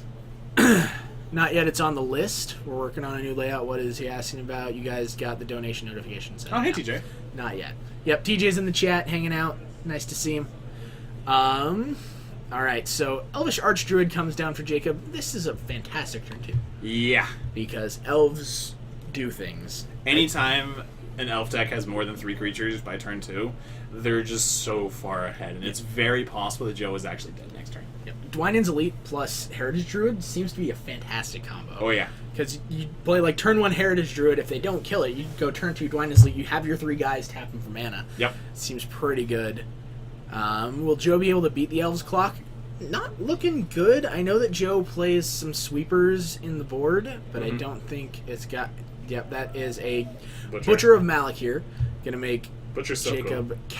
sacrifice a creature. He just sacrifices the random elf token. Yeah, Jacob's got a collection company in his hand. Ugh. Or, sorry, not company. Cord. Cord. Jeez. He's got Cord in hand, so he can float some mana, make some more elves. Because Well, here's an attack for 6. Just an attack. Yeah. He could Cord for 2 here. Oh, just an attack for 6, down to 11. I mean, that's also good. That's also a reasonable turn 3. Hit you for 6. Play more guys. Yeah.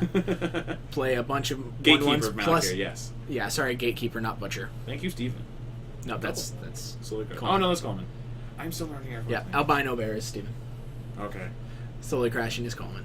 Joe has another turn, though. If he can go land Joe sweep. does not have another turn because Elvish Archdruid is going to be able to cord out Hold his turn right now. an Azuri. It's his turn right now. Yeah, but end step, Jacob can cord out an Azuri. And No, but then- Joe gets this turn. Yeah, Joe has this turn. He has this turn right now to play a sweeper. Which he hasn't yet, so. If he doesn't have it now, probably doesn't have it. I'm glad I think we he probably understand just each other. Slammed Coleman. it. I'm glad we understand each other. Don't want any miscommunication here. Yes, Collecting Company is definitely played in Modern Elves Time Night. Yep. It is a powerful card. So Joe gonna fetch and shock down to 8. Response, Cord. Getcha. Can he do the Shaman? 1, 2, 3, 4, 5, 6, 7. Yeah, Shaman hits him for 8. Boom. Shoot Yeah, ya. I think he can. Cord for 3. That's just it. Dead. That's just dead. Wow. Okay, well that was a very fast Elves versus Zombardment match. And I still haven't seen Zombardment be played. Still haven't seen it be played. You didn't Man. get to see it do its thing. Oh well. So let's see if we can find another game. I should be Because able to. why not? I'll see if I can get Merfolk on here. Merfolk? Okay. That sounds good. I'm sure people will appreciate Merfolk, so. I'll be right back. Yep, we'll see you guys in just a moment. As I finish typing. Whoop.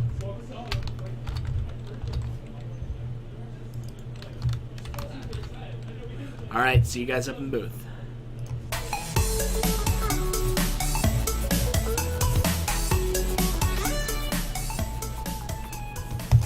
Welcome back up to the booth. We just saw Elves take down Zombardment. My name is Bryce. I'm joined today by Logan, who is currently out looking for another match. We are streaming to you today from Geek Fortress here in Snohomish, Washington. Saturday Night Modern. This is something we do every week. 4 times a week we stream, so make sure you check in on all those other ones. Go Merfolk, Dylan. Well, we'll try. We'll see what we can do for you. But yeah, so make sure you stop in, check it out. Like round 1, he estimated the match was about 90-10. Yeah, Elves versus Zombardment's probably not good. But we do stream 4 times a week, so make sure you stop in and check those out. All times are Pacific Standard or Daylight Time, whatever you want to go with. Monday, 6:30 p.m. Standard. Wednesday and Saturday, 7 o'clock and 6 o'clock, respectively, are Modern. And Friday at 7:30 p.m. is Legacy. So make sure you stop in and check those out at some time. We've got lots of coverage for you guys. So we hope you enjoy. And also, of course, check out tomorrow. We are going to have a Modern PPTQ starting at noon. Yeah. And So a lot of fun. What's up? so everyone is in game 3 except for Troy and Josh, who are still in game 1. But it's not. Oh, okay, it's still their fault. But they had a rules question fiasco. jeez. Halfway through the game, Troy drew a card off of a chromatic sphere and was like, "This is a sideboard card," and he hadn't de-sideboarded from the previous round.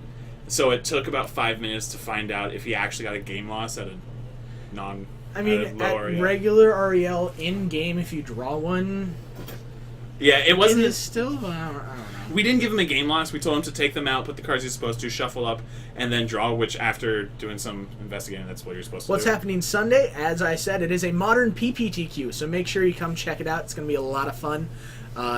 Starting at noon, so make sure you stop in and check it out. But so Coleman, you keep making decks that are bad against Tron. I think that's your fault. I think that's your problem. That's why you don't like Tron. You keep making decks that are just bad against it. Yeah. It's nothing to do with Tron, because if you make decks that are good against Tron, like Infect, you just win. You move on. or Eldrazi. Or Eldrazi. Eldrazi seems to have done okay against Tron. As far as I know, it's supposed to be like a not great matchup. It wasn't. I just happened to get Reality Smashers over and over and over again. It was like, And as we know, Yeah, Reality sure. Smasher on turn 3 usually seals the deal. so as soon as they're done with their game 1, We'll have them move over. Okay. Yeah. So we'll get Tron again. We've had so much That's what happens Tron. when there's 3 Tron in the room. Oh, we've had so much Tron today. Yeah. We get to watch them lose a lot. We have a rotating viewership. I'd rather advertise it more often. Yeah. Absolutely. All right, so Are you playing tomorrow? I am not. I'm going to be commentating. Okay. So- I won't be here tomorrow. Coleman and myself are taking the first couple rounds, and then Coleman and TJ are going to take rounds 3 through 5, Okay. and then I believe TJ and I are going to take the top 8. Sweet. So we're going to have a rotation, so everybody gets a chance to not be That's in nice. this room on a Sunday all day long, That's very cool. because it gets warm in here. Yeah, it does. I'm here 10 seconds and it's still all ready for Yeah, as long as it's not super loud out there, we can keep the door open some. Let some air in. Oh, that's so nice. Yeah, it's so nice, right? So, have you seen any of the new cards from Eldritch Moon we talked about or played in Modern? As far as being talked about or played in Modern, we actually last Saturday, I think it was, we actually had a couple of new cards on stream. As a matter of fact, we had Harmless Offering with Okay. Demonic Pact deck, as well as an Infect deck that was running Eldritch Evolution to be able to search for bigger Infect threats if needed. That's cool. Like you can chain like a Glistener Elf into a Phyrexian Crusader into a Putrefax if you need to. That's so cool. So we saw that That's deck sweet. happen. But yeah, so we've seen a couple. As far as new cards go in Modern, I think the ones that are going to have the biggest impact are probably Spellqueller. I think is going to be able to have an impact. Bedlam Reveler, I think if it finds the right deck, will That's the be one I'm very, most very excited good. for. I think it needs to be in like a blue-red prowess type deck. I don't think it belongs with Delver because Delver wants to play counter spells. What about some sort of dredge build? A dredge build would be interesting. That's 'Cause definitely true. If you can get it out super easy, like pitch your hand, dredge 3 times. Sounds pretty sweet. TJ actually got the infect list. That's Perfect. Well, I'm sure we'll get that posted eventually. nice. What else? I feel like there was something else. Any of the emerge cards, you think? I mean, the emerge cards might get played, but I think it's tough for that kind of thing to be played in a format that has remand. Yeah. Sack my dude, do this. Sack my dude, remand. Remand. No. I mean, you get the effect, so, like, I mean, even, like, Elder Deep Fiend, they're still going to get to tap 4 things, but you sacrificed a guy to tap 4 things, and they drew a card. Not entirely. It's not, doesn't seem great. I do know Hannah and Dylan from Merfolk were talking about Unsubstantiate for Okay. Supreme Verdict. Unsubstantiate for Supreme Verdict seems fine. I mean, maybe. Merge isn't as good as Delve, yeah. Emerge is not as good Delve as is Delve. pretty Delve is a broken mechanic, though. Delve rewards you for playing your cards. Exactly. It's just, I'm going to play things, Dang. and then payoff, Ancestral Recall. Let's just do Man, this. I wasn't gonna play Serum Visions, but you know what? Now I will. am. Oh, man. Treasure Cruise. Ooh. Those were the days. Glittering Wish. Of course, at that time, I was playing Dig Twin, where you just The played worst. Twin with Dig Through Time. You were the worst. Because it's a 2-card combo, and so you just like dig through time, find both cards, play one of them, untap, kill you. It was now great. it's a 1-card combo. Yeah. Just use Beseiju with Eldritch Evolution. That's fair. Imprisoned by the Moon and Mono Blutron. Imprison of the Moon might go in Mono Blutron. can see that. I know Eric has been trying it in Blue Moon. Can you hit lands with it? Yeah, you can hit lands, creatures, or planeswalkers. And it just turns it into a waste? It just turns it into just taps for colorless. So you can hit their Tron pieces if you need, or you can hit their Karn. Or you can hit... Okay, that's cool. Yeah, so it's got some utility. Being a 3-mana sorcery speed removal spell isn't great, Yeah. but I think it's Sort of still speaking fine. that hits anything. You were playing Dig Through Time Scape Shift. Yeah, that deck was gross. Ugh. All of those Delve decks were just it was gross. But Yep. and then you just had Birthing Pod playing Rhino all day, and you're just like, ah. Are you guys still in game 1? Oh my gosh! So I'm pretty sure their game 1 has gone to the control deck, getting rid of all of the threats in the Tron deck. Mm-hmm. But so the Tron deck is on the mill plan. Lovely. I'm pretty sure that's what's happening right now in game 1. They have 20 minutes left in the round. Well, technically 25. We gave them an extra 5 minutes Oh, because it took a okay, little bit because to of the rule thing. thing. Okay. Still, they've used half their time for game 1. Minutes left. That's including your time extension. Well, when I said 5 minutes, I didn't realize we had that much. All right. Okay. We're gonna do this. Let's do some 6 words. 6 words. Give us some 6 words. Blue Deck is mid-range. really blue-white mid-range. It is. I kept expecting a Sun Titan when I played against it. Oh, really? Yeah, Yeah. it'd be sweet. Yeah. See that? Hear that, Coleman? Sun Titan. Sun Sun Titan's Titan. sweet. Sun Titan's so good. It is a good card. It's a great card. I know Eric's first 6 words favorite dance move. The robot, obviously. It's fantastic, yo. Did Coleman ever come up with a name for his dance? I have no idea. The dance. All right, they're getting ready to move. The dance that Coleman did. Yo. Josh is against the wall, I assume. Yes, Josh is on the wall. And Joy's moving over. Who 6 got words. game 1? 6 words. Really? Josh got game 1. Josh got with game 1, about wow. 15 cards in his library. Oh. I should probably- Favorite plant with leaves. Favorite plant with leaves? So, official Wow. Tripnip. I read your name really quickly and thought it said official turnip. And I was gonna say, the turnip is the best, bro. That's fair. All right, so we're gonna head down for game 2 of Green Red Tron versus Birdemic. Yep. So we will see you down there.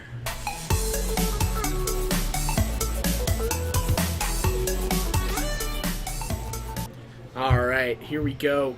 Ready for game 2 of round 5 of Birdemic versus Green Red Tron. We got you more Tron. We know you wanted it. Lone Rider. I'm gonna stop this timer and I'm gonna set it to 22 minutes. Lone Rider is another card that I've been thinking about. Lone Rider's cool. Lone Rider. Yeah. Lone Rider seems fine in a Soul Sisters build, definitely. Or just like Lightning Helix. Lightning Helix. Dang, is great that with was it. real hard to flip. You can also just play the True. Lifelines. Yeah, play like a Gain Life land of some kind. Yeah. Play Radiant Fountain, attack with it, gain 1 with the other 2, and you Yeah. transform it. Seems decent. Collective Brutality against Burn is pretty Oh yeah, good. Collective Brutality is going to be That's sweet. real good. I know TJ is living in fear of the day when Collective Brutality is widely adopted. Yep. Ninjutsu in Modern. Yes. Josh got game 1, Coleman.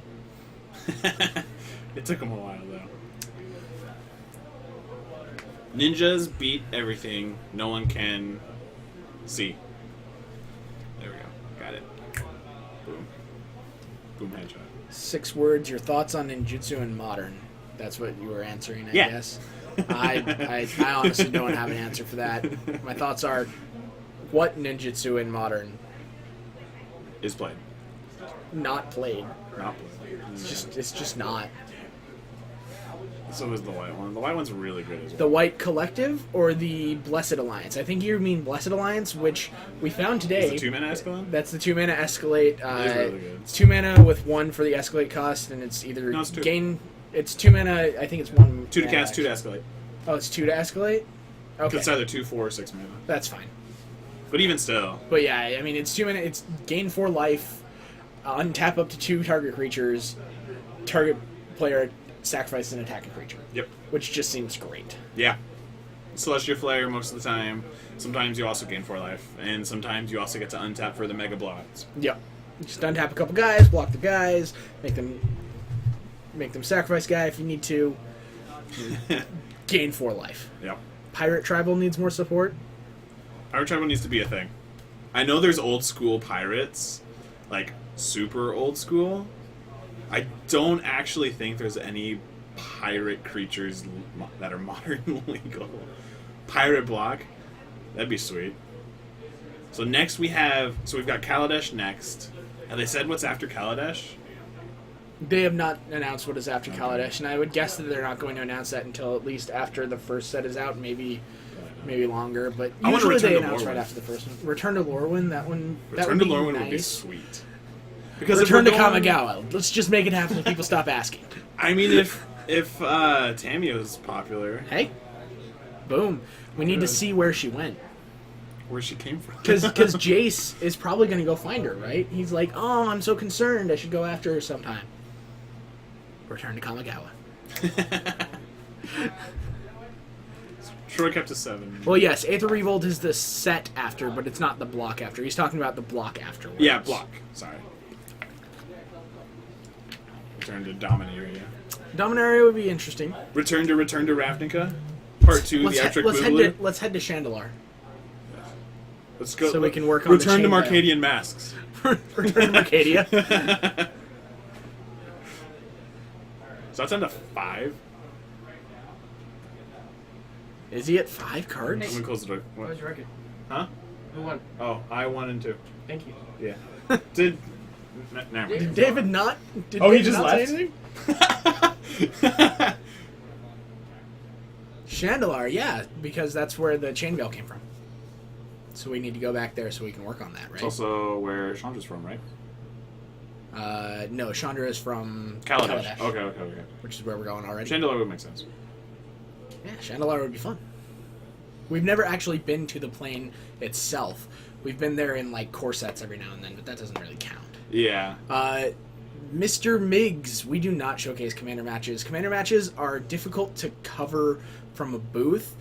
Commander, you really need to know what's happening between the players, because when there's diplomatic stuff involved, Yeah. you need to know what's going on. Really, the So- best I've ever seen it done is all the players talking while they're playing. Yeah.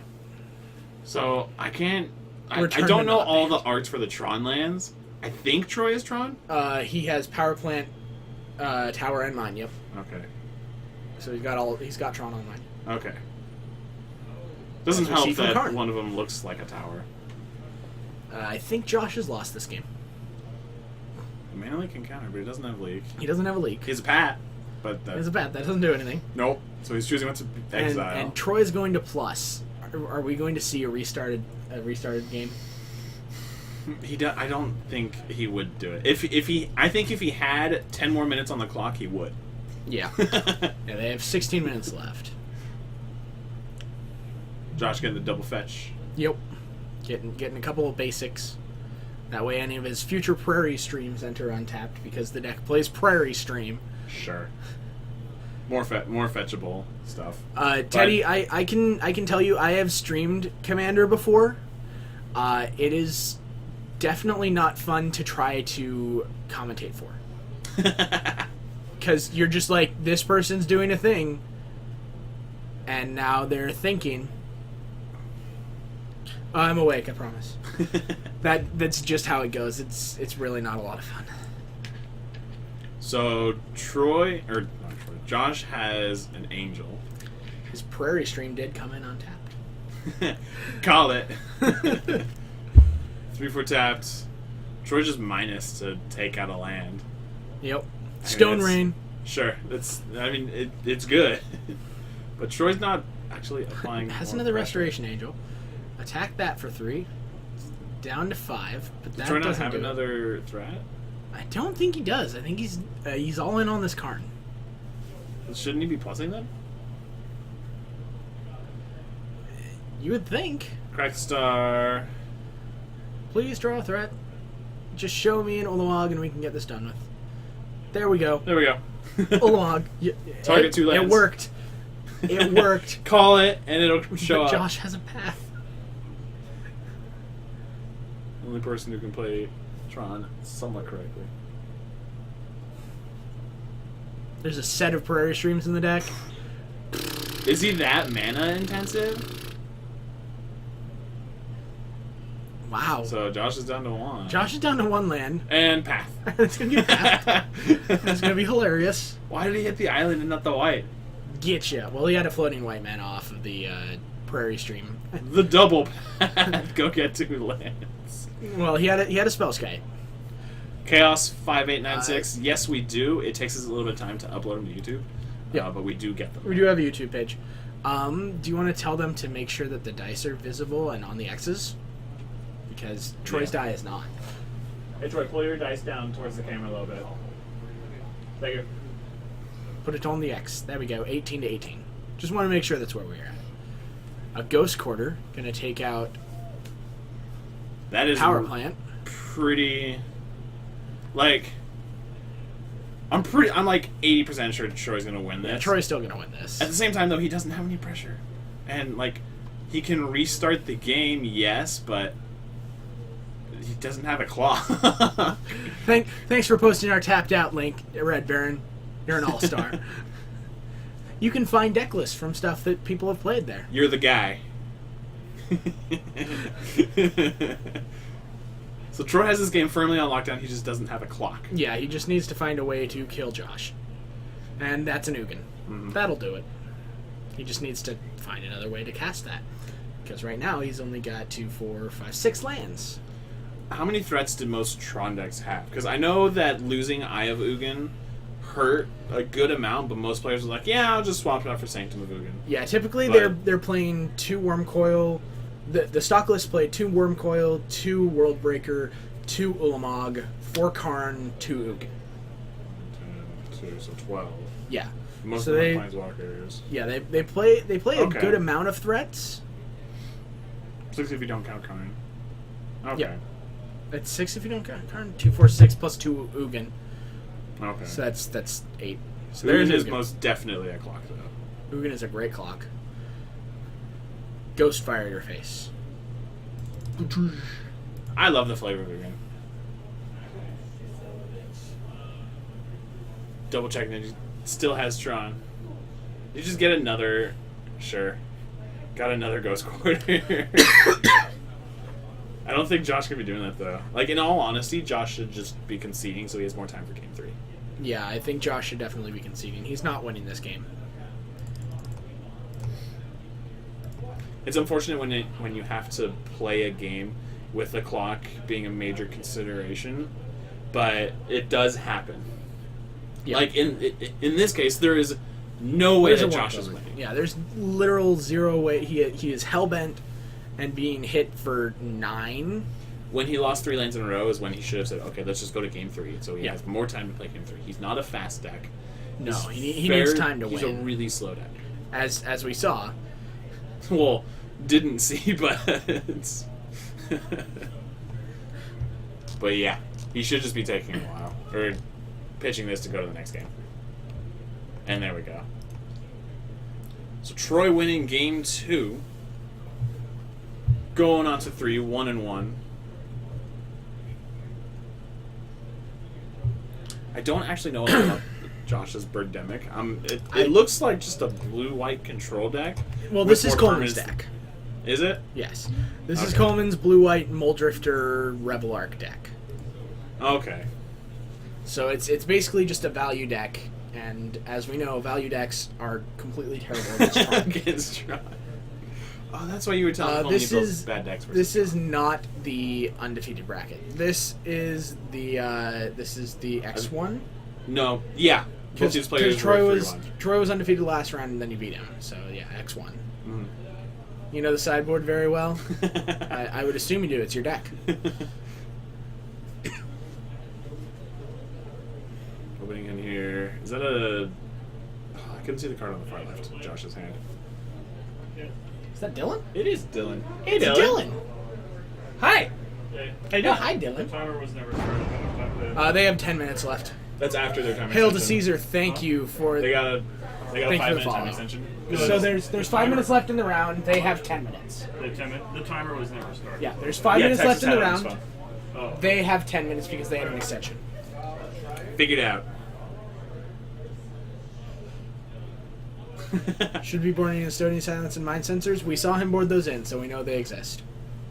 We have a He snark. has a Stony Silence in his. We have an exclamation point snark command. That's awesome. We also apparently now have an exclamation point TJ's Gone command. Really? Yeah, Someone do that. I want to see what it does. we'll see if somebody enters that. Okay. Stony Silence is really good against Tron if you can hit it down early. Yeah.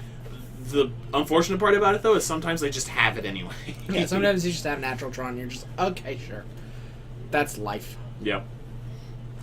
I kind of... Is he going to get it? I might have just used the Ghost Quarter there. Nope, he's got 2 mines. Okay. Why are they all different arts? There's no exclamation point. It's just TJS Gone. Good try. Chat lethal. So Troy now has a ton of dead cards in his deck. That's one of them. Hey, there it is. If he can find a way to get It's rid a of the mod Stony only Silence- command. It's a mod only command. Oh, is it? Dang. Maybe it's because he's actually still here. No. Is Reveler coming down? Post red hate cards. That's awesome. That's so sweet. Sylvan's Scrying. It's gonna go get his final land for Tron, and then after that he'll have 2, 4, 6, 7, 8, 9, 10 mana. So we could see an Ugin coming down, taking out potentially Stony Silence and a land or a dude, not a land. And we toss in bolts. Toss damn bolts. All damn bolts. Alright. No more Tron. Nope. No Tron. Attack you for 7. Josh might take this one. I'd be very surprised. Is Revelock when it leaves the battlefield do the thing? Or when it dies? It leaves the battlefield. That's so good with Restoration Angel. Mm-hmm. Okay, I'm seeing it. Flicker I'm that. seeing it. Yeah, you can flicker your Revel Arc. You can flicker it with Momentary Blink. Okay. Here's a Mold So this is like the This is the modern version of the Acid Trip Pauper Yep. deck. Pretty much. Sweet. Okay. The deck closes quickly. Well, he's got him dead on board, I believe. 4, 5, 6, 7, 8, 9. Nope, he's 1 off. Just 1 off lethal next turn. Ancient Stirrings. Is there a colorless way to deal with this Stony Silence? Outside of Ugin? Or, Well, Kozilek? he can... He has a green mana up there, so he can cast a Nature's Claim. yeah, but you can't get any of them with Ancient Stirrings. Yeah. Starting to see the deck now. More dead card. Let me play these things that don't do anything for 1 mana. Yeah. Yes, Yeah, I'm starting to see it. Take it to going. 1. I get it. It's clicking. Get it? Does your deck play click? I don't think so. Oh, but that's such a good flicker. I haven't seen it. That'd be so good. It would be. Coleman, get on this. Well, there's another Ghost Quarter. This game is over. Birdemic taking it down against Green-Red Tron. What an amazing win. Oh, I'm excited. Take care Absolutely. of something. Good seeing I'm you guys. probably gonna sign off. So Okay.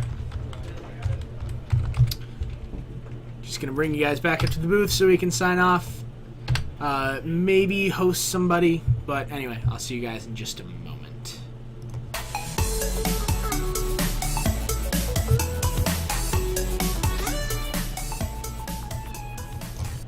Good evening, everybody. Thank you for being here with us for this wonderful Saturday evening Modern Stream. My name is Bryce. I hope you guys had a great evening here with us from Geek Fortress, giving you your modern action every Saturday night, every Wednesday night as well. Make sure you check out our schedule. It's gonna be in the chat. Boom! Exclamation point schedule. So make sure you check out our schedule. We do stream 4 times a week. Please come in, say hi. We like to interact with you guys. And, of course, check out our stream tomorrow.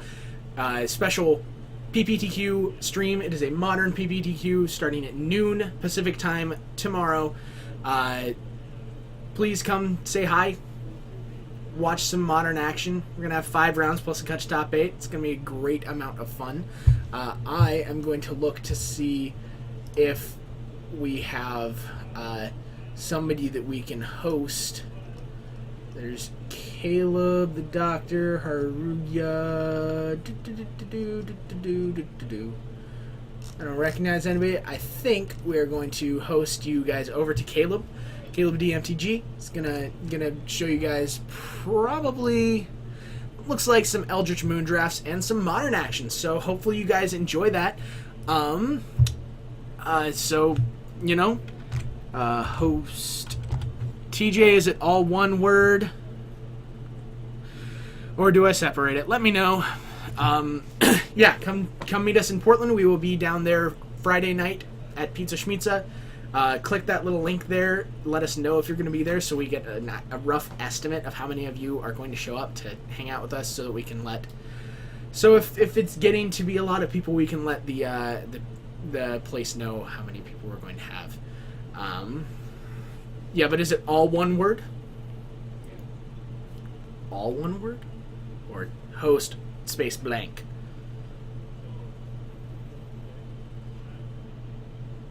Is there a space between host and person? That's what I'm trying to figure out. But anyway, we are going to be finishing up here. So we appreciate you being here. TJ knows the sign off, so yes, there is a space. Caleb, I think it's DMTG. Got it. All right, so we're gonna host you over to Caleb. Thank you guys for hanging out tonight. I'll try to do the sign off. I don't know it that well. I hear it a bunch, but I don't really memorize it. So from all of us here at Geek Fortress, I'm Bryce. We appreciate you hanging out with us tonight, and whether it is good morning, good afternoon, good evening, or good night, we hope it's a good one. We'll see you next time.